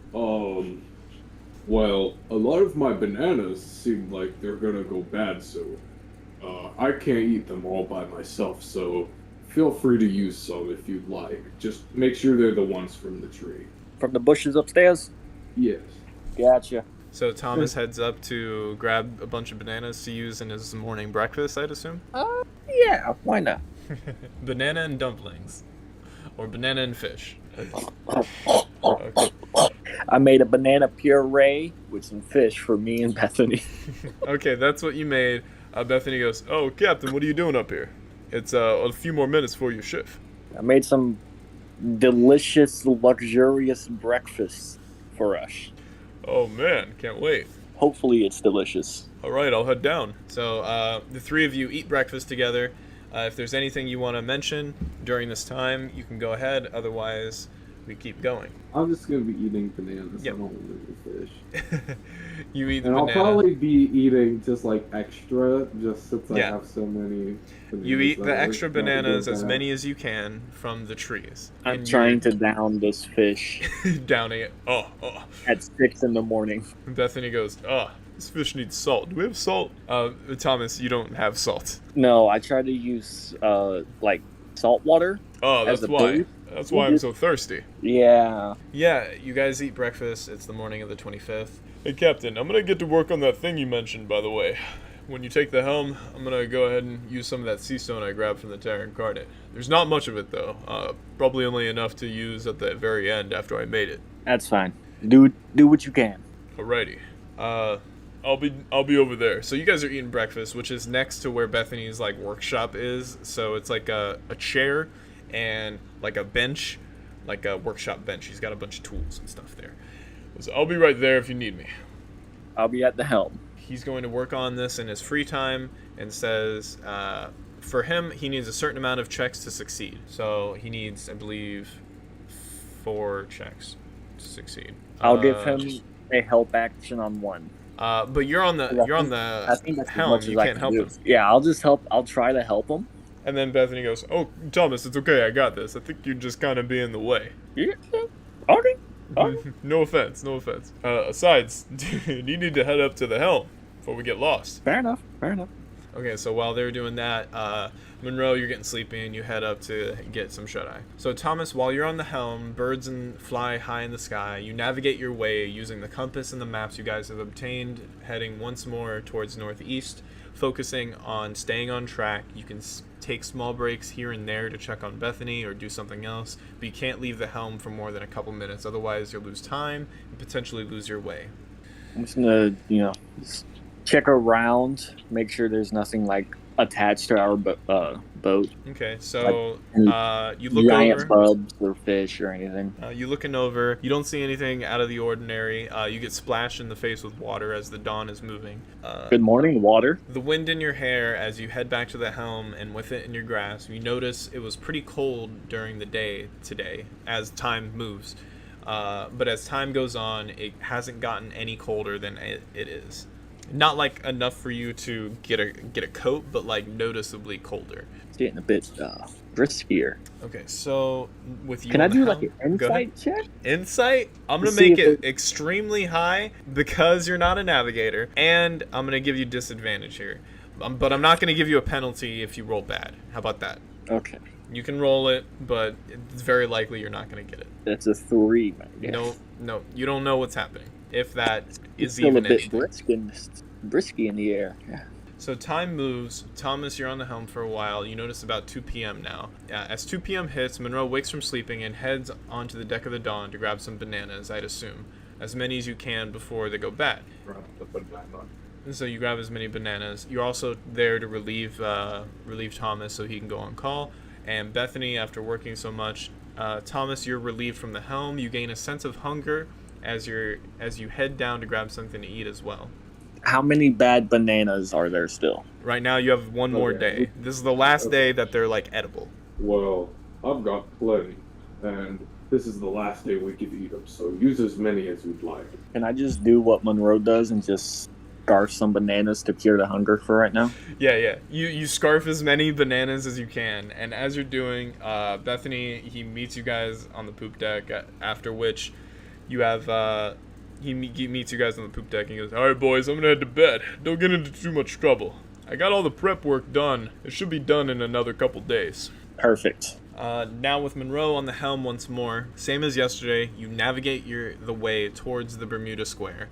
And with time passing again through another day aboard the Dawn, you notice the weather getting colder as well. There's a light mist in the air. It isn't affecting visibility, but it's enough for you guys to notice.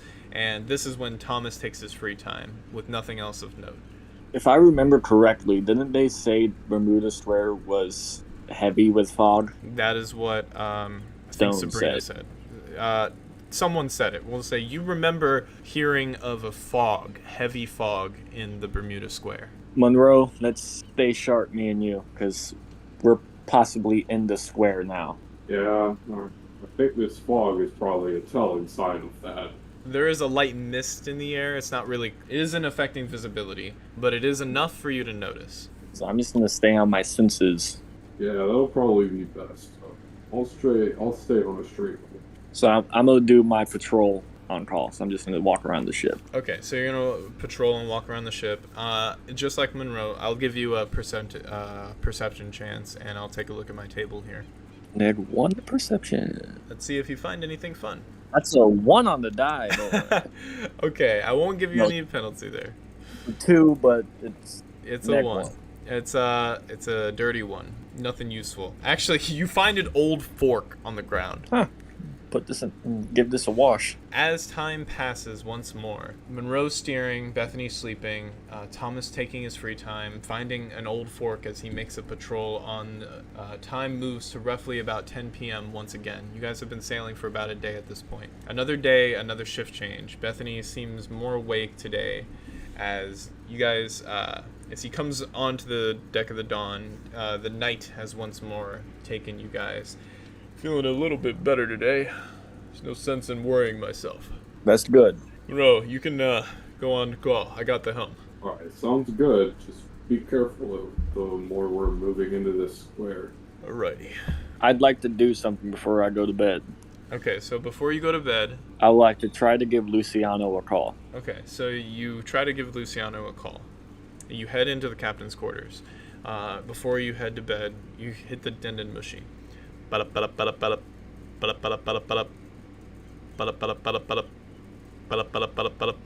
It seems to go on for quite a while. There's no voicemail system, so I'll just go to bed. Okay, so you head to bed with the sound of the ba-da-ba-da-ba-da in your ear until eventually it stops. No answer on the other end. Another day, another shift change. You're feeling quite sleepy. You head to bed. And Monroe, you have So another couple. What are you doing for the first couple hours that you're on free time? I want to go check my blueprint, see if it's dry enough that I can just take it and put it amongst my stuff where I sleep. Okay, so you check the blueprint. It seems to be dry enough to move and not immediately destroy it. Well, then I guess I'll move it to where I sleep. Do we all sleep like in the same place? Or? Yeah, Bethany and Monroe sleep roughly in the same spot. There's a small area with like hammocks and things.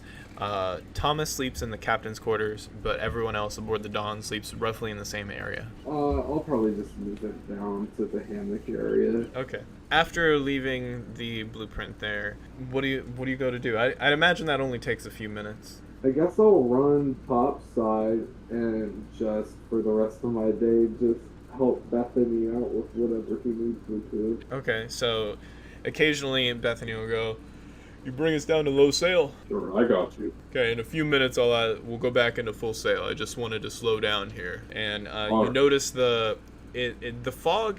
There is no fog. It's just, it seems night sky. The waves are getting pretty high, not like a storm-ish. Bethany just wants you to bring it down so that you guys can go through this safely. So another couple. No fog?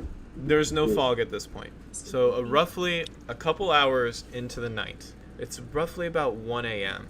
The night sky above you guys. It seems less stars are out tonight as it's darker than last night. Thomas is sound asleep. Bethany is wide awake and piloting the Dawn. Monroe, you're spending your free time helping Bethany pilot the Dawn, making sure that you guys are on the right path. So you and Bethany, both of you hear a quiet but very noticeable thud. Not loud enough to wake Thomas. I'll make sure that's very clear. It's only loud enough for you guys to barely hear it. And then again, it sounds as if something's in the water on the port side of the ship rubbing up against it. Monroe, you hear that? Yeah, I do. I'm gonna go check it out. Alright, I'll be here. Monroe, as you investigate over the side of the ship, you see what looks like a small, medium-sized barrel scraping up against the side of the Dawn as it's in the ocean. Another few minutes and it would just go on by. It seems to have caught itself on the Dawn. As you're looking over, he goes, "What is it?" Looks like a barrel. Should we pull it out? It could have something. It can't hurt, can it? I don't see... How big is the barrel? And you look at it, it seems if anyone was in this thing, just to give a good context, they'd have to be not a full-grown adult. They'd have to be like a small child, teenager. Not big enough for it to be of any concern. Alright. Monroe, as you look at this, you could slide down a few steps leading towards the water to pull it out. Depending on how heavy it is, you'd only need to clear about a DC 5 athletics to pull it out and a strength check depending on how heavy it is. You don't know how heavy it is right now. If failed, you'd only fall into the water and be freezing cold, at which point Bethany would need to make a perception to hear you fall and stop the ship. Or you can have him make the check with you and give advantage to you. I'll have him help me solve. Bethany, Yeah. You think you could come help me with this real quick? Yeah, sure. And he comes over to you, and you seem to be climbing down, and you're reaching out for it, but you're also reaching for Bethany so that he can hold on to you as you grab it. So you make 2d20 with advantage. You have to clear a DC 5 athletics. The 6. That's the first one. And 19. The 16. Okay, so you're not falling into the water, but you have to clear a strength check that I have in the background here to actually lift it now. Okay, 6. That's actually good enough. It's not very heavy for you. You pull it up, and Bethany goes, "Ugh." Thank you, Bethany. I'll head back to the helm unless you want me to stay here and open it with you. Well, you can do whatever you want. Alright, He heads over. He goes back to the Dawn's helm, and as the barrel's pulled on, you notice it's rather light. Bethany stops as he's holding the helm. He's like watching you. Then roll me perception, and you're gonna hear something here, depending on what it is. 1. You hear the sound of your banana bazooka that you had a dream about as you lean into the barrel. Banana bazooka. I really gotta get this thing open. With it solid in your grasp, you open it to see what's inside, and Bethany's not with you, so this is only for you. Thomas can't see this either. And at first, it seems to be a teenage girl, no older than about 15. It's only big enough for the barrel. She's taking up the whole, like, a lot of the barrel. She lifts up her head, and you see a bloody face, the jaw ripped, hanging off, a body torn and clearly disheveled. What you gaze upon seems to be unlike anything you've ever seen before. What is that? And she gains the upper hand as it immediately leaps out of the barrel onto the one closest to the barrel, which is you, because Bethany isn't with you. And with a surprise round, it's going to roll to hit. That's not a banana bazooka. And it rolls 18. It actually gets a -2, so it's 16, but it is still over. With a surprise round, it's gonna leap at you, biting you. And these things are pretty weak, so they get a -2, but it's still still a 16. Breaking your armor class and biting into your shoulder, dealing 1d25, which is... I hate to be the bigger about 8. rules. I don't know if you follow that, but if they hit during the surprise round, it's immediate crit. Immediate crit? I didn't know that. Okay. That's how it is. That's how it is in 5e. Crit is double damage, right? Some people do double dice, but I think for For you, it's it's double damage. Okay, so because the damage is an 8, you take 16. But you're at full HP. Great. It's only full HP. Okay. It bites in your shoulder, dealing 16 damage. As you yell out in pain, biting in the shoulder, the yelling out in pain, Bethany sees this and goes, "What the hell?" And roll for initiative. It's just Bethany, you, and this clearly disheveled girl that you guys as players know to be a zombie, but your characters don't know what that is. 13. 13. Okay, so the zombie got a 14. And Bethany got a 12. Zombie Monroe Bethany. After biting you, it pulls back and goes once more to swing and hit, rolling 1d20. Remember, it gets a -2, so it's a 16 -2 would be 14. Still over armor class. Not only a surprise 2. round. It's not a crit. It's not a crit. It's only 2 damage. After biting you, pulling back, it goes to scratch at you. It only scratches you a little bit on your fur as you barely feel it. Turn initiative, moving over to Monroe. I'd imagine you carry your club with you. 15. So after hitting roll damage. Yeah. 14. Okay, so you deal 14 damage to it. You hit it with your club in the side. It doesn't seem to be affected by it. When you roll to hit it, you have a higher % chance of criticaling. I'll say that, right? To where you one-shot the thing. After getting hit with that, Bethany goes, "Oh, Monroe, what the hell? What is that?" I have no idea. He has his axe on him, and he leaves the helm and runs up and attempts to swing to hit this thing. "I hope I'm not hitting an actual teenage girl." It's only a 3. It jukes his head just enough. It seems like it wasn't juking its head because of Bethany. It's just something it does as it moves left and right, side to side. "Oh, damn, this thing is annoying."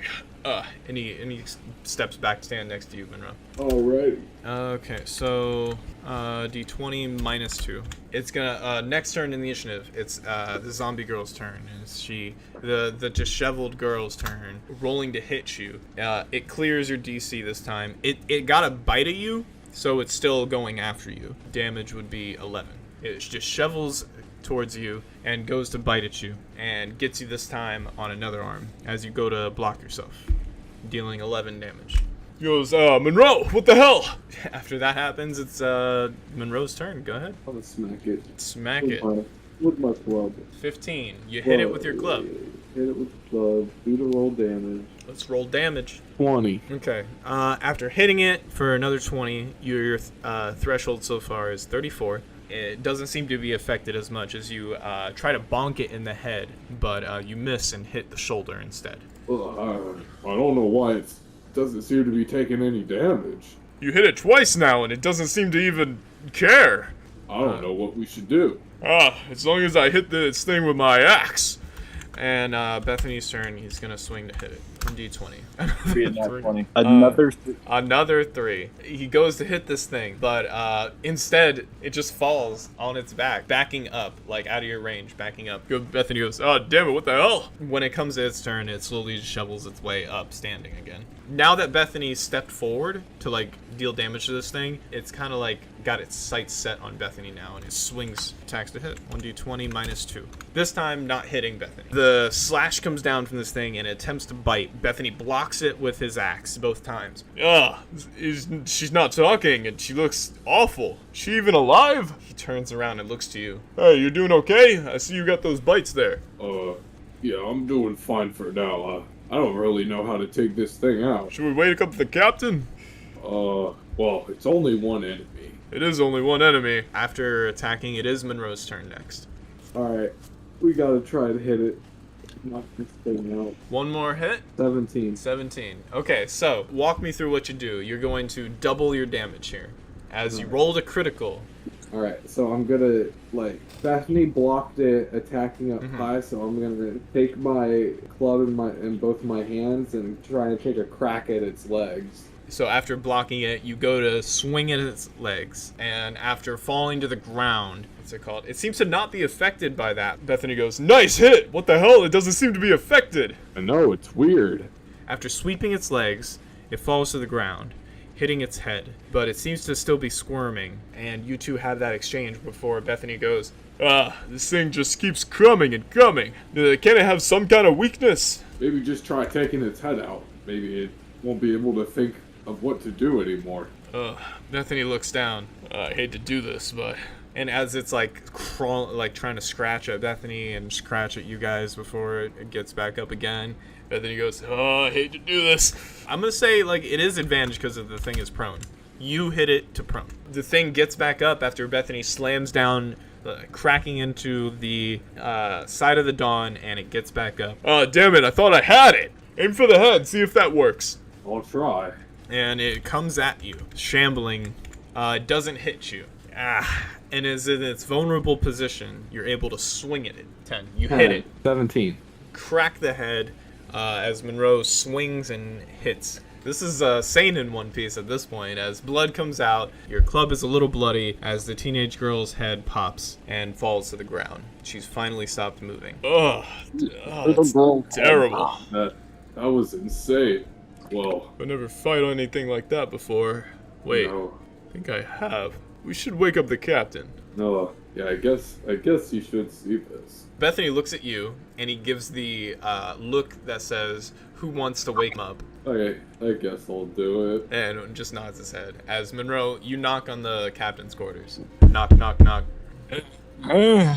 Thomas, you wake from a dream. You barely remember it as you're waking up, but you somehow remember you were on a merry-go-round with Monroe and Bethany there with you. But the merry-go-round suddenly went underwater, and then the knocking was heard.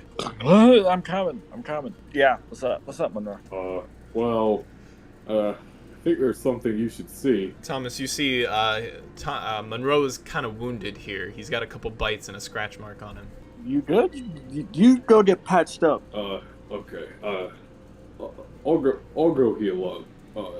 We were able to take it out on our own, though. Bethany thinks it's something you need to look at. It's over there, and I point to where I think it happened. Yeah, it's in the middle of the ship, near the mast. Yeah, just go take a look at it, will you? I will. Go heal up. Since I'm on call, and how many hours is it till he's supposed to wake? He's supposed to wake up in about 4.5 hours. Okay. 4.5 to 5. I'll just head down and try and patch up real quick. Okay, you go down, you patch up using some of the equipment that you guys had. I assume a med kit? Yeah. Okay, so make a note of that in the Dawn, a -1 med kit. And then you're able to heal. I think it's 1d20 plus 10? Okay. Yeah, you heal 1d20 plus 10, which is 16 so 26. Okay, I think that's everything. Well, most of it. Okay, so you heal up, and while you're healing up with the medkit, Thomas, you're approaching the the crime scene, and Bethany seems to be a little solemn as his back is turned to you, and he's looking down at the now dead teenage girl. And as you approach, the smell of blood is slightly in the air as her head just came off, destroyed. So what are we looking at? And you see it. Bethany, what'd you do? Before you say anything, do you remember back to a few weeks ago? The two of us were in the maze. Do you remember what we fought when we got to the center of that maze? Like a conjoined beast? This thing's kind of fought like it a little bit. It was unresponsive and was just shambling towards us. Like it was dead? Yeah, it was a lot slower than that thing we fought, though. So maybe Koga had something to do with that as well. What could do this to a person? And as he says that, Monroe, you're patched up, you're walking back onto the deck of the Dawn. I don't know, but it's pretty messed up. Mad scientist, I'd say. Well, we probably should stay clear of mass hordes of this. I wouldn't want to fight too many of these guys. Maybe it's the power of one of those devil fruits? Maybe? What do you guys think? I don't think of anything else that could do this. Well, Kenway was a Zoan, right? Kenway's was a lot different, though. He was just kind of like an animal. Yeah, and this And looks like Sarah is a... Paramecia. So Bethany leans over and points at it. This doesn't seem to be an element to me. So it can't be a Logia.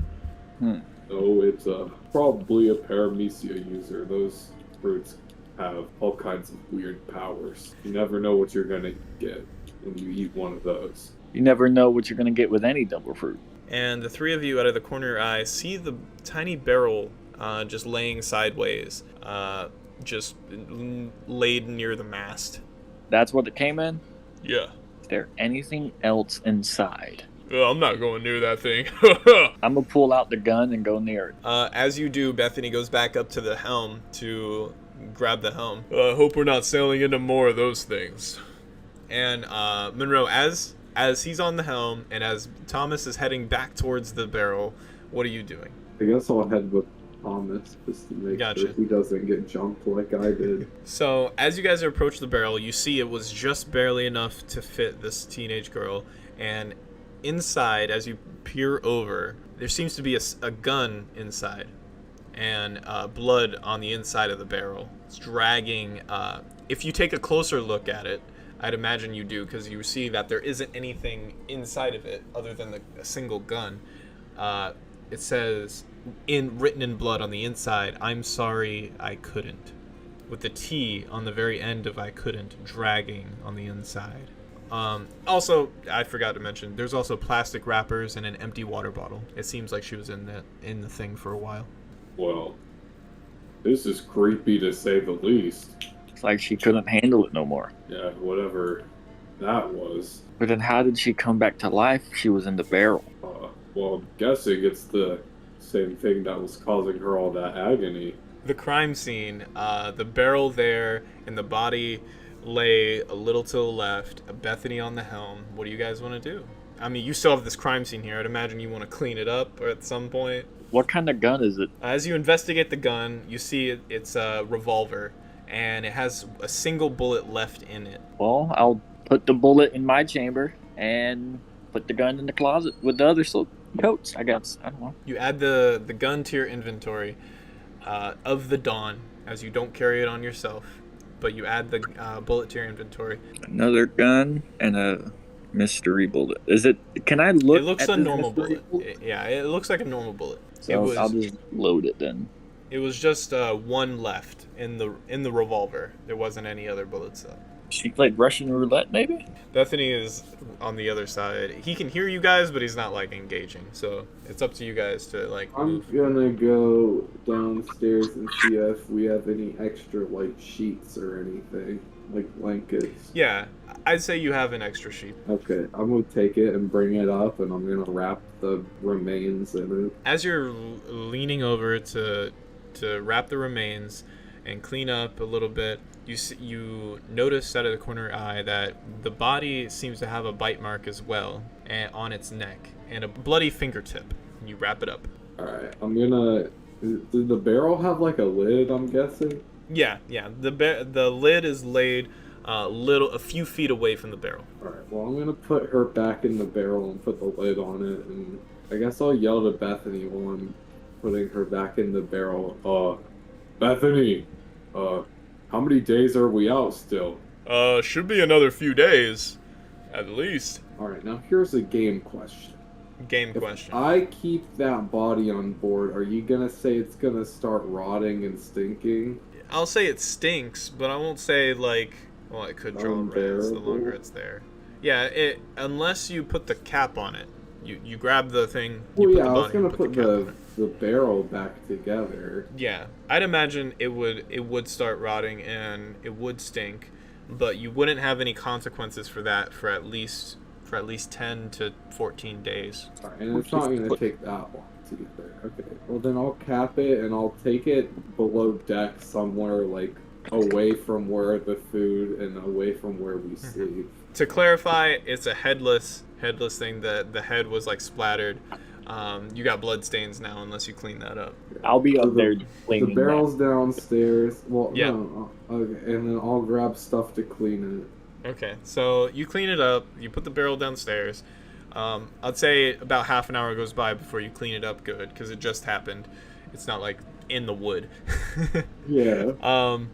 Say at this point it's getting to be about 2. I'm gonna go crash again. Thomas, you have to be on the helm in about 4 hours. I'm going back to bed, you two. Thank you for informing me. No problem.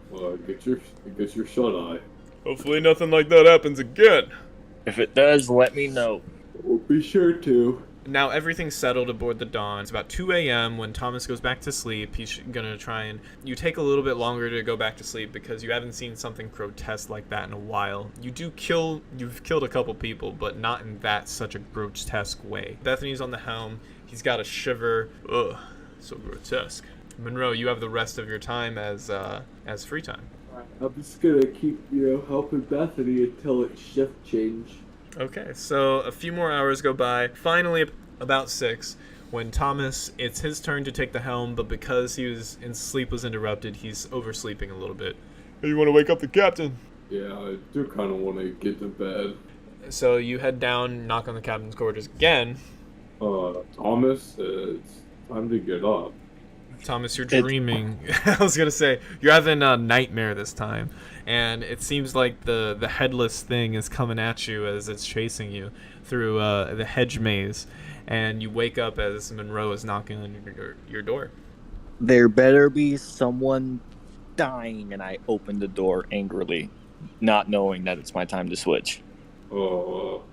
Sorry to wake you, but I do kind of want to get to bed. Oh, it's shift change. I thought...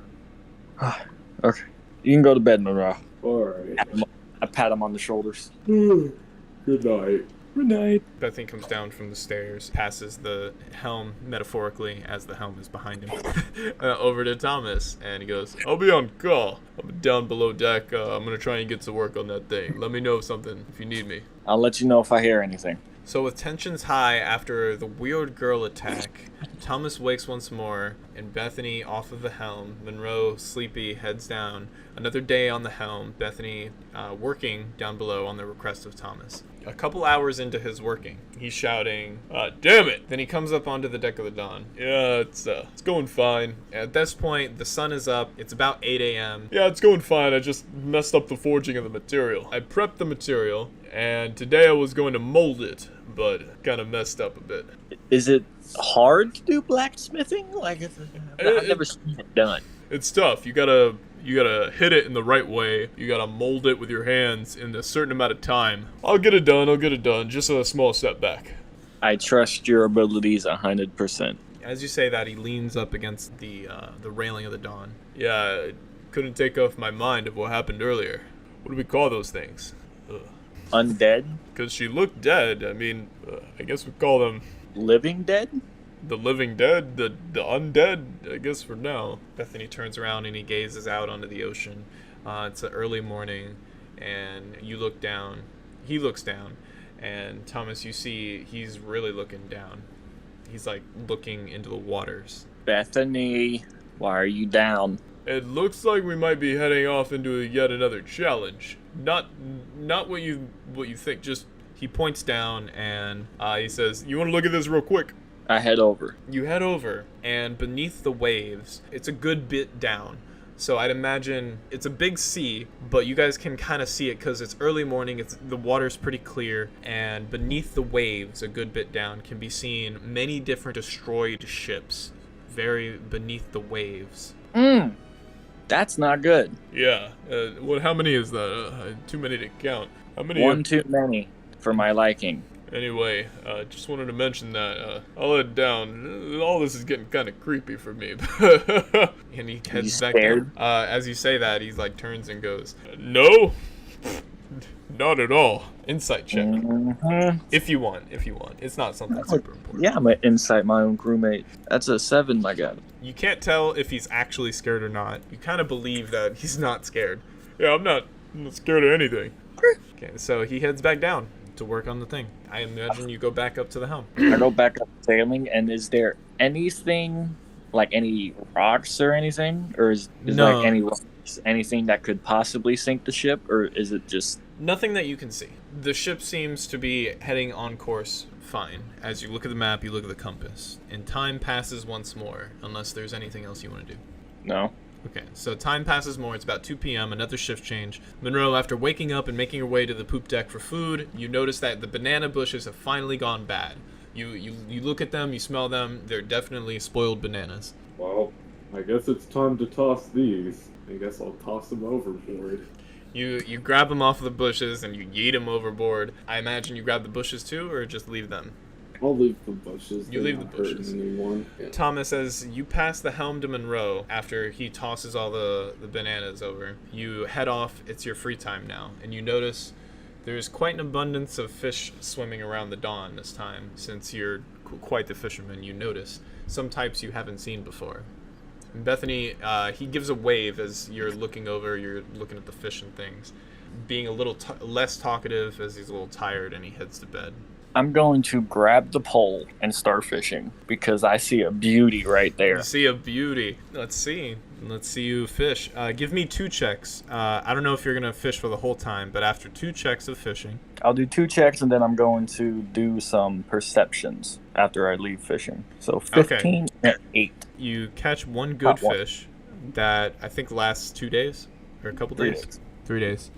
You catch a really good fish, a real meaty fish. And after catching another fish, this fish seems kind of bad. You can't eat it. I'll use this one as bait for later. Bait for later. Okay. No, I'll throw it back. You throw it back in. Okay. Then I want to head up to the crow's nest. Okay, you head up to the crow's nest. It's about 6. I'm going to look around with the spyglass, see if there's anything in the distance. You look around, and you don't really see much in the distance. Actually, unless you give me a perception, let me see if you see this coming. Was it with advantage or no? I'll give you advantage, sure. Well, it's a 4. You don't see anything. You don't see anything with a spyglass. It seems like a normal ocean. It's about 6 p.m. The sun is now starting to set. We'll just stay on the lookout for now. So, over the next 4 hours, what do you want to do? Just on patrol. Just walk around, make sure nothing's going to try to eat us. Maybe I'm going to call Luciano one more time. You call Luciano. It seems to go on for a while, just like before.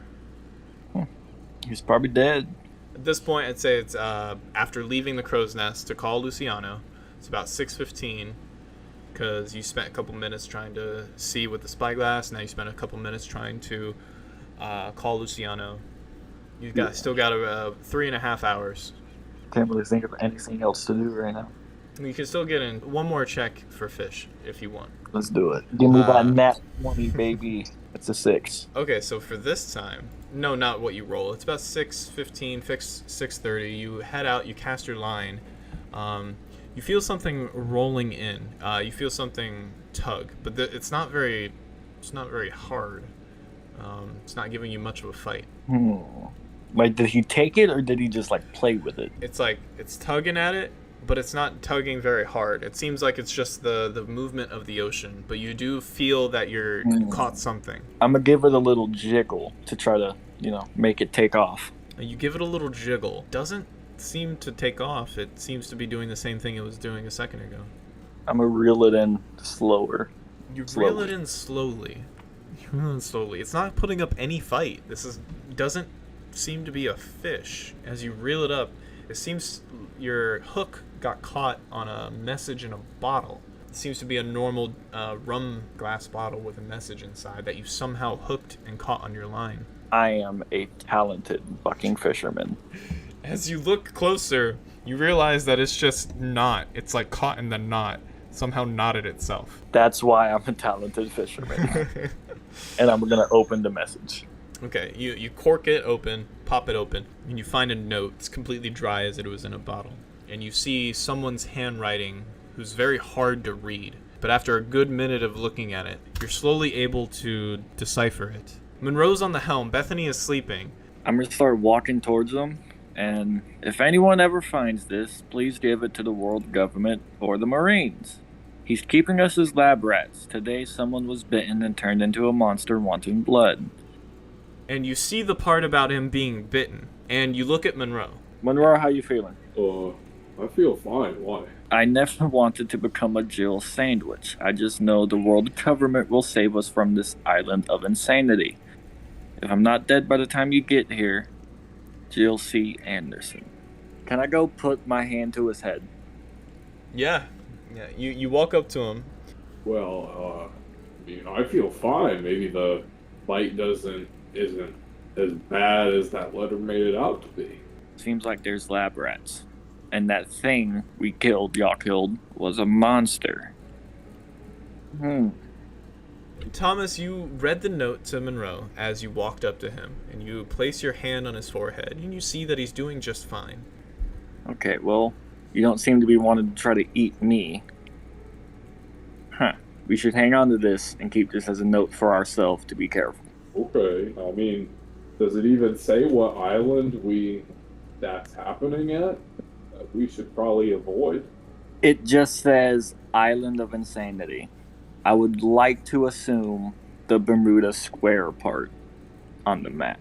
Even though we're technically in it, I think there's a bigger part of the Bermuda Square, like a little island or laboratory or whatever. Well, it's a good thing we're not going there. Correct. You guys are sailing to Thriller Bark, which is located inside the square. Well, if there's anything else you guys want us to talk about before time passes again? No, not really. We covered this note, and he's not trying to kill me, so... Time passes once more, and before you guys know it, a few more hours pass, and it's 10 p.m. Bethany wakes, and you guys do another shift change. I show him the note. Okay. You show him the note as soon as he wakes up, and he goes, "Oh, okay, time to take the... Oh, Thomas, what's this?" I caught this in a fishing line. Don't know how, but I did. Must be some good fisherman. Well, I don't know. Best Talented. fisherman, worse. Talented fisherman. I mean, what's that? Do you show him the note, or do you read him the note? I show him the note. You show him the note. If anyone ever finds this, please give it to the world government or the Marines. He's keeping us as lab rats. Today someone was bitten. Wait, Monroe was bitten.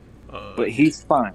He's Monroe's fine. Bethany hasn't seen Monroe for a little while. He was sleeping, and he goes, "Monroe, Yeah? you doing okay? You not wanting any blood?" I told Thomas I was fine. Okay. And turned into a monster wanting blood. I never want to become a Jill sandwich. What's a Jill sandwich? no idea. But let's not become that. Whatever it is. I just know the world government will save us from this island of insanity. Well, from my experience, the world government doesn't really care unless they have something to gain. If I'm not dead by the time you get here, Jill C. Anderson. This Jill person, you think they're on Thriller Bark? Person that in the barrel. Was that the person in the barrel? Possibly. I mean, you caught that a while after the barrel, so. But I mean, could have been. Who knows? Bethany makes another note. You guys do a shift change. He takes the helm from Monroe. All right, I got the helm. You can do what you do. Thomas, I'll see you. Good night. Right. I am gonna go downstairs and check on the barrel to make sure it hasn't like fallen over or anything. Okay. Tossed around. You check on the barrel, and it seems to be it hasn't moved anything. It hasn't moved Okay. at all. Now I'm gonna go to my hammocks and see look at the blueprints that I got and see if I could decipher anything about if it's like just like supposed to be, is it like a blueprints for like a flying ship that can travel anywhere, or if it's just meant to go up. You decipher that it's supposed to just go up, that it's not a flying ship. It's mostly just a shoot into the sky ship. So it's not like Enel's art. It's like No. like a rocket. Like a rocket, it shoots into the sky. You can see The wording of it, like the actual like writing on it, all of it seems to be smeared from the water and things. You did pick up the word on the bottom right that said azide, that you know to be the most explosive material in the world. But in the far left, on the top side of it, there seems to be a note of a name that says Wallace, and then the after SI. What it does is like it implants itself in your memory because this name seems to be written on the same blueprint as Azide. What's his name? Wallace. Wallace What? SI. Alright, well, I guess I'll set it down and be like, hopefully this will be of use to us someday. It seems innovative, to say the least. And then I'm gonna go upstairs and just help Bethany. I'm gonna look at him and be like, well, I'm here to help for the rest of the time if you need me. Alrighty. Just get on sails. Let's try to get this bad boy going quicker. Maybe we can navigate the seas a little better. Alright. Okay, so throughout your free time, Bethany occasionally will tell you to change the sail into high sail, low sail, half sail, or full sail at different points. He's not like telling you at quick succession, just occasionally mentioning that way you guys can get through the waters quicker. But time passes. It's through the night, so this entire time it's been nighttime. It's the morning of Tuesday. Several hours pass as you are changing the sails and things. It's roughly 2 a.m. this time. During this time, you guys, Bethany and Monroe, find fog has begun to roll in this time. Fog has like started to come in, and it's getting harder to see. Can't see anything through this. Ugh. Yeah, it's coming in pretty thick, huh? So you guys can only see the dawn and a few feet in front of the dawn, behind the dawn, and to its sides. I guess we'll have to trudge pretty carefully until... Yeah, I'm gonna bring us down into low sail. Can you do that? Yeah, I got you. So you bring them down into low sail as Bethany is paying attention to the compass a lot more. He goes, oh, well, the compass seemed to be working okay. Well, that's good. As long as we know where we're headed, we should be able to get through it. In the distance, Monroe, as a few more minutes go by, you see a light. Oh, looks like there's a light up ahead. Yeah. He squints as well. And a few more minutes go by, you guys see there, and you see what seems to be a light that comes in and goes out. Comes in and goes out. Monroe hasn't been on the ocean very long, but Bethany immediately goes, That's a lighthouse. Oh.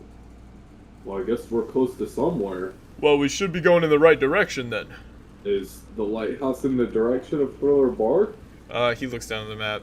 Yeah, it's not on this map, but we are headed in that direction. Okay, well, I guess that's our destination. But, it's still a couple days out. I suppose we could check it out. Do you want to check it out? I guess it couldn't hurt. Alright, let the captain know. Bethany, actually, I don't know if we should stop there, especially if we have to wake the captain up. I mean, he has kind of missed sleep the past couple nights. Yeah, we don't really know what's there. What if there's more of those things? What if that's the island the letter was talking about? I don't know, but we have to land somewhere, right? We're landing at Thriller Bark. Yeah, and if that's a couple days away, we might as well just sail on past. Alright, I guess we make an executive decision without the captain? Yeah, I think it'll be fine. Alrighty, I trust it. It's probably fine anyway. But it is giving us a good direction to go. Make sure we're on the right path. You guys continue to sail. So passing the lighthouse, you head deeper into the fog. And a few more hours pass, and it's 6 a.m. You guys have long passed the lighthouse at this point. Shift change, and Thomas wakes up at this point. Good morning. Morning. Good morning. Alright, I'm gonna hit the bathroom and head to bed. Alrighty. I'm gonna go on call. Let me know if you need me. He places his hand on your shoulder. I got you. So Monroe heads to the restroom, and then heads to bed while Thomas takes the helm. Bethany goes downstairs to work on the equipment. He spends his free time doing that. While he works on the equipment, during one of his breaks, he's going to step onto the dawn. Thomas, you get a deep feeling in your stomach. Something's wrong. And then you... Bethany, you here? He's slowly stepping onto the deck of the Dawn, and as he steps on the deck of the Dawn, behind him is the mast of the Dawn, and on the mast of the Dawn is the calendar. It's Tuesday.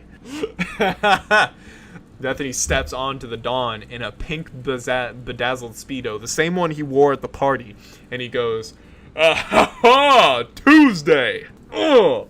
He starts flexing. No. I'm driving. He goes, all right, fine.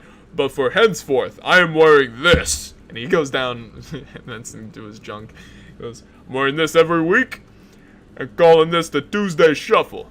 And he starts to pelvic thrust, making his way slowly, like with each step towards the front of the Dawn. I can just picture grunting every fucking step. Oh yeah, Thomas, we should make this a Tuesday tradition. Every week at noon. So it's a couple hours to noon. It's about 10 a.m. You know what? I get naked with Bethany. I get on my trousers. You know what? You strip down to your trousers. I imagine you don't leave the helm for too long, but you strip down to your trousers and your pelvic thrusts in the air with Bethany, right? Just for a little bit. All right, yeah. Oh Get yeah. it. What are you calling your move? This me? He mentions to me, This is the Tuesday Shuffle. We'll call this the Electro Shuffle. Thomas and Bethany are now pelvic thrusting in the air while you sleep below deck. Great. Great. Okay. Oh yeah, that was a good workout. Pretty Good different than thrustage. normal. Good thrustage on that one. Good thrustage. Alright, I'm gonna head back down, get changed, and get back to work. You get back to the helm. I'm just gonna slip my pants back on and get back up there. Slip back on your pants. Were off. Thomas was wearing nothing but his boxers or whatever he wears for underwear. While all this is happening, you guys are in a big fog. And as you navigate through the fog, Bethany can be heard downstairs. Aha! Bethany yells from below deck. It's about this time where Monroe's waking up, and it's about the shift change time. It's 2 p.m. Looks like we're back in business. And hours pass, and you find yourself unable to really see anything beyond the dawn. I need to stress that. You're using the compass to navigate. The fog is too thick. 2 p.m. is just about here when Bethany comes up from below deck. All right, how's this? He shows you what he's been working on and asks you to try it on. It's the glove that you were talking about. You know what it fits like, Bethany? It fits like a glove. I mean, it's not really finished, but it's almost finished. It does fit, though. I like it. You can feel that it's just too big, though. And the metal doesn't seem to be rounded out on it. Well, he did say it's not finished. Yeah, that's what I was saying. All right, one more day, and I think it'll be good to go. Just those last modifications, add the sea stone material on the ends of it. And he takes the glove away from you. And as he does, Monroe, that's when you're coming up onto the dawn. All right, guys. Shift change. Is Bethany still in the Speedo? No, he changed out of it. So the three of you... Never happened. Like it never... It happened while Monroe was sleeping. You don't even know what happened. The three of you now notice that the fog is very thick at this point. Only being able to see the dawn. Bethany leans over the railing. Can't see anything out there. You guys sure we're going the right way? Bill says I we're sure going hope northeast. The compass is still working, so that's glad. Imagine if the compass stopped working. We'd be dead meat. We'd all be dead. And you guys think as long as you keep heading northeast, you should be on the right path. Shift change over the Monroe on the helm, Thomas on call, Bethany heads down. I'm gonna get some shut-eye, guys. Night. Let me know if there's any unexpected visitors. We will. Or I will. Okay, so Monroe on the helm. Thomas, what do you want to do? Meditate. Okay, so we're going to meditate. So you head into the captain's quarters. How long do you want to meditate for? Just like an hour. Okay, so in that hour, tell me the type of things that are on your mind.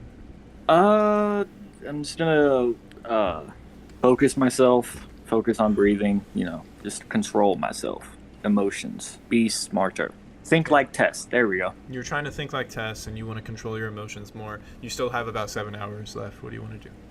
Help Monroe. You help Monroe. You focus on the sails as Monroe calls out to you what to do. Thomas, I'd assume you don't want to fish at this point. No, not with all this fog around. Gotcha. Okay, so you guys focus on keeping it slow. You don't want to run into anything. That was basically what I was trying to allude to. I was just saying keep it safe. Keep it safe. Monroe, while you're manning the dawn, it seems as though the fog starts to get lighter as it goes. The fog's starting to dissipate, and through you begin to feel water hit the deck of the dawn slowly, and it starts to drizzle. Water starts to come down. Before you know it, it's about 10 p.m., and another day has passed aboard the open ocean. Bethany wakes up. Oh shit, I didn't notice it started to rain. Bethany catches himself climbing onto the deck of the Dawn before he falls. Alright. Monroe, I got the helm, don't worry about that. He sets his hands on the helm. Another shift change. Bethany taking the helm from Monroe. Thomas heading down to sleep and Monroe on call. All throughout this change, it seems to be raining pretty lightly. And into the night, free time passing over to Monroe, Bethany says, Hey, just in case it gets any worse, be ready to man the sails here. Just so we're clear, we need to stay on course. I'll be ready. I'm always here to help. and that's when Thomas needs to head back down to bed. I want to try to call Luciano again before I crash. Okay, as you call him, just like before, it doesn't seem to be picking up. It's just going on for an eternity. Over the next 8 hours, the seas slowly begin to get rougher and rougher, and Bethany calls on Monroe more and more. Bring down the sails, half sail. Be ready to switch. From high sail to low sail. These waters are getting pretty rough. Alright, I'll be sure to do it. Alright, now low sail, be ready for high sail. Monroe, you get into maybe half the amount of time for free time you would normally do, but that since this is mainly what you want to do at this point, you don't have anything else to do. It gets to about 6. It's really early in the morning, as it's just about starting to rise, when Thomas wakes from his slumber. None the wiser while he slept until he's now fully conscious. You exit the Dawn's captain quarters to find Bethany shouting directions to Monroe as Monroe is frantically changing sails. The storm is coming down. The weather has gotten pretty rough, and the seas are starting to get high. I'm going to go help Monroe immediately. You immediately run over to Monroe, as you know exactly, you all have experience with a storm already. Looks like we're not having much downtime today, Captain. It's never an easy day for us. Haha, okay, half sail, down! Both of you roll perception checks, and whichever is higher is the one that sees this. I don't know if this is going to matter a lot, but it's whoever sees it first. I got a nat 1! Not one. 7. Monroe sees out in front of the Dawn is a large water tornado. It's called a water spout. I just think water tornado is cooler. If that collides with the Dawn, it could deal some good damage to the Dawn and you guys. Bethany. Is Bethany still up here? He's on the helm. He's the one navigating you guys. Oh, Bethany, it looks like we got a water spout incoming. It's a water spout. Frantically looks around and then calls, Thomas, I need you to call where that thing is. Keep tabs on it. Tell us to slow down or speed up. You run up to the front of the Dawn as he tells you to keep an eye on it. Then to Monroe, he says, I need you to listen to Thomas and adjust the sails to what he says. I'm gonna be busy putting my strength into the helm. Everyone brace! The Dawn sails through the storm, and I need each of you to pick a number between 1 and 4. Bethany will pick a number as well. I'll let you guys decide which one he picks. So this is actually a mini game we're about to do. Alright, I want 2. Okay, Monroe has 2. I'll take 4. You take 4. You guys want Bethany to take 3? Sure. Okay, so if you guys roll a 1, you collide with the water tornado. It's going to deal damage to the ship. If you don't roll a 1, meaning 2, 3, or 4, then you are able to navigate around the water tornado. 1d4. You don't want to see a 1. A 4. Be a 4. You guys are unharmed as the ship goes to your right. So with the Dawn sailing past this, the 3 of you look ahead, and in front of you, all of you can tell there are many water spouts. We don't have much time before we run into those. Bethany shouts, and he calls out through the rain. That seems to have gotten a lot worse. Captain, who do you want on each post? And I'm going to freeze time here. We're going to play a minigame. So it's at this point, I'm going to explain the rules of the minigame to you guys. The Dawn is going to sail through the water spout storm, and in order to navigate through it, each of you need to be working together to man one of the 3 posts.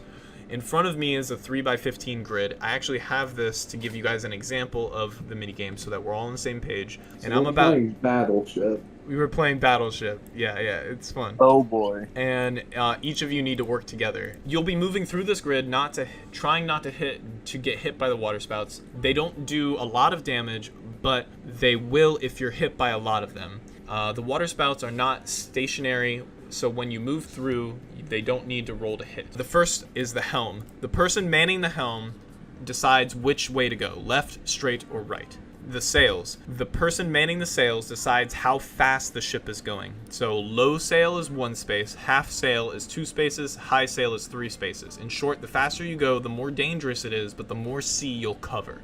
The spotter is the last person. This person is the caller and likely the one with everyone's lives in their hands, as it's their job to roll a 2d20 per round to see the right path and the right speed. At the start of each round, the spotter rolls 2d20. The first number to indicate the right speed and the right second number to indicate the right direction. However, the lower you roll, the less information you have. 1 to 5, you direct your team into the tornadoes. 6 to 10 means you have 0 information and you need to guess. 11 to 15 means you have some idea of the right choice and cut off 1 potential option. 16 to 20 means you call out the right choice. However, you cannot roll these die publicly, and the spotter is rolling these privately. This is because if the rolls are public, if Monroe is on the sails and Thomas is a spotter, he can roll and then Monroe will immediately know he's lying or he's telling the truth. So we need to give a sense of you don't know if he's telling the truth or not. Because if the rolls are public, the other person will know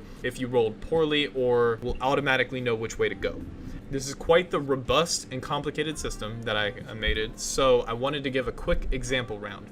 Using Thomas as a spotter, Monroe as a salesman, Bethany as a helmsman. Just an example. Thomas starts the round by rolling a 2d20. You roll a nat 20 and a 14, but Kai does not know that. This means that I will explain to Thomas's character, you believe the best course of action is to go at high sail, but aren't sure whether you want to go left or right. You would then RP that to the crew. And then Monroe and Bethany, now after hearing that, need to make their choice to believe you and do what you say, or think that you're not you don't have the right information. Like they'd be like, damn, Thomas doesn't know what he's saying. I'm gonna choose this other option. So because Monroe and Bethany, after hearing their captain, now need to make a call to listen to their captain or make their own choice based off of their educated guess of what Thomas said. There's no time to interrogate Thomas on his call, as all of this is happening really quickly during the battle. So Monroe, in this case, let's say you listen to your captain. He says to set it to high sail. You set it to high sail. Bethany isn't sure, however, because Thomas doesn't know whether to go left or right.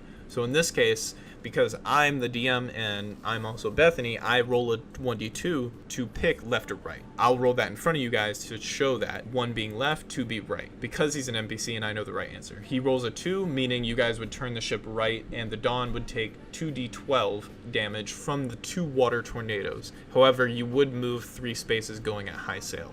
Moving you to where the black space is. You see where the black space is? That's where you guys would be at the end of the first round in this example. How much damage do we take per tornado? 1d12. So, and that's 1 round in this battle against Mother Nature. And how many spaces are there between us and the finish line? 15. You could say that we just plow straight ahead through all the tornadoes. Gotcha. I mean, that's up to who's on the sails. If you want to be on the sails, go for it. So who's on sails right now? Me? You're on the sails right now. So you said you want to go at full sail at high sail. Yeah. So you're going to have us at high sail, you guys at high sail, meaning you're just going to go 3 spaces around. You're going to move. It's only going to take 5 rounds. However, if there's any water tornadoes in the path of where Bethany chooses left, right, or straight, then you're going to take all that damage. Captain, who should be on each post? You guys are in the storm. Unfreeze time. We're here. Just stay where you're at. We can all do this together. Okay. At the start of the round, roll 2d20, Thomas. Privately in your player. Gotcha. So you rolled 1 and 2. The first one is speed. The second one is path. You don't know what speed you should be going at, but you do know you should go right. Keep the speed, but go right. Okay, and then Bethany listens to you there, and he's gonna move right. Okay, you guys somehow are able to navigate past the water tornadoes, all of them to your left. Oh, okay, we haven't got hit by them so far. That's great. Monroe, you keep it in high sail. Well, let's keep going. Thomas, you roll another 2d20, and I look at what you rolled, which means you should not be going at high sail here. And you don't know if you should be going left, right, or straight. I think we should slow down, but I don't know what direction. Okay, so that's up to Kai, though, I mean, you have to make the choice. Do you want to stay at the speed? Yeah, I want to stay. Stay at the speed. Okay. You're gonna go 3 spaces. Bethany doesn't know, so I'm gonna give it to you. 1 is left, right is 3, and 2 is straight. He's gonna go left. You guys are heading through this, and you guys are hit by one of the water tornadoes, but only one as you advance through. Brace! Hold on. Watch it be fucking critical damage. Unless it rolls a 12, it doesn't double damage. It's only a 1. Let's go! Wow. Monroe knows what he's doing. This. Okay, so the ship only takes 1 damage. Alright, where do we go next? Thomas, where do you want to go? Actually, Thomas, roll for perception. See what the right choice is. Guys, I'm getting confused. Oh, I say we keep plowing on ahead then. Thomas, you think you should go straight at high speed. Go right at high speed. Bethany is like, okay, Captain, let's go right at high speed. And you guys somehow are not hit by any of the water tornadoes. Are you... Wow. Go. I honestly, if you were so close to getting hit by at least 2 of them. Thomas, roll me another 2. There's one more round, right? There's at least 2 more rounds at the speed you're going. Thomas, you believe you should go right at full speed. Do it again, right at full speed. Let's go! Right at full speed! Okay, as you guys are going through this, you are actually hit by 2 of the water tornadoes. As they're just savagely ripping into the ship. The ship takes 11 damage here, up to 12 damage. It just does damage to the ship. Alright, looks like they're gonna clear out here soon. I think we'll be okay. Let's keep plowing through this storm. Statistically, with how many have showed up by now, this one has to be the opposite. You gotta be fucking kidding me.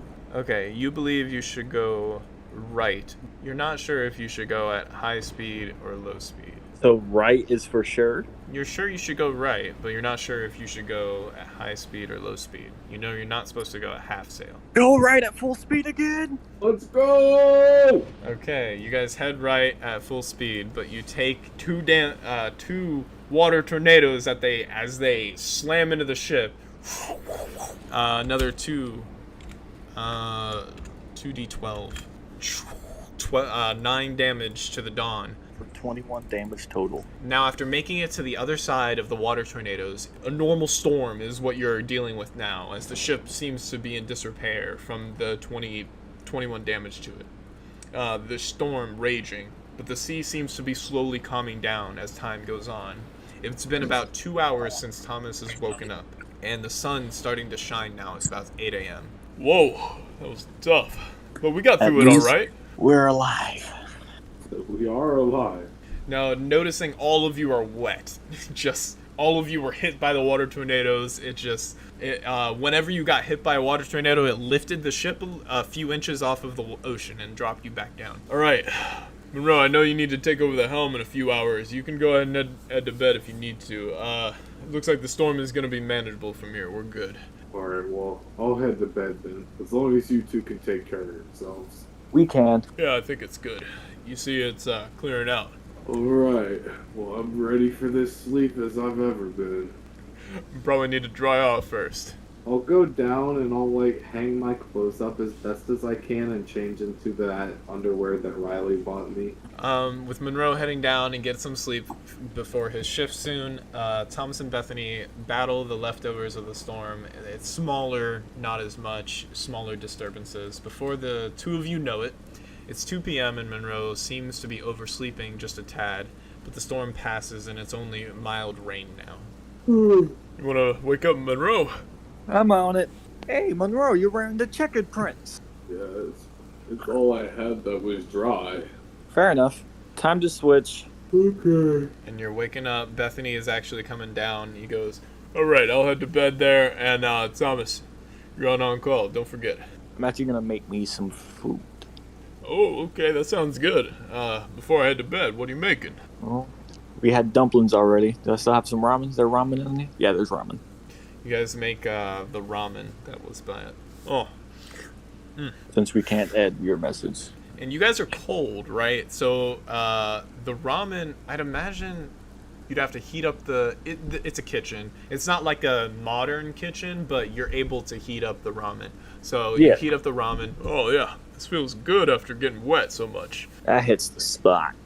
Monroe now heading up. You take the helm, and you're now into your.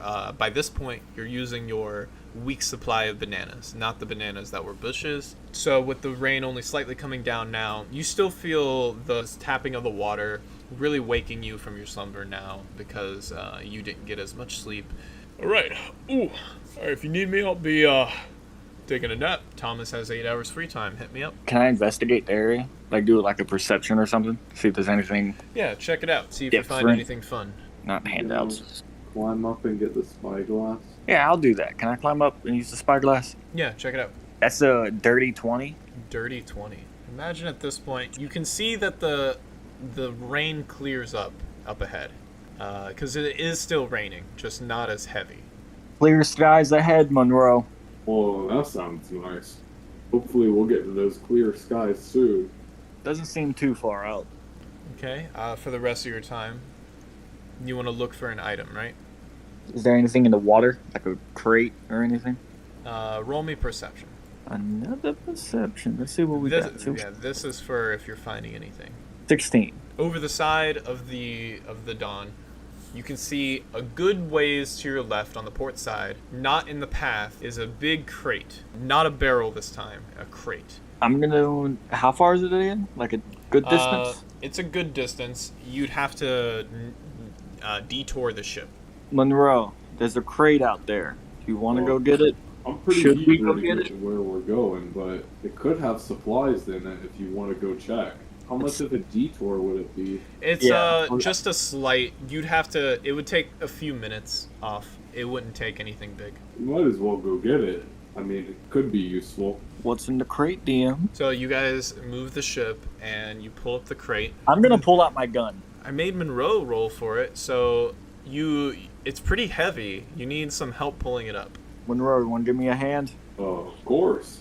Is it just 1d20 or since he's helping? It's 2d20. It's a flat check. 5 and 6 with the +1 athletics. You guys are trying to pull this crate out, but it just doesn't seem to be going. Can I knock on it? Make sure there's no one in there. Yeah, you knock on it. You get no response. I assume that Thomas is leaning over the side of the Dawn. Monroe is holding on to you, or the two of you are like trying to pull it up together. I'm gonna say strength check if you want to like pull it up together. I just assumed Thomas was trying to pull it up himself. You want to try to? You pull one side, I pull the other, Monroe. Sounds good to me. Let's try and get this thing out of the water. Okay. I rolled a dirty 20 by myself. Okay. The two of you pull this crate out of the water and put it onto the Dawn. It's very low to the ground, but wide and pretty. Imagine a white crate that's low to the ground but wide, and it's got latches on the side. Like a flat screen TV size box? Yeah, a little bit bigger, but yeah, about that size. Gotcha. Should we open it? Of course. Might as well find out what's inside. Who opens it? Thomas has his gun ready. I Yeah. guess I can open it. With your gun ready, Thomas and If Monroe. anything pops out, I swear to God, I'm shooting it. Just know, Monroe, if I hit you with a bullet, I apologize. But if it jumps out, I am pulling this trigger. Well, I'll try to stay out of your way then. Thomas, you watch as Monroe opens it, and your eyes light up as it seems to be at least 2 weeks worth of tobacco after you roll it. I got cigarettes for days, Monroe. You don't understand now. This is going to save us so much money. Well, it might save you some money. You know what? That's fair. I forgot. You don't smoke. Yeah, I'd like to save my lungs. After finding that, what do? You have the rest of the time. I'm going to say a couple hours have passed. It's about 6 at this point. Seeing all that tobacco is going to make me want to light up a cigarette and go fishing. Okay, so I'm going to give you 2 fishing checks until the end of your free time. I'll just roll 2d20. 18, and I'm fine with it. Okay, so you reel in a bad fish and a fish that can last a couple days. I still have like 1 day left on that other fish. I'll cook that one tonight for dinner for me and Bethany. Okay, so time passes once more. After catching those fish, you guys realize it's about 10, and Bethany on the helm. You guys shift change, and Bethany looks at the map after looking to Monroe, and Thomas, I'd imagine you're down on the deck fishing a little bit before heading to sleep. Look at the map, Monroe. And you look at the map. You both can tell that you should be there. Based off of what Sabrina said, we should be there sometime today, right? Well, it looks like it. I made food. I just come up from downstairs. You come up from downstairs after fishing for a while. All right, that'll be tasty. I'm gonna grab something to eat, get on the helm, and then we'll sail. So you guys eat for a bit. You know the night sails rather quietly. There doesn't seem to be any noise. Not as quiet as the calm belt, but very unusual. The pressure drop in the atmosphere seems to change as well, as the air feels a lot more normal than it has been since the storm. Monroe takes his free time to do what he'd like. I'm just gonna chill up top, eat my bananas, and I guess I'll go up to the crow's nest and see if I can spot any land from where we're at. Roll me perception with advantage. 13. It's not terrible. Not bad. You don't see anything out of the ordinary on the ocean. I'll climb back down and I'll be like, oh, well, don't see any land yet. Hopefully we're getting pretty close. I guess I'll stick around up here in case anybody needs help. Alrighty. So the night goes off without a hitch. Unless the morning comes, it'll be 6 a.m. Alrighty. I guess Monroe will head down to sleep once Thomas comes up. Okay, so 6 a.m. All of you know to keep your eyes peeled on this day, as when Thomas wakes up to take the helm, Bethany goes, We should be there sometime today. I don't know when, but keep your eyes peeled. I'll let you know if I see anything. using the map and the compass, you head that way and take the helm. Monroe heads to sleep, Bethany on watch, Thomas on the helm. All of you see the weather is strange. As you look around, there's a storm going on all around you except where you guys are. Way out in the distance seems to be like the storm that they were in now seems to be like circling. You guys are in the eye of the storm, basically. I don't know how else to explain it. We'll be alright to stay in the crow's nest, Captain. I know you want me to finish what you've been working on, but I just figure since we're close, you'd want me to stay on deck and be ready. Alright, I mean, I could do either, but... Just stay up here and stay sharp. I'd rather you be up here. Roughly an hour passes. Captain, it looks like there's something up ahead. I can't tell what, though. Are we in full sail still? Yeah, you guys are sailing at full sail. I was just making sure that we're still in full sail. Yeah, after leaving the storm area, I assume you guys went back into full sail on a calm ocean. Yeah. After sailing for a little while, Bethany calls, I can see it! It looks like an island. And, a ship. What kind of ship? I can't tell. And it's about 8 a.m. when he says this. How far are we from, the island? You can't really see it. That's how far away you are. If you squint, it's like out on the ocean. Okay. I was gonna say, should we wake Monroe, or should we just wait a little bit longer? You can tell you'll need about half an hour before you get close enough to like see like the details and like actually see the island up ahead. Okay, we'll let Monroe sleep a little bit more. Okay, so it looks like the ship is a little bit of ways from the island. It's about 8:30 when the ship gets close enough to the island and the ship to see some characteristics. Thomas, I'm gonna drop the anchor here and see if we can wake up Monroe like you said. Start looking at the ship. I'll go get him. Okay. So he leaves a spyglass there, goes down from the crow's nest to drop the anchor to look at the ship. Now you run down to get Monroe. Monroe, wake up. We're close. We're close. Yeah, but there's also a ship ahead, so we also kind of want you to look at it. Okay. So you guys head back onto the deck of the Dawn. Bethany, he left the spyglass in the crow's nest, but he's on the forward, and you guys can kind of peer out and see with your own eyes, without a spyglass, kind of details a little bit. You see an island, and in front of the island is like another ship, a little ways from the island. Not docked near the ship, but a good bit distance from it. It seems like it's also within your path as you would sail towards the island. Huh. I'm gonna. I'll look at Thomas.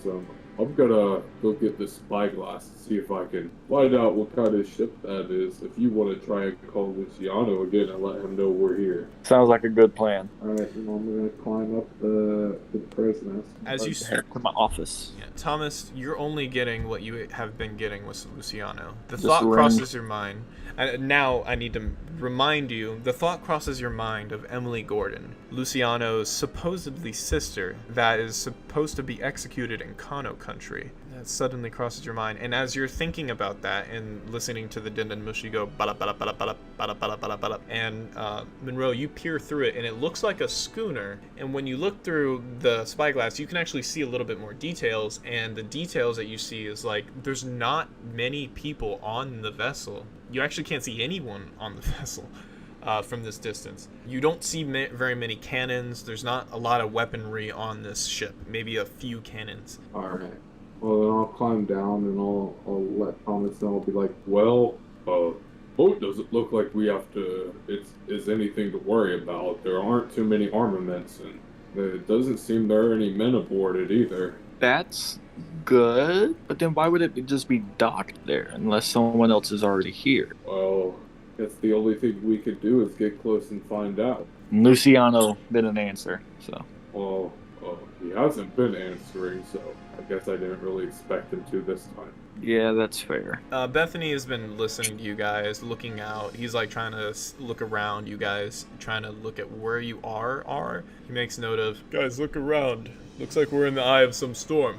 Is the island in the eye of the storm too? it is. I was just about to say. It is in the eye of this big storm. Well, this is a little ominous, isn't it? But it seems like we gotta be here. It's the only island. I think I've got an illness. Can't board the strange ship disease.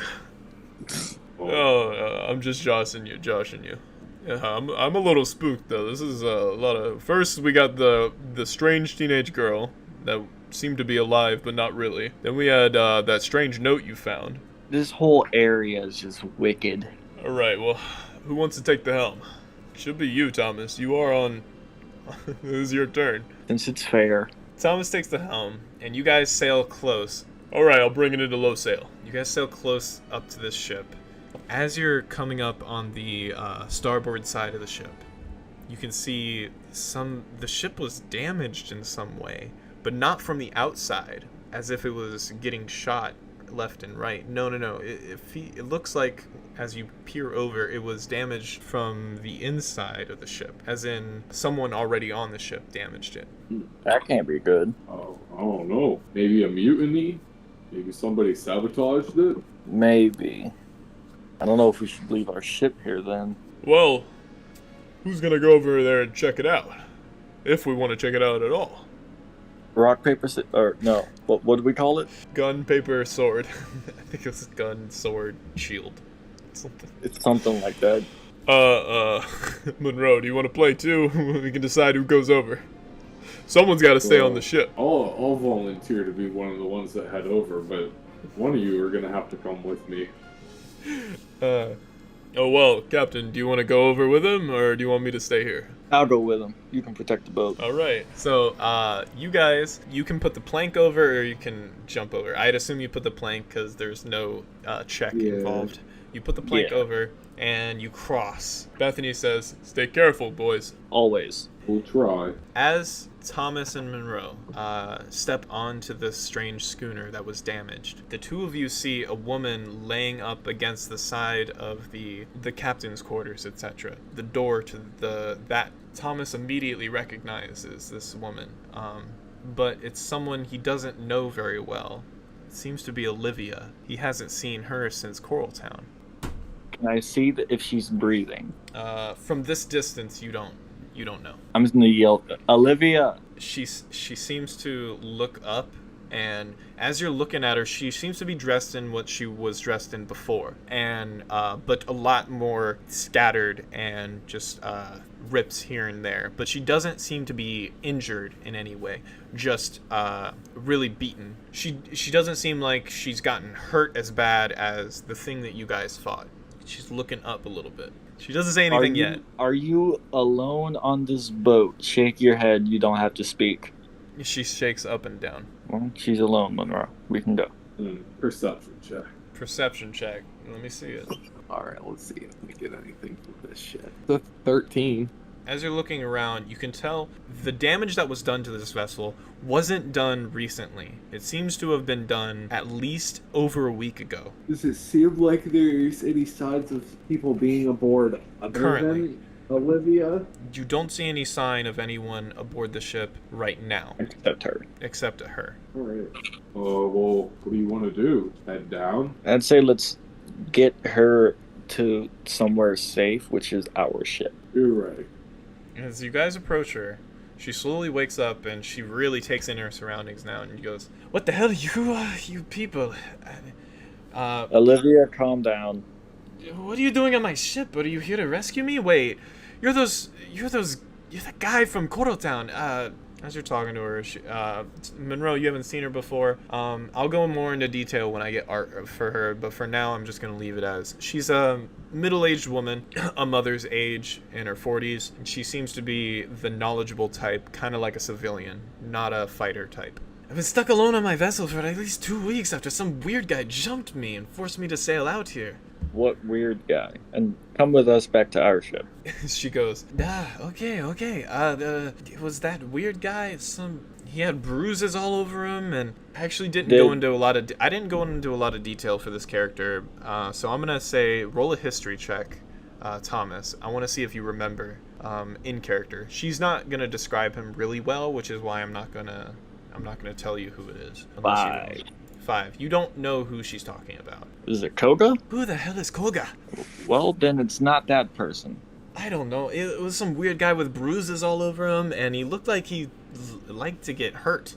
He forced me to sail out here, took my lifeboat. I imagine her arms are around you guys. Like, she can't really walk on her own. Yeah. Not from being hurt, but you can tell that she's malnourished. Uh-huh. Took my lifeboat with some treasure map I found on Coral Town a while ago and went to the island there with the little crew I had with me. So this person just stole your crew? I didn't follow him, yeah. Because he said he'd kill me, and I haven't left because I wouldn't survive that storm again on my own. So I've just been here. Well, how did just one man take your whole crew from you? We're not fighters.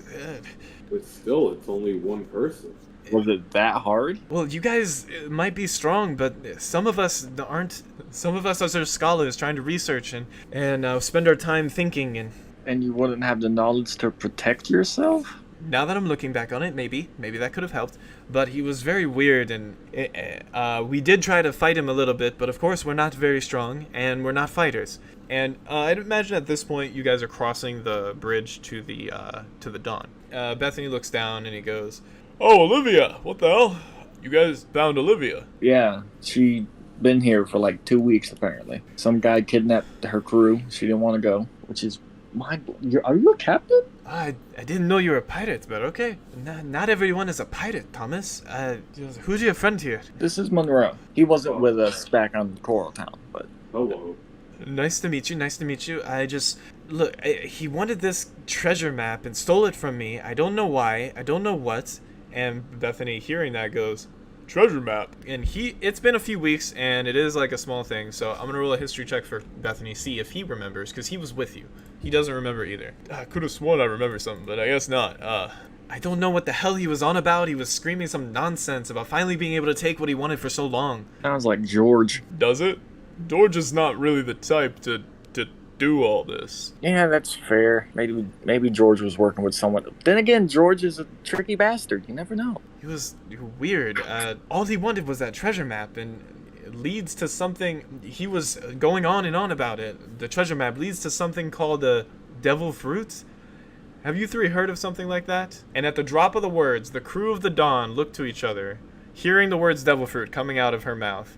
Bethany with a expression of speechlessness. The devil fruit. We need to stop them. I just do a shocked gasp, and then I drop her. I'll catch her and I'll be like, oh, well, that could be dangerous if it gets in the wrong person's hands. Especially if they're already terrorizing people without one. To be continued.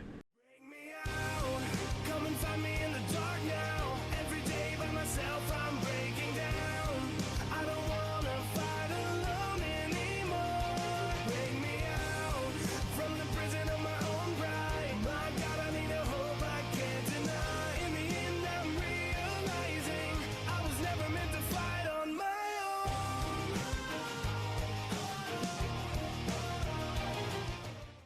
woman alone aboard a vessel, anchored outside an island, inside a never-ending storm. She writes in a notebook. My name is Olivia Wales. I'm stranded. Olivia writes while inside the captain's quarters. Outside, the darkness of the night touches the ship's deck. With the sun obscured by the storm most of the day, there's less light out, making it more dangerous to stay out on the deck. She speaks quietly to herself as she writes. I'm the leader of a group of researchers. Gah! She rips out the page of the notebook, crumbling it up and throwing it at the wall, anger and regret in her eyes. Why did it have to come to this? She slumps back into the chair, and after a moment to reconcile, retrieves the crumpled up paper, continuing to write. My crew would at least want our story to be told.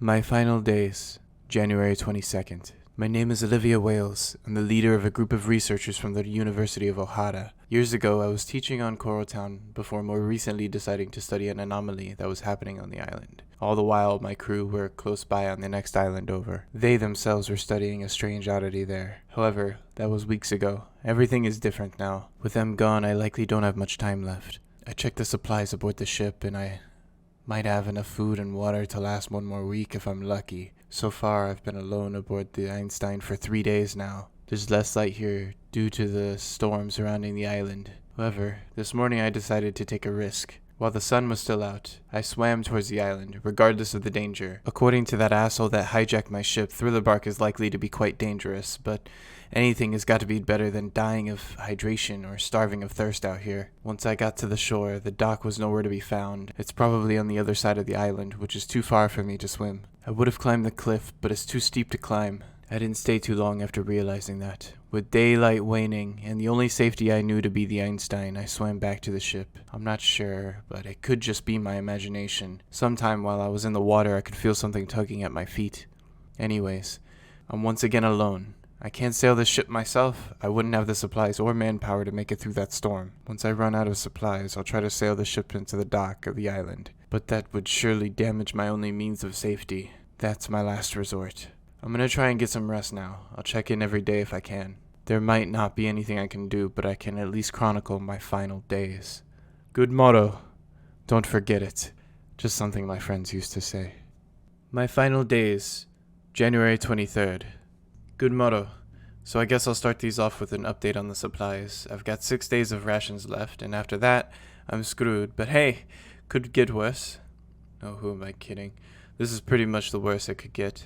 Anyways, Miss Notebook, why don't I tell you how things got to this in the first place? Also, yes, I decided I might as well give you a name. Don't like it? Too bad, you're not real. It started on the 6th. The other researchers and I were sailing away from Coral Town, back to Ohara. We left the night before. Jane, Charles, and Carl went to sleep while me and Marie were the only ones awake. That morning, while I was on the helm, a man broke out of the captain's quarters brandishing a weapon I've never seen before. Turns out he stowed away while my ship was docked on Coral Town. He held something in his other hand, a treasure map I had found on Coral Town a while back. I thought it was junk because it didn't look like any kind of treasure map I've seen before. The man never introduced himself, but we took to calling him Rogers, since he reminded us of a weird researcher back home. He had this weird giggle to him, spoke like a crazy person, giant smile on his face and cuts all over his body. He threatened all of us. Jane tried to attack him, but was cut in the leg during the scuffle. I wanted to say something, but Charles agreed that we just do what he says. After all,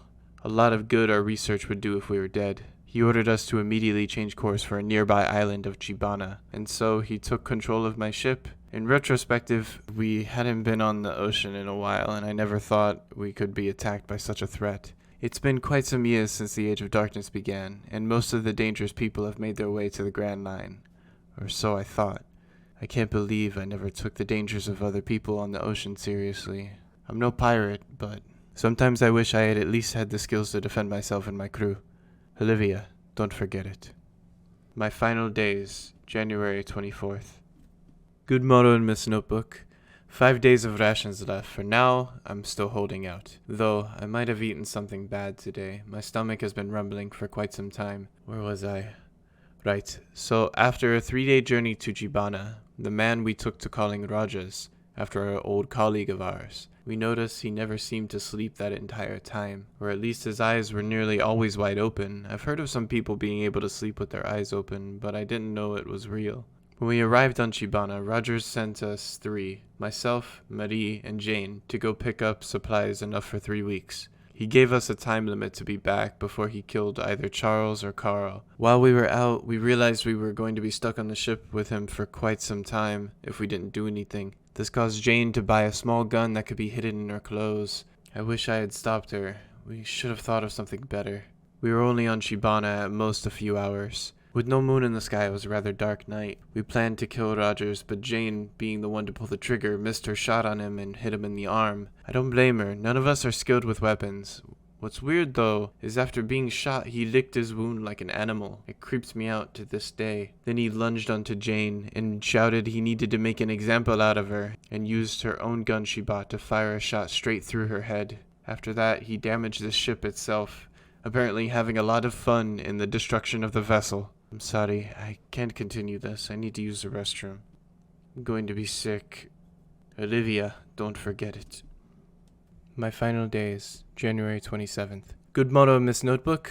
No, I'm not dead yet. I can't believe you say that about me. I have some bad news, though. Some of the food went bad and I got food poisoning. There's only another day's worth of water, even if I stretch it. I had too much to drink the past 2 days, but the liquid is what helped me recover from that nasty illness.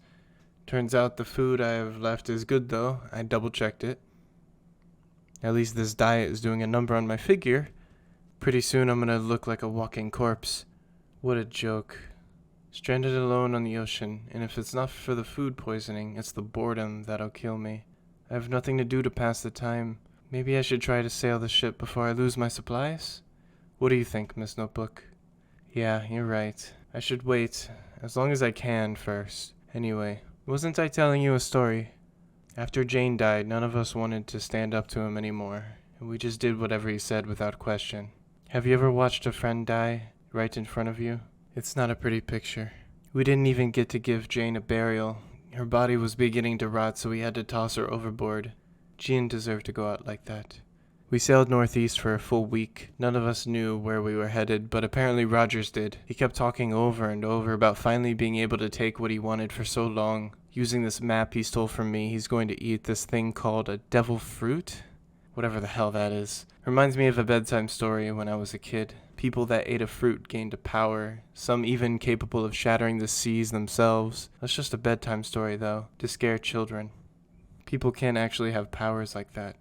Occasionally I'll see something in the news cube mentioning fruit powers, but that's just propaganda, isn't it? Nevertheless, everyone was on edge when the fog rolled in. I knew things were going to get bad when even that asshole Rogers looked on edge. Everyone knows sailing is much more dangerous if you can't see where you're going. After some time, we passed by a lighthouse as well. I wonder if the world government built it for people passing through here. But if they did, we hadn't crossed a single other ship for days at that point. I soon found out why no other ships come this way, but that's a story for tomorrow. I'm sorry I couldn't do more for you, Charles. Olivia, don't forget it. My final days, January 28th. Good morrow, Miss Notebook. There's no more water on the ship. I ran out today. Well, I'm surprised it lasted this long. Tomorrow I think I'll run out of food, so I'll record an entry early in the morning and then try to sail the ship into the island around midday. Wish me luck. To think I was in my strange shack in that maze only a few weeks ago.